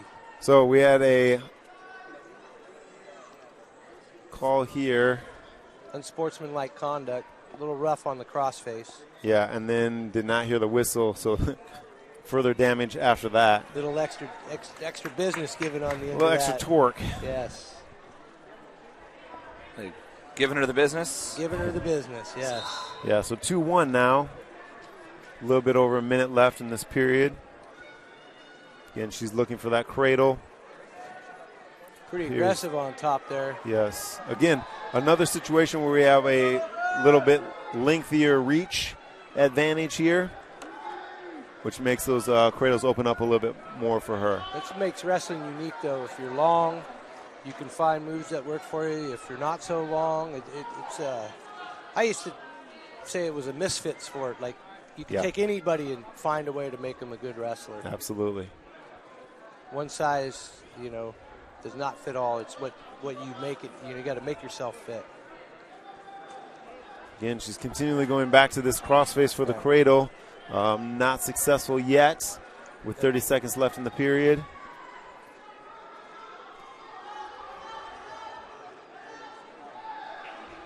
She's doing a good job of keeping her weight on. Yeah, good pressure on top.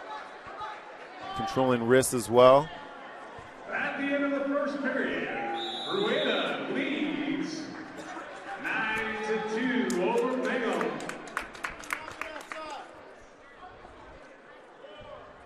Good control on top there. Yep. And the first period comes to an end. At the end of one, Cobbins has the lead 2-1.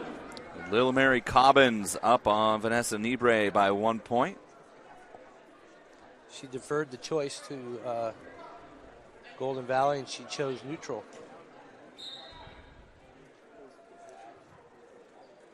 Again, Cabre coming pretty aggressive for that takedown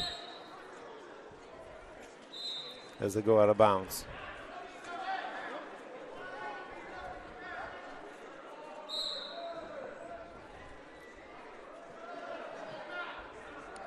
Nice snap down there. Another takedown for South High. 4-1 now.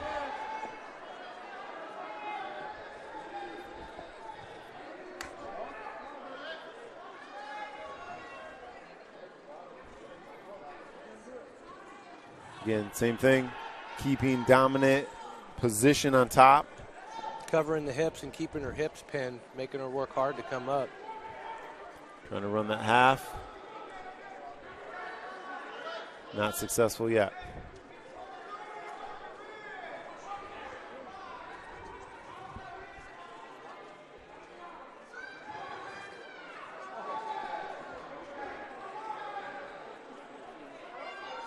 Now, Rick, you know as well as I do this, wrestling on the edge of the mat, super important. Edge of the mat, excuse me. As they do go out of bounds and return to the center here with less than a minute left in this period, 4-1. Especially now that you can get near fall out of bounds, it's even more important. That not that they should, but that used to be a place where wrestlers would let up a little bit, and I think that rule change has really increased the action on the edge of the mat. Yeah, absolutely. And it also keeps, like in a boxing match, they call it a rope-a-dope. In wrestling, when a wrestler kind of plays the edge of the mat and then uses that boundary line to avoid unfriendly situations. It's not always ethical, but it is a strategy that some wrestlers would employ. It's kind of taking that out of there. Is there a wrestling term for that, like rope-a-dope? It's playing the edge. Oh, man, I was looking for, like, circle-a-dope or something. Something that sounds cooler. Yeah. Playing the edge sounds so technical. Yeah. It is what it is. And then you'd watch people, they would literally take 3 or 4 steps back and put their back feet right to the line, and then as soon as something bad was going to happen, step out. Make that adjustment, yeah. And there were calls for that, but it was judgment calls, and whenever you bring judgment in, gets a little tough. Usually one side's not going to be happy. Another good snap down there. Yeah, she's doing a real good job with that. That's here in on the single leg here. She found a shot out of it that time. Yep, worked out. Potentially dangerous. Ladies and gentlemen, your winner by tag on the boys' side of your champion, Everardo Rueda. For the boys' side match, finishing before the girls for the first time in the championship round. Yep. Absolutely. Everardo Rueda from Golden Valley with the tech fall. We have a takedown there. This is going to make this an interesting match here. 1 point.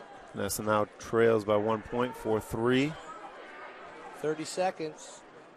25.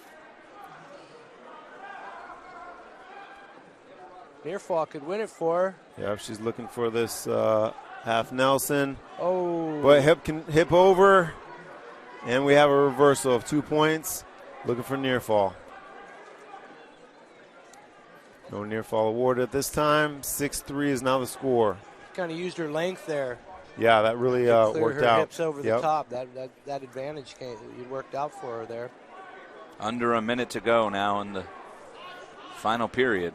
And Rick, in a lot of those scrambles, it's real important to kind of know where your hips are, and using that extra leverage with your legs, for example, can really pay off there, and it did here. So that's good for her as she looks for this win in the last 37 seconds. We would call that mat awareness, knowing where you're at, and some kids instinctively have it, and some have to learn it. Like you would call them a natural. Yeah, and those ones that have to learn it, that does seem to be one of the last things that kind of comes along sometimes, of knowing where you're at and the functionality of where your body needs to be to get those kind of points. 10 seconds left. It's kind of a feel, and you're going to be in trouble if you get in those situations. You have to feel it before it happens. And Lil Mary Cobbins will win the South Yosemite Conference Championships at 121 pounds by a score of 6-3. The first championship for South High on either side of the mat tonight. As the 126 match will roll out next. And it's Yasmin Scherer from North High and Yasmin Perez from Miramonte. Yasmin Scherer in the blue singlet and Yasmin Perez in the red. On the guy's side, 138 pounds in the blue singlet, out of BHS, Adrian. Scherer was quite dominant in her semi match. Yeah, she's fun to watch because she has that real aggressive style. real low of the mat in her stance, and she does a great job of, continually looking for points. She's pretty powerful, too. Yeah, real strong for that weight class, for sure. It's the battle of the Yasmins here. Yeah, does loser have to change her name? Old school WWE style? No, the loser has to adopt the other's way of spelling because one Yeah. spells it with an S and the other with a Z. Yeah, fair enough.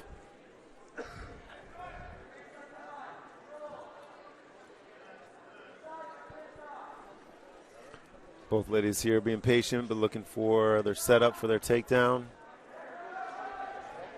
Little contrast here. Yasmin Shearer from North is a little more compact. Yeah, again, going back to that body style talk we've had. The more traditional, shorter, thicker, stronger, maybe, depending on the advantage there. In this case, I think it is for sure. Again, she's always been very strong for her body type against the more lengthy version here. Length can give you a lot of leverage, too, though. Absolutely. So we're getting the leverage right now. that's a pretty tough situation right there. Yeah, Jasmine on top, really working the half here, cranking a lot of pressure on the neck. Pretty good. Yep, neck and shoulder pressure here. Not comfortable at all. No. So we have near fall and we have the fall. Pin with 42 seconds left. Great job in that weight class. And the home wrestler with the win at 126 pounds, Yasmin Shearer.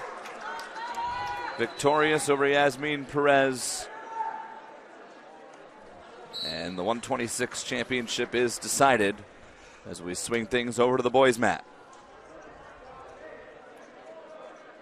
2-0, Bakersfield leading Independence.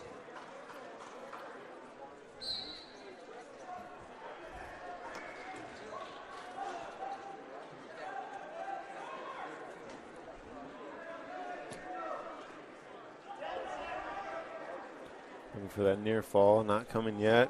Well, looks like he's working a bar in there, too. Yeah, it's interesting because you get those situations where, you've got that bar, you've got some tilt options there. And fortunately for him, neither one of those panned out this time. 2-0 going into the second here.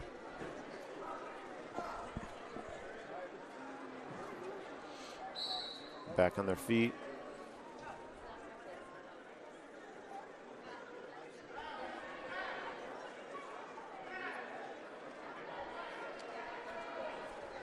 When they're on their feet, we call that the neutral position because neither wrestler is in advantage there.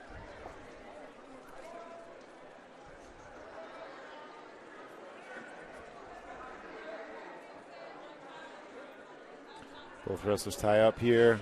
Snap down attempt. Another. Oh. Third time's a charm, or not in this case. And no score. Nice little scramble there. But nobody came up on top, so back to the middle they go. Minute 18 left here. Good balance there. Yeah, it was nice to see.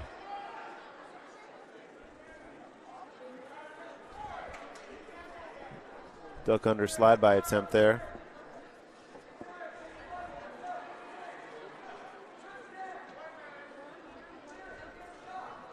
Again, only 2 points separates as we're looking for that win for that guitar. We're in on a double leg, and we get the takedown for 2 as they go out of bounds. It's a situation when they go out like that, it's where the offensive wrestlers' toes end up as to how they're going to call it. So that ties it up here, 2-2.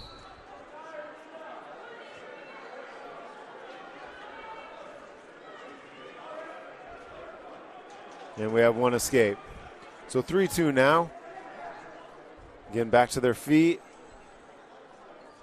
Rick, is always interesting to see when a guy had a takedown not that long ago in the match, do they go back to the same well and see if that one works again, or do they switch it up? Yeah, well, you know that as the match goes, a lot of times you're doing things just to see how your opponent reacts, and then you'll come back to it later in the match and hopefully you get that same reaction and you have a plan ahead of time. So Exactly.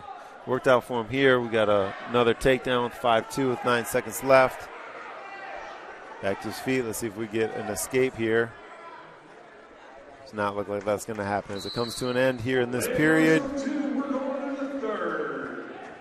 Still a very close match here. Absolutely. Boy, as predicted by you guys on the men's side, that many of these matches would go the distance or close to it. Yeah, so most of them have been very close outside of Everado's match with the tech fall, but everything else has been fairly close here. Again, we haven't seen all the boys' matches that we were attention to the ladies, but as we move back and forth here, it has been pretty close, which is nice to see. You know, when you have this pool of athletes, you know, in town and they're all battling and it's this close, when you've got that upper level of wrestlers, like Coach mentioned earlier, you know, when we take these group to, you know, postseason, we're battling against the Clovis schools, and we know our number 1 and our number 2 guy here are fairly close. So if one gets bumped off, the other one's right there to battle as well. So it's good to see that. And again, at this point of the year, they may have faced each other 2, 3, 4 times. Some of the teams in town, they travel out of town and face different people, but a lot of them, budget-wise and program-wise, wrestle every weekend. Yeah. In town. So if there's not a big gap in ability, it tends to get closer and closer as the more they compete. Yeah, and even our teams that do travel quite a bit do end up at some of the same tournaments as well. So even if you are a travel team, so to speak, where you're traveling a lot, you see that happening because, you know, there's certain tournaments that we have to be at to kind of assert ourselves as a seeded wrestler, try to get that ranking so that our postseason does, as you mentioned earlier, get a little bit easier. You know, so we'll see, you know, different teams over and over, like you said, depending on what weight class movement you have, you might be in there, several times against the same wrestler. And usually in wrestling, a head-to-head victory trumps everything else. Yeah, usually. Usually, not always, as we have seen, but yeah, you definitely want to get that head-to-head and make that count and knock off those top guys so you become the top guy. Yep. Final seconds of this contest.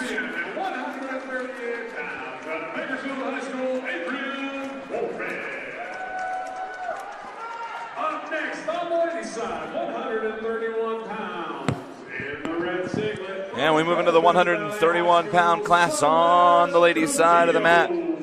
Celeste Cubillo out of Golden Valley High School in the red singlet, taking on Gabby Machado out of Highland in the blue singlet at 131 pounds.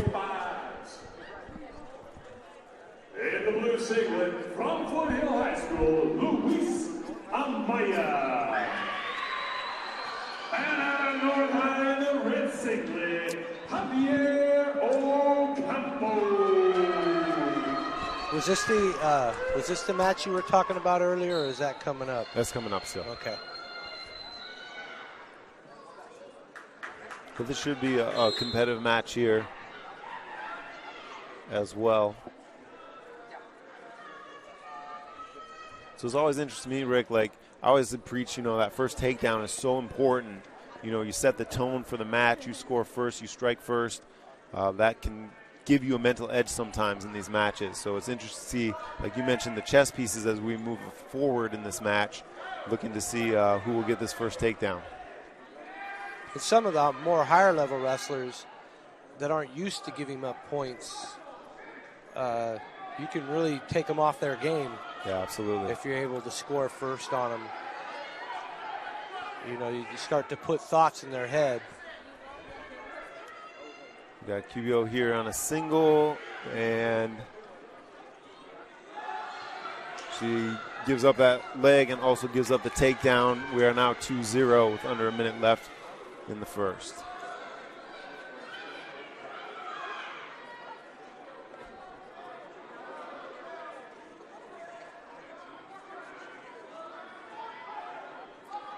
girls wrestling in just a few short years has really evolved. It's resembling the boys' version more and more all the time.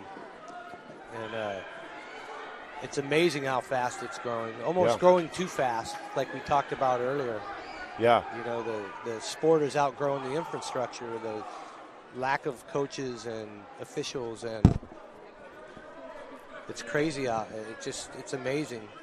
Yeah, fastest growing sport in America, which is awesome to see. But yeah, we've run into a bunch of those bumps in the road, even in especially in the last couple of years when you look at different seating situations at the upper levels of the state and stuff, and not knowing the level of tournaments. Like you and I could go into almost any seating situation and look at a sheet, and a kid plays at this tournament or that tournament. You and I could sit down and probably figure out the top 6 to 8 wrestlers in that bracket pretty easy. Girls, not so much. It's starting to get that point now. They have those premier tournaments and those ones you have to be at to solidify your spot. Again, those head-to-heads. But for a while there, we didn't have heads-to-heads. We didn't have those situations where we knew where these girls fit until they got out there and wrestled each other. And they might not see each other all season long or not have anything in common. So those first few years, a lot of that seeding was very tough, and it put really good quality girls in bad positions in brackets, not by any fault other than the situation. Right. Well, and I think in our area, too, we were a little behind. We're catching ground quickly, but Southern California and the Bay Area, Northern California, was ahead of the game in girls wrestling. Yeah, and, contrary to boys, where obviously the opposite. Yes. Obviously there's some Southern section teams that are tough, the Powways and those kind of things that are just nails down the Southern section. But for the most part, Central section is very dominant for boys, and we definitely have had our individuals and we've had our teams and some things, but yeah, we're not quite there because we just got into it a little bit late, comparatively speaking. Yes. But we are gaining ground quickly. Yes, absolutely. I know our state qualifier numbers have gone up. Yep. Yeah, we fought very hard to get more girls in that we thought deserved it because we were eliminating some of the best girls in the postseason before they even got to where they should have been, just because we were playing the numbers game. Well, and the people that don't know, the bracket for the state championship is only so big. And it's divided into 10 sections, and they allot qualifiers to the sections based on their performance at previous state meets. So because Southern California and Northern California were a little more organized ahead of us, they had established their qualifiers. So, but we're gaining. Yep. And we'll continue to gain. And we have a first for this evening where the girls are still wrestling and the boys have finished early in this situation. So I think it's the second time that's happened. I missed the other one. But I feel you. I wonder how those guys are doing switching over here if they are following the game as well as we did. Right. Well, Kevin's swinging the camera, but I don't know what they're talking about. Yeah, I don't know if that's necessarily the varsity team over there. That might be the JV squad. I don't know how you look at it, but I know they're doing their best. I don't know, man. Vance's hair is in rare form tonight. Vance's hair is always in rare form. I am no man to talk about anybody's hair, so we'll keep moving on. I thought you just did it the smart way. You were like, hey. Oh, yeah, absolutely. Yeah. So here we are at 4-0, coming in with a minute 40 left. In on a single leg here. Now, Rick, one thing that always drives me crazy, which has always been tough for my wrestlers, I always emphasize, is getting out on that shot and your legs stop moving. Yes. You work so hard to get there and no follow through to finish it, and we see it all the time. And again, that's a body recognition thing. Sometimes you don't realize that you have so much power in your legs, and just keeping them moving a lot of times will cause that to happen for you. But we get a stalemate call here, 4-0, minute 8. You burn a lot of energy under there too. Yeah, it's hard. Well, you think about the muscle groups. You have those big old legs, and you have your two arms hanging on. It's tough. Yeah, I recall going to watch Cal State wrestle Penn State a couple years ago. Those Penn State guys, when they got under there, They scored every time. Yeah. Maybe not the same way, but they were so tough underneath there. Yeah. It was so impressive. It wasn't pretty, but they got their points. Got the job done. You know, but that's a sign of that East Coast wrestling too. Yeah, getting down style, on the for mat, sure. different style. We tend to be a little more flashy here on the West Coast. Yeah, that was a bit of a adjustment for me coming out here. This match is actually a lot closer than the 4-0 score. Yeah, I agree. It's again a positioning battle, and it has definitely been very close positions. And again, just a few inches made the difference here with 17 seconds left. And the ref just warned Golden Valley for avoiding wrestling, stalling. That's what he held his fist up for. Could see she's kind of blocking and backing away and using her head to block. 6 seconds left here. I know refs don't like to make those calls, but sometimes they have to. And the 131-pound match comes to an end with Gabby Machado of Highland High School knocking off Celeste Cupillo of Golden Valley. Always interesting to note there, too. Talked about the different options for what to wear between the singlets and the MMA style outfit. The Highland girls are having to switch over. Didn't seem to affect them there. No. Yeah, it doesn't matter what you have on. It's what you do wearing what you have on. So here we go at the 137-pound class. As we are about halfway through the championships here. And Aliana Lafotu from Golden Valley and Jessica Manriquez from Foothill High School. Ready to go at it.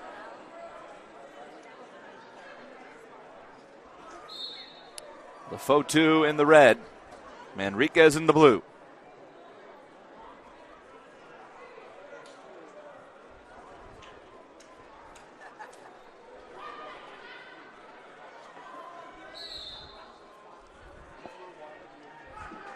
Out of bounds, coming back to middle. Both ladies looking for their Oh, takedown. nice quick shot there. Very quick. Now it's very quick on her feet, always has been. That was sneaky, right on the whistle. Pulling a card out of the old Julio Fuentes book there. Because now both ladies are chasing legs, looking for this takedown. That's why the ref when they start is supposed to get right up in between them there to kind of avoid anybody jumping the gun.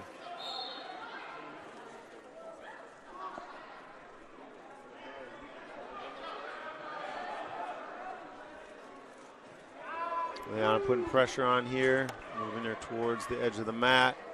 Good snap down. See if she can capitalize on this. As she does, as she comes around, gets her 2-point takedown. We'll now look for the turn here. Looking for a cradle, which she is incredibly good at. Picking up near fall points here. And look for the pin. The lock was not quite locked up where we'd like to see it, and now she is on her hip, which is dangerous. Need to be up by the chin there. And she will be in a precocious position here as they are on the edge of the mat, and they go out of bounds. She did pick up 2 near fall points, but now 4-0 with 34 seconds left in this period.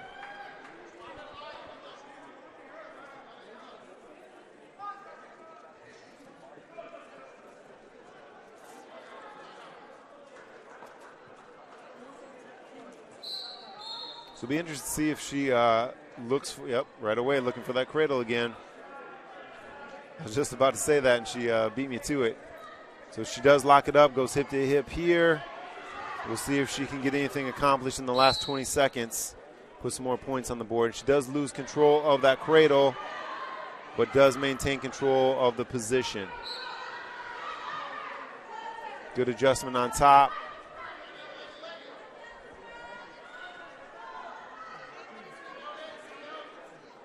First period comes to an end with Lefotu up 4-0 over Manriquez. Lefotu to first, Manriquez. Manriquez chooses down. Start the second period. What's the strategy behind deferring there? Then you get the choice in the third period, and then you can make that choice based on the score. So, for instance, if you thought it was going to be a close match, you might want to have the choice to go down to get just 1 point to win. Gotcha. Or if you felt you needed to score points, you could go neutral because you could go feet to back and score 5 points.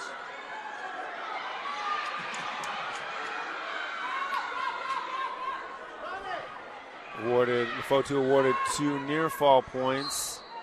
Not awarded yet, but are on the Still referee's has the hand. same hold. She has to break that same hold to get the points. Yep, she breaks hold, gets the points. She did have the opportunity there to get more points with the same hold had she put her back on her back again. But here we go with a 6-0 lead. Oh, this is tight right here. Yeah, that is not easy to breathe in that situation. Lefotu will pick up the win with the pin with 1:12 left in the second. Aliana Lefotu of Golden Valley High School wins the 137-pound championship here at the South Yosemite Conference Championships, beating Jessica Manriquez of Foothill in the final. The boys' matchup is a close one right now, 5-4, 30 seconds into the second period.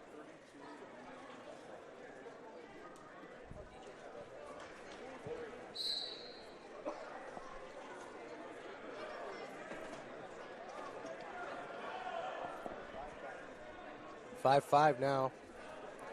All tied up, 1:20 left.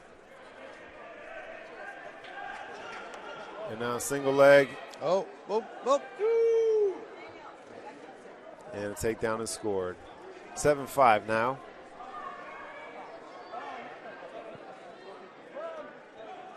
Looking for that wrist control, possibly a half here. Kind of hard to see from our angle.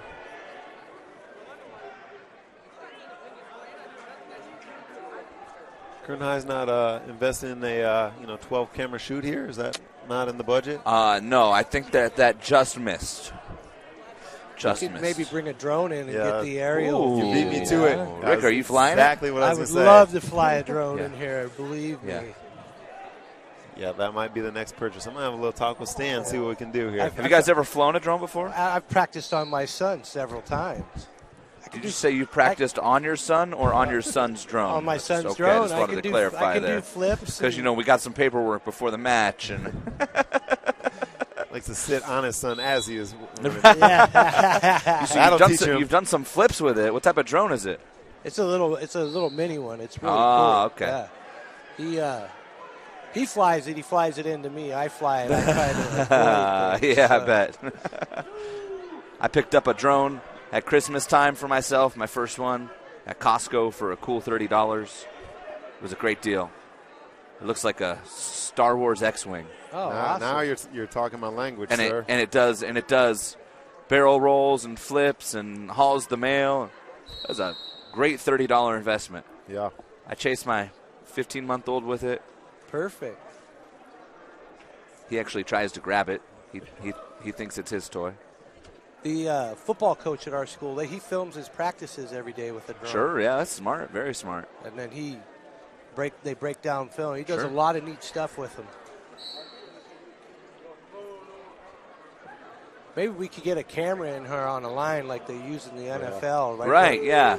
Right, the sky cam. That's probably far more affordable than the drone. Yeah, the sky cam. A little more accurate, probably. We can get Stan's down there. We can get him up here. And bounce these here. ideas. That's tight right there. Quick crate on a quick pin.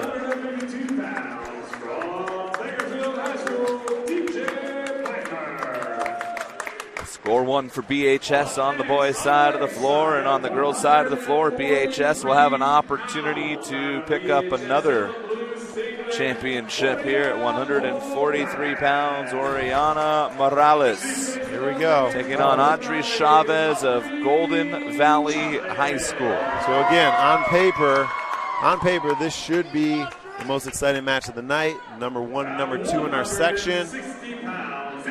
They have not seen each other since the beginning of the season. And so this sets up some fireworks possibly as we get started here at this match. And what was the result of that early season match, Coach Weary? Yeah, so the number 1, well, and that resulted in the section standing. So number 1, BHS, and number 2, Golden Valley. And again, separated by 2 points in that match. So a very close match. These two are very evenly matched. Rick, you know, this sometimes can lead to not as exciting match because their skill set is so close. They're wrestling sometimes not to lose, which then does not make for an exciting match. But I do believe both these ladies are very fired up for this match, and I think it will be an exciting one. You kind of read my mind. I was thinking which one's going to be able to loosen up and let it go. And I was thinking as the non-wrestling guy, but I'm a big fan of mixed martial arts, that you see similar things there as well. You oftentimes get fights that are very hyped up between the quote-unquote maybe 2 best pound-for-pound fighters in the world, and then they get into in that case, the octagon together, and they spend all 15 minutes waiting for the other one to make a mistake and take their shot, and they're usually too good to make the mistake, so you just get a boring old match. Yes, absolutely. There's a nice shot there. Yeah, you will see that in our postseason, you know, when you get these kids that are so closely matched, especially when it's Valley and Masters and both the finals are exactly the same 2 guys, you know. Not as much with the girls, but especially with the guys, you see that in our Valley and Masters some years. That was a deep shot, but she seems to be fending it off pretty well. Oh.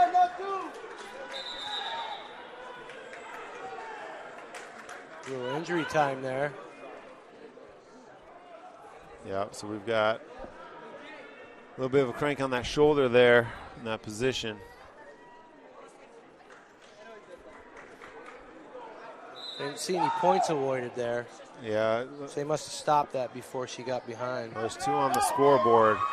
As a coach, if they did give that 2, I would argue that. We'll see what happens here.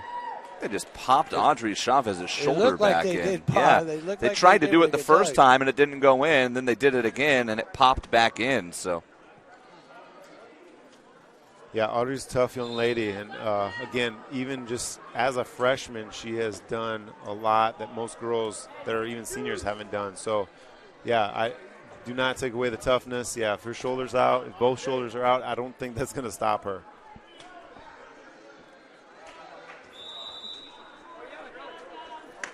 $10 seconds left in the period.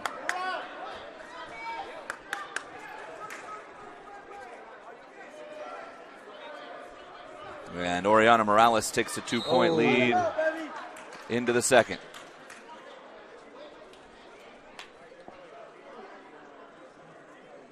So here we go, Golden Valley choice will defer to BHS. And neutral is the chosen neutral position. Is the choice. They'll go on their feet. Again, as I stated before, if you have that takedown from the first period, you might have that confidence now going into the second period to get another takedown, get another 2 points. There's a good shot there. Similar Keep to the feet going. What we saw earlier with Audrey in on a shot. And we'll see how this ends here as she continues to try to drive forward. What is currently being thwarted here is the score has not happened yet. She's not gotten that takedown. Ariana has some very powerful hips, and yes. she uses them well. Yes, good positioning She here. really keeps the pressure on, making her work really hard, extending her. You see how extended she is. Yep, and that's putting more pressure on that shoulder. So here we get a stalemate call, and they are back to their feet.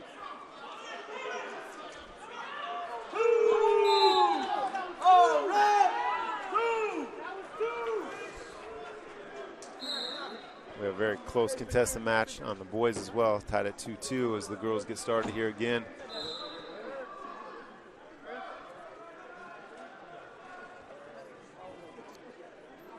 Attempt to throw by there. Headgear comes off and we get a break in the action.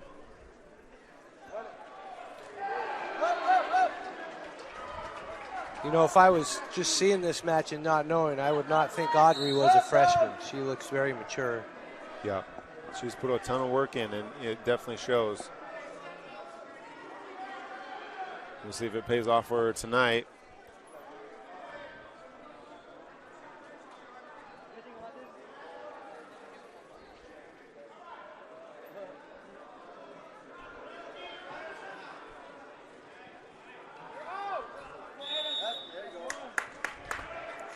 Their positioning here so important. Yes. As both wrestlers are looking for some type of control or setup here.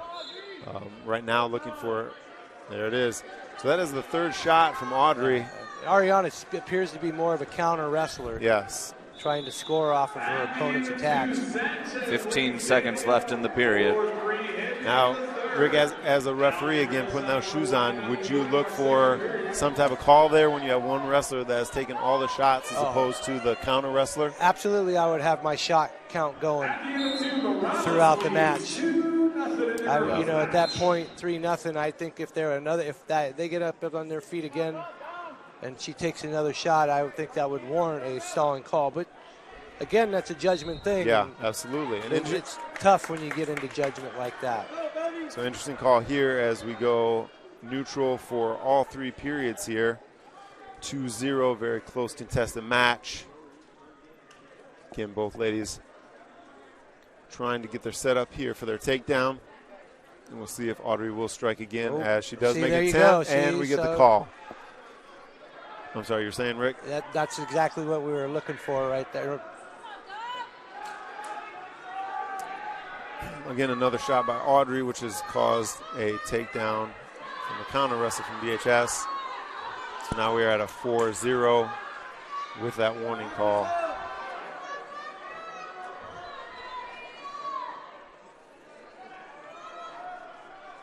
We have a potential stalemate here because neither wrestler can really improve their position. Yeah, now that she has let go of the head, now we have a more dominant position here.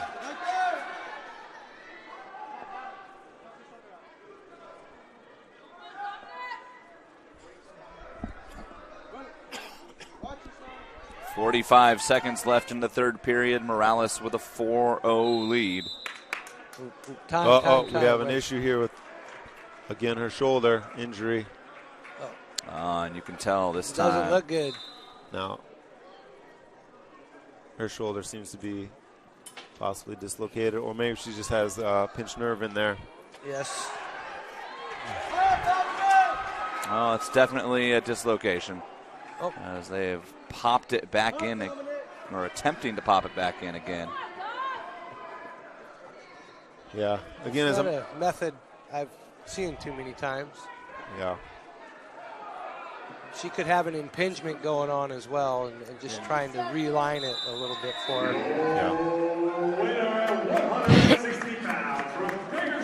The boys matchup at 160 is complete. Jaden Sanchez from BHS wins by 1 point.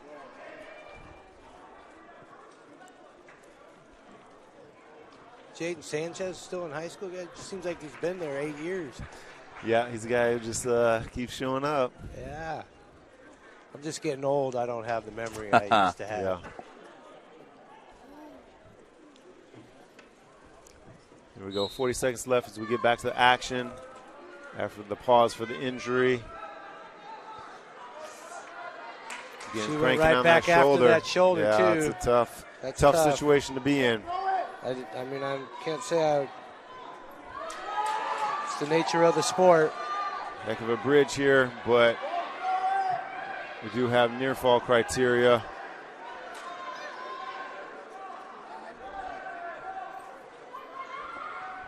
Man, that is a tough position to be in right there. Absolutely. 5 seconds remaining. And Oriana Morales will win the 143-pound division over Audrey Chavez, the freshman from Golden Valley. What a gritty performance, though, multiple times having to have that shoulder yanked on, whether it was popped back into place or just straightened back out. Either way, impressive. You figure for a freshman, it's probably not the last time we see her in this position. That She'll was be back. hard-fought match and a lot closer than the score indicated. Yeah, you just hope that she bounces back from that injury for this postseason. Ariana had to battle for every point she got in that match. Yeah. Good match, good match. Again, not necessarily all fireworks, but enough happening to keep it interesting there in that match. A very technically sound match. Yeah, absolutely. It's Beatty Hernandez from South High and Maritza Martinez from West in the 150-pound weight class, already underway on the blue mat here at North High School. Again, want to thank our sponsors, Kern Schools Federal Credit Union, Bakersfield College, and Motor City for helping you bring the South Yosemite Conference Championships your way here tonight on the Kern High Network. Speaking of motors, you being the race guy, what's the personal car? You got anything interesting in the garage? Yeah, I drive a Lexus. It's a good old-fashioned ES330 from 2005. But there's a story behind it that I'll get to next time we have a break. Fair enough, fair enough.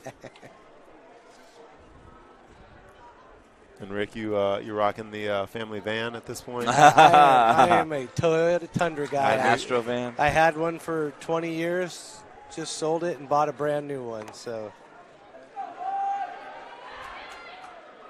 first one worked out so well, I went with another one. Nothing wrong with a Tundra. It's a good truck. Oh, yeah. It's a good truck. Appreciate those fans that are tuning in for our tips on car buying. On automotive purchasing. Yep. I can help you out with a race car, too, if you need. Don't tempt me with a good time. 30 seconds left here. We're still scoreless as both wrestlers are looking for position here. Like you said earlier, sometimes when you get into tight matches, you play it close to the vest. You don't want to put yourself in a position to get behind, especially if you know your opponent's hard to score on. Yep. 10 seconds left in the opening period. Good shot there. Again, good defensive hips. Not enough to get it done here in Martinez the first. and Hernandez all even after one.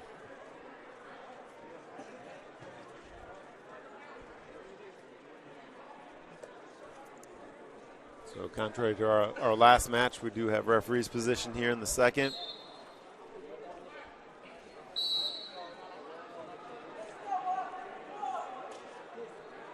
Half Nelson attempt here to wrist control.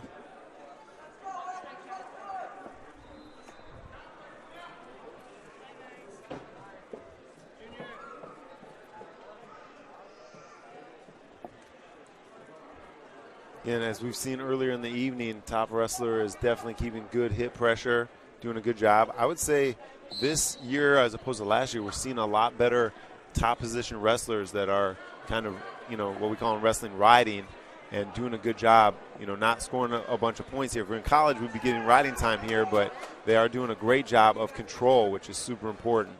Absolutely. I think that's why I've noticed the lack of people taking down, or young ladies taking down, because maybe they know it's hard to get out of there. Yeah. Again, as you mentioned with these girls that you've seen earlier in the season, maybe you've already been down there once or twice and realized this is not a good scoring situation for you. Coaches recognize that and then put their wrestlers in the best scoring position. As they go out of bounds here with 45 seconds left in the second.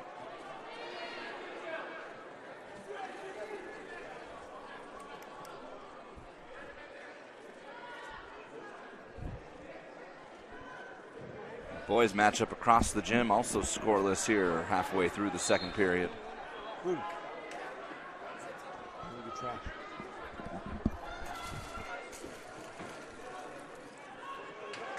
30 seconds left here in the period. And again, dominant top performance, not leaving any area for openings for a stand-up or a switch or any type of score from the bottom. Great top position here.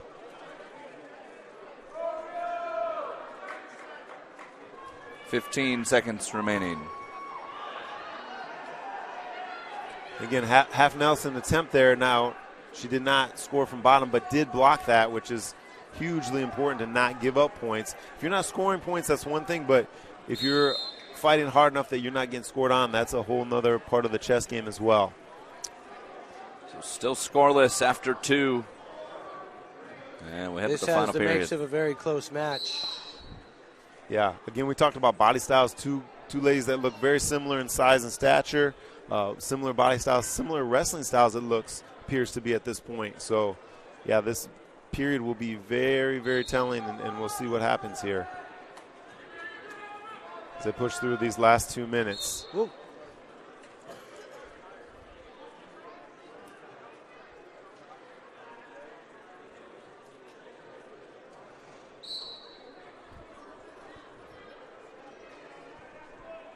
Getting back to referee's position.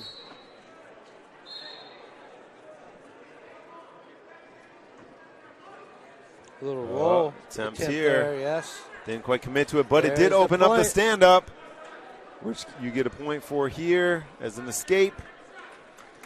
And we have our first point scored all the way into the 3rd period. 1-0 now. Both ladies looking for a takedown here. So this match is basically coming down to a takedown here. Yeah, it definitely could be ended that way for sure.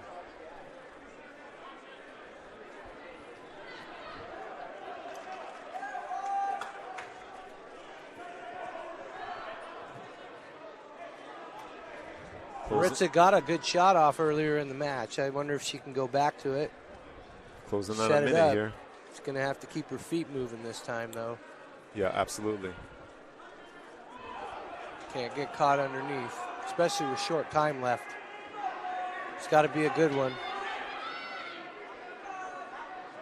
Again, we'll see if the stalling call comes into play here, as we don't have anybody taking shots yet, but we do have one wrestler that seems to be pressing forward a little bit more as we wind down under 40 seconds now. Dreaded double stall call, Coach. That's interesting. I don't know if I would have made that call, but again, they have a better viewpoint than we do from up here.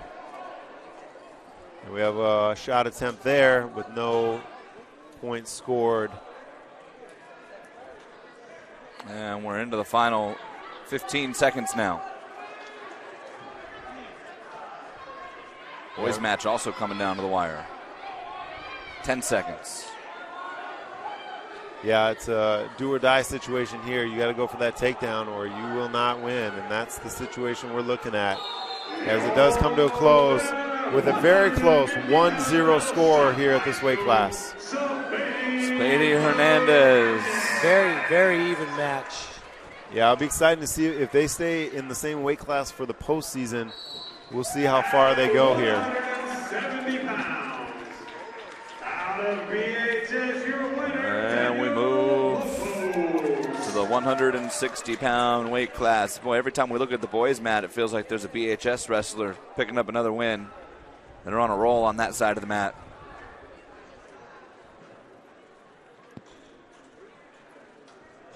Up next at 160 pounds for the girls.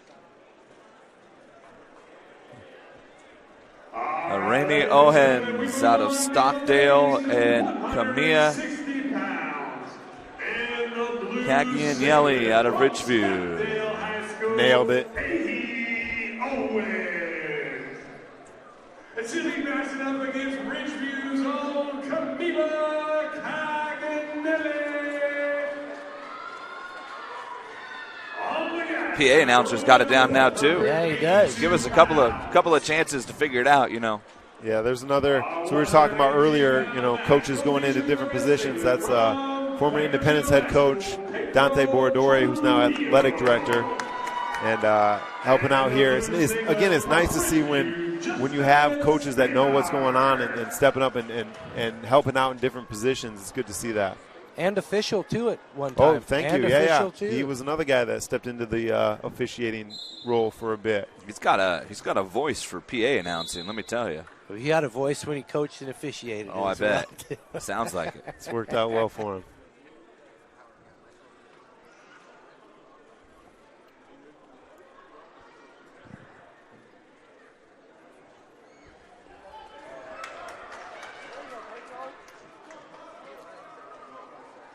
So this will be interesting to see if young lady from Stockdale will use that same kind of, if she will even have the same strength advantage she had in the semis. Yes.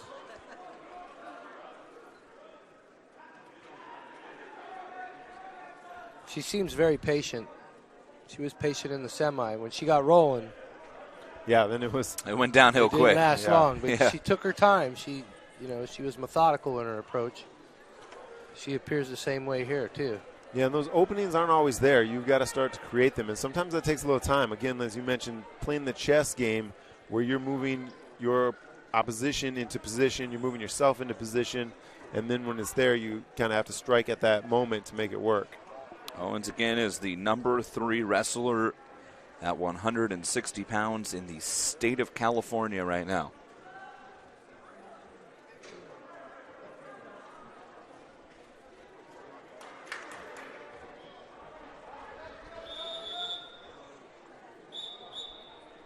.30 seconds left here, and we're still 0-0 in this match.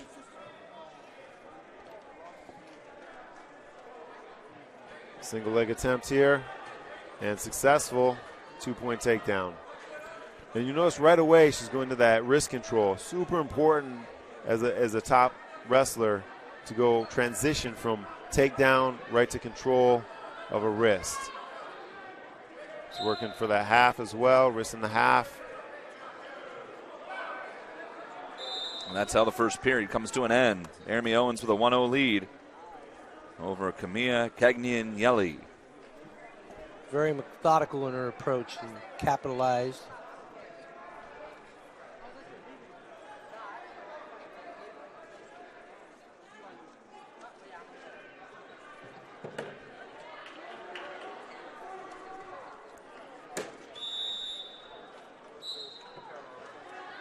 Good explosion off the whistle here. Again, stand-up was stopped. Now we have ankle control. Right into wrist control, working for wrist control, and now she has it. Tough on top, covering the hips. Yep.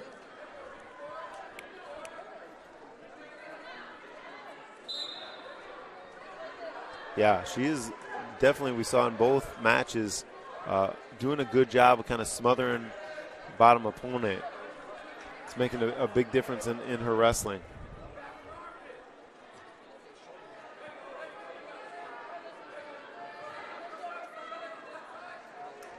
Good job of keeping the pressure on. Grinding is, grinding that person down on bottom. Working for this them power down half. She just. Yep, and that grinding's paying off here, Rick, as she puts her to her back. Near fall criteria and possibly pin here. Halfway point of the second period.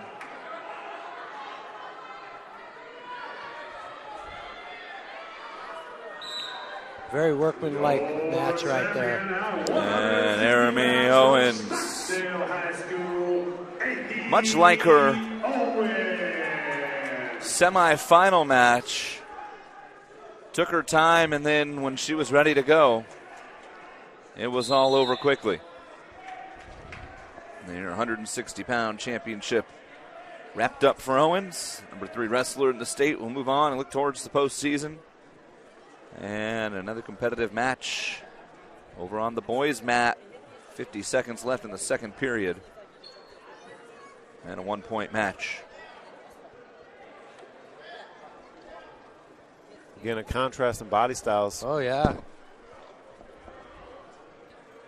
Both wrestlers, veterans in the sport, coming in with a lot of experience.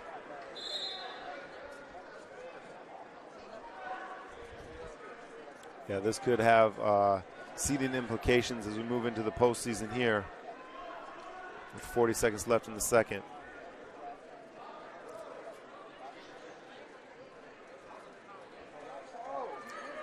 Interesting. And Spainauer just came off that hard-fought semi-match. Yeah, and does not get the score there. I don't know, Coach. Do you go to the table on that one? I think that Rex had a pretty good view of that. He was looking right down on it. His foot appeared to touch out and then go back in. So Yeah, I think that's a good call. I agree with you on that one.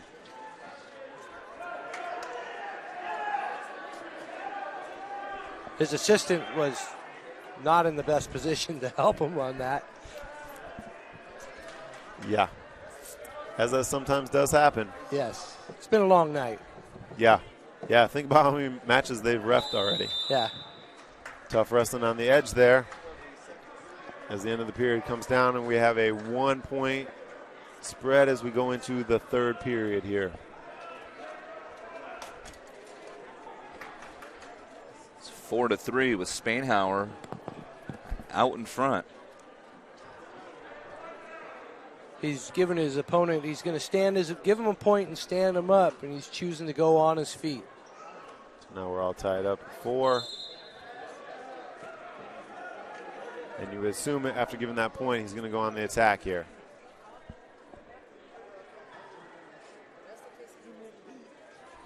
Or the other guy has something from the bottom he's trying to avoid. Yep.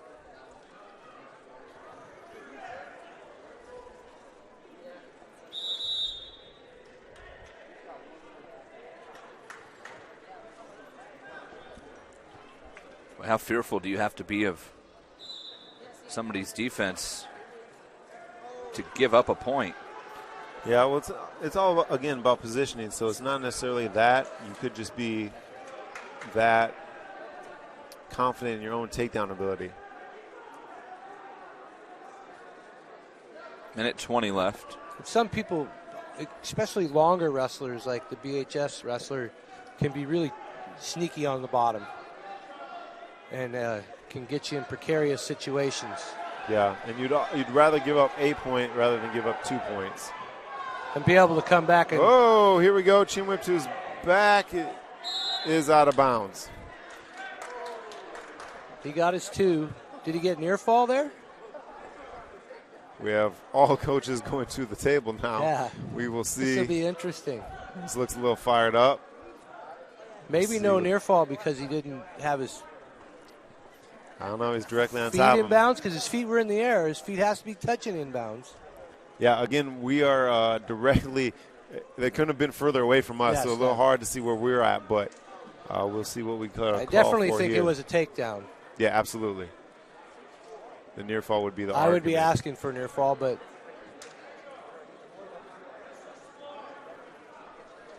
yeah, so we're going to stick with 6-4 here. Under a minute to go. It's going to keep him down this time. With an optional start, though. So this will be interesting to see what he does with it, if he actually lets him up or just pressures. Oh, he changed his mind here. He did let him up, yep. Now 1 point separation here. 46 seconds left.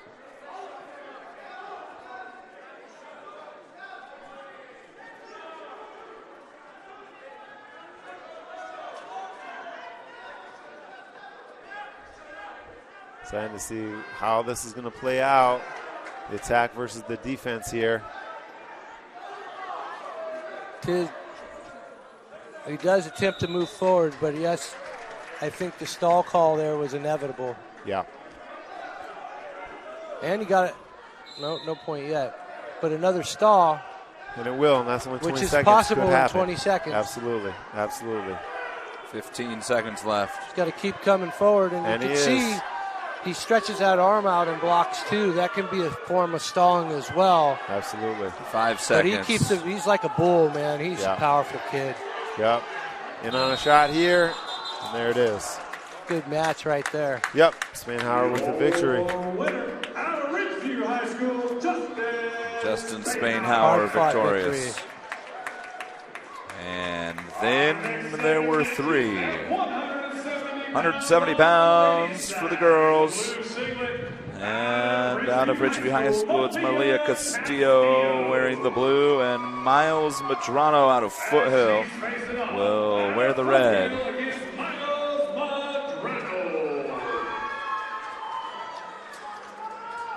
the guy's side with 195 pounds, we're going to see action in the red singlet. From VHS, Chente Trujillo. And in the blue singlet from parts unknown, Zion Chuka.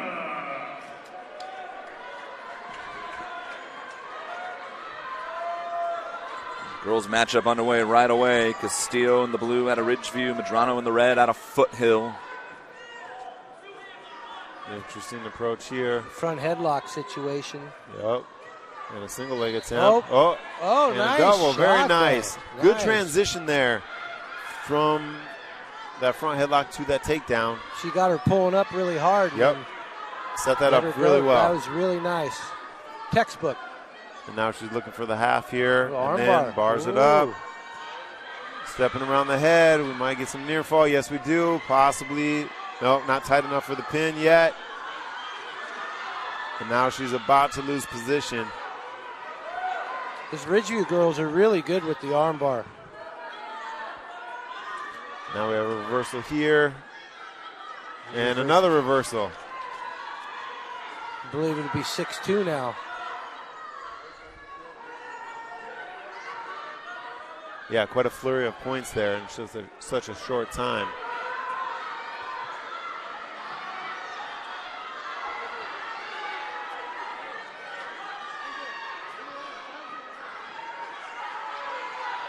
It's a good job right there. It's just inching her back on the mat so they didn't end up out of bounds to get her points there. Yep, super patient, taking your time. When you don't rush those moves like that, you have a higher expectancy of actually scoring that, so that's good. Some kids rush that. More near fall points awarded.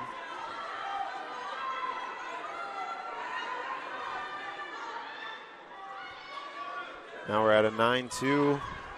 That's how the first period comes to an end. Malia Castillo, the highest scoring opening period of the championship rounds,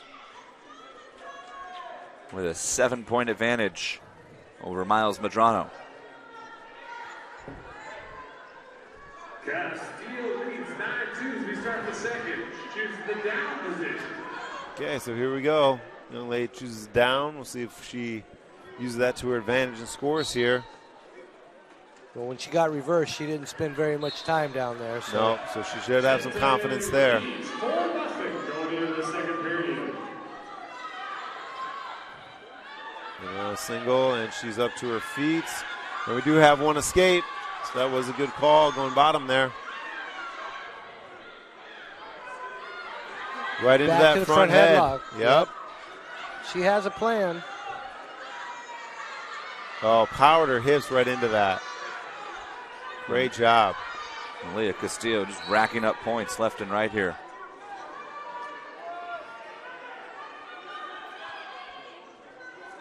(12-2) Castillo with 1:20 left in the second. Looking for that power half. She gets Deep that half. elbow up. Deep half. She gets that elbow up. She will be able to convert this, but it's a little bit too parallel right now. Yes. Let's get out there and put that pressure on that angle.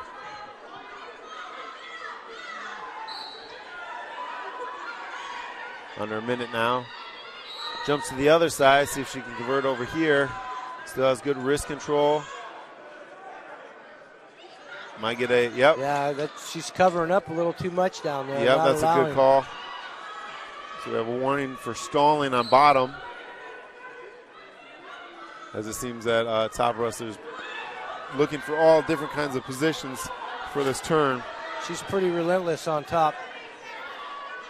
Transitioning well from one pinning combination to another. Which does make it tough for the bottom wrestler to get anything going, but here we go as we are now in the last 20 seconds. Getting awarded near fall and the pin. Great job there converting from that top position to the pin. Pretty impressive match right there. So good job. Malia Castillo jumps out to a 10-point lead and gets the pin and wins at 170 pounds. Trujillo over for BHS on the boys' side. And the Bakersfield High School win streak continuing. As we head over to the girls' mat again at 189 pounds, at Gracie Lane from Centennial High School taking on Naomi Roby out of Golden Valley. So this will be a good test for the freshman phenom here. See if she can, under the big lights, get something done here against a very tough wrestler, Gracie Lane from Centennial.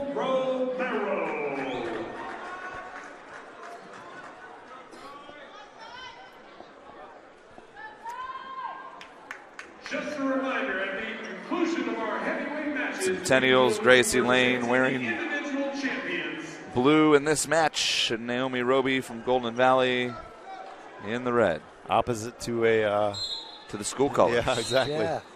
That happens sometimes in those finals. It's always fun when you go to those tournaments that they have those singlets, but it's sometimes tough for guys like us that are calling it when you are used to seeing a wrestler in a certain color, and it's exact opposite.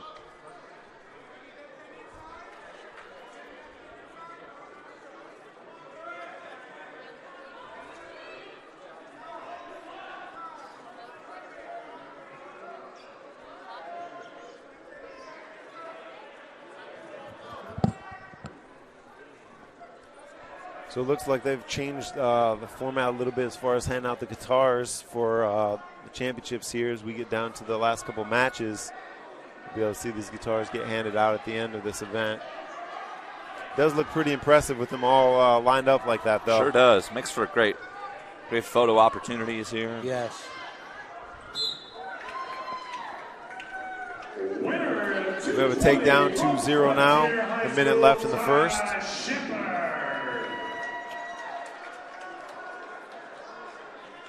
Boys matchup over in 56 seconds. Ty Shepard from Frontier getting the win.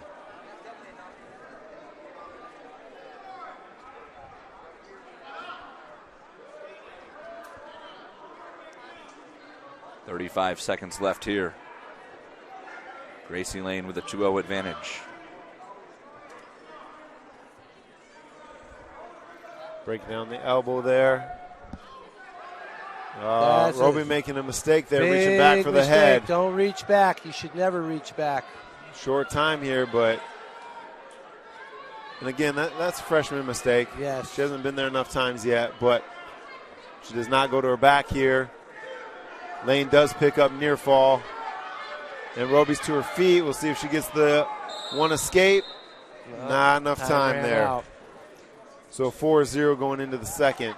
Gracie Lane with the advantage over Naomi Roby. She defers. Roby chooses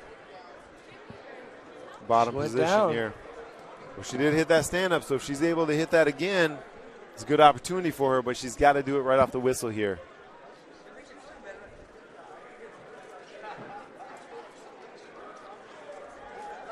Second period underway. 189-pound weight class, the penultimate championship match on the girls' side. Started to get that stand-up going, and Lane put her hips right back down to the mat. Again, continually looking for near-fall opportunities here.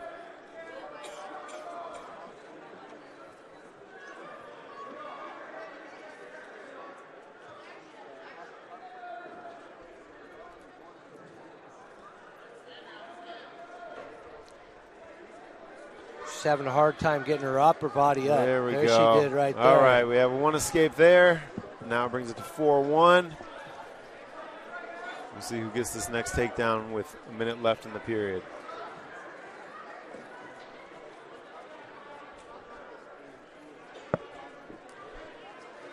Little duck.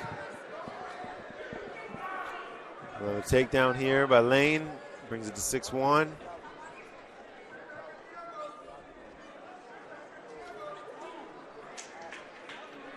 So Naomi was able to make the one-point escape. However, once they got back to their feet, lost out on the takedown opportunity. Yes. This is another contrasting body types too. The Lane is a little shorter, and Naomi's taller. Yep. So when we get to their feet in these kind of situations, this does make a difference. That lower, point of gravity. Center of gravity there did seem to pay off there for the shorter wrestler. Yes. Coming off the bottom, you got to get that long body up and your upper body up, it makes it a little tough sometimes. We close out the second period here with a score of 8-2, favoring Lane. Lane's choice makes a good choice of going neutral. She scored there twice. Gracie Lane carries a 6-point lead over Golden Valley's Naomi Roby. And the final period at 189 underway.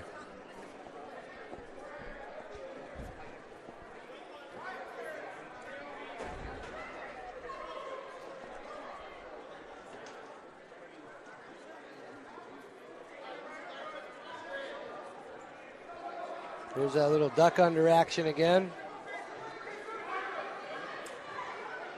And does score from it, so there's another 2-point takedown awarded. Naomi is on a single leg, however, but goes to her hip. Again, kind of a freshman mistake, Yes. if you will, where, with a little more experience, she's not going to make those same mistakes. I think maturity is definitely a factor in this match. Yep.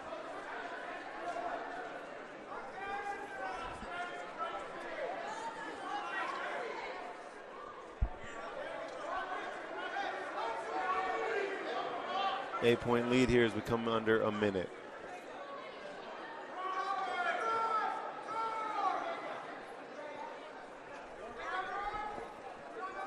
And to Naomi's credit here, she is not giving up at all, and That's has a now reversal. scored a 2-point reversal.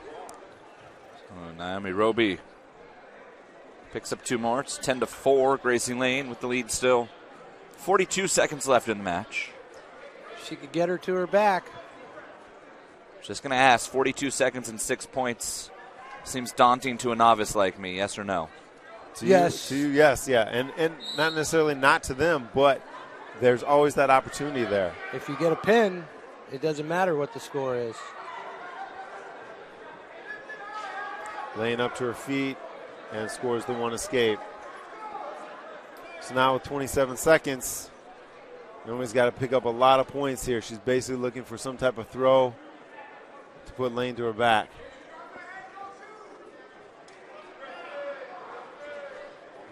There's that duck under action again. Yeah, she's really got that dialed in. I'm sure that'll work well for her in the postseason as well.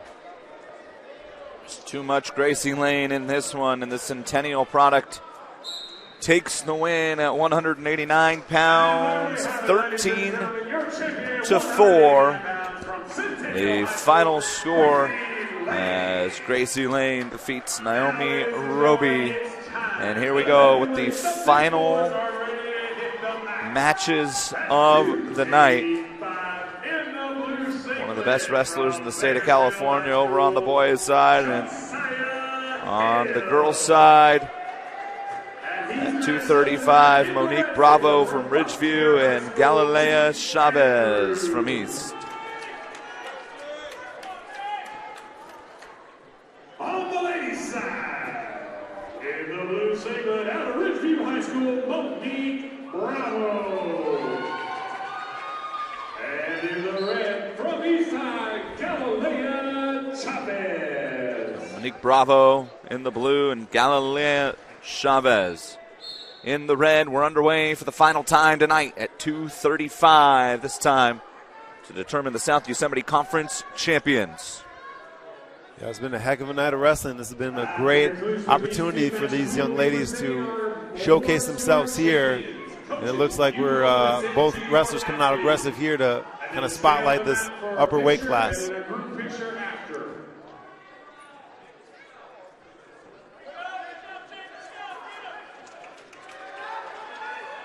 For an upper weight, that's a good shot right there. Absolutely. 2-point takedown.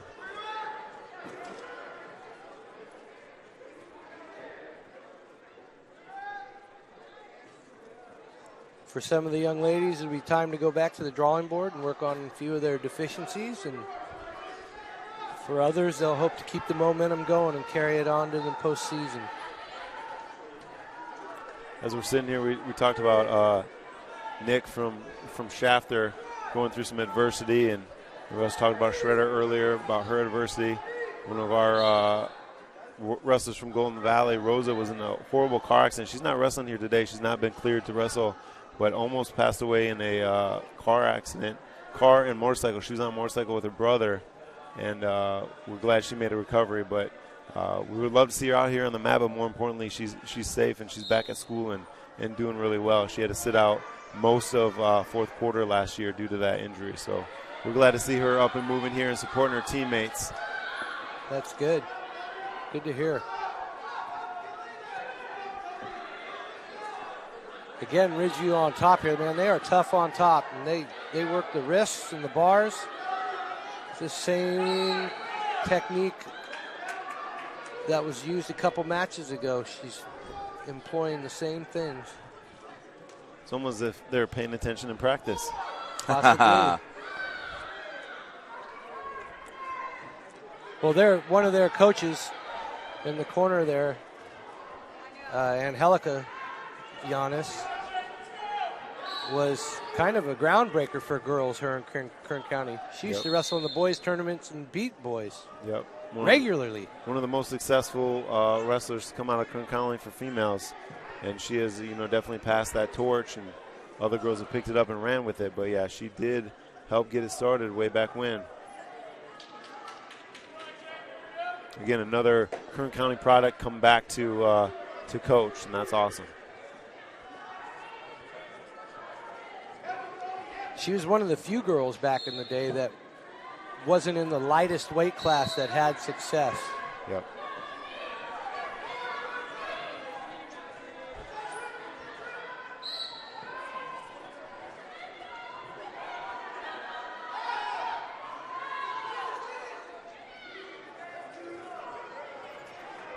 Two-point takedown here.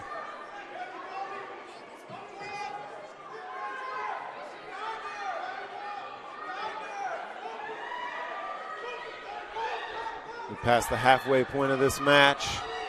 Last match of the evening for the ladies. We got a near fall count. Again, mat awareness, knowing which way to roll and which way to turn makes a huge difference in those situations. Galilea Chavez jumps out in front. 5-3. That's a big change in momentum there in that match. Yeah, huge swing. She went from up 3-0 to down 5-3. Yeah, exciting match here. So just under 50 seconds left. A little pause there as they go out of bounds. Couldn't tell if Monique Bravo was maybe nicked up a little bit or out of breath. Or maybe a little of both. She does seem slow to get back to that referee's position. Some pretty heavy breathing going on, too.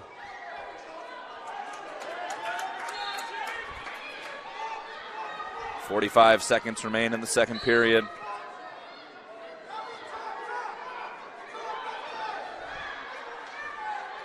The East girl's not working up much, though. She's staying down on those legs, and that could lead to a stalling call. Yeah, if she doesn't you make have a to change try here. and improve your position. You can't just hang on. There we have the one escape. Closed it within a 1-point match here now with 20 seconds left in this period.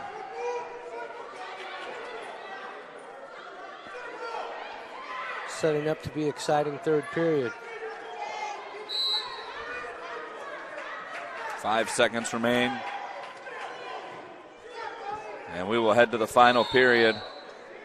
And a 1-point match and a lead for East High School's Galilea Chavez over Monique Bravo of Ridgeview. Boys heavyweight match is nearing a completion as well.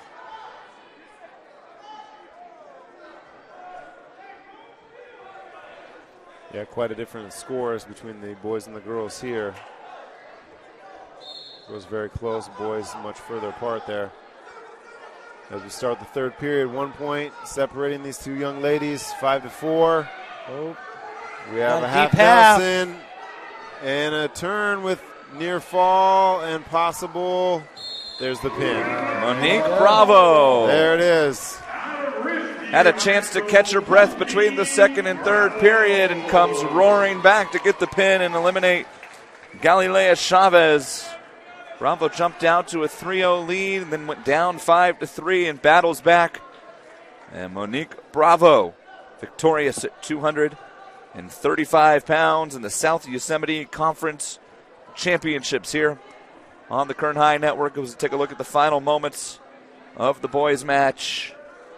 And a simply dominating performance over here as Hill continues to work for Bakersfield High School. 15 seconds remain in this contest.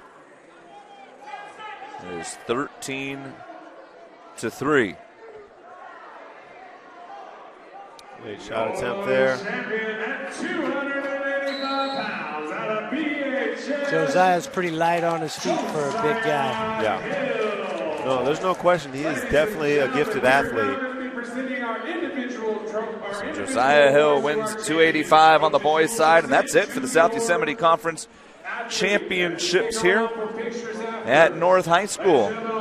They will present the guitars to the champions, and everybody will look ahead to the postseason. Want to thank Aaron Weary and Rick Gaben for joining us here tonight, and everybody for putting up with me. I learned a lot. That was fun. Yeah, what an exciting night, man. That was great wrestling. We got to see a lot of good matchups. And, yeah, these young people getting awarded these guitars, that's awesome. It's a little boost as they go into this postseason. Yep. Thank you for the opportunity. Absolutely. Want to thank our sponsors, Kern Schools Federal Credit Union, Bakersfield College, and Motor City. Our producer, director, cameraman extraordinaire, Julian over here.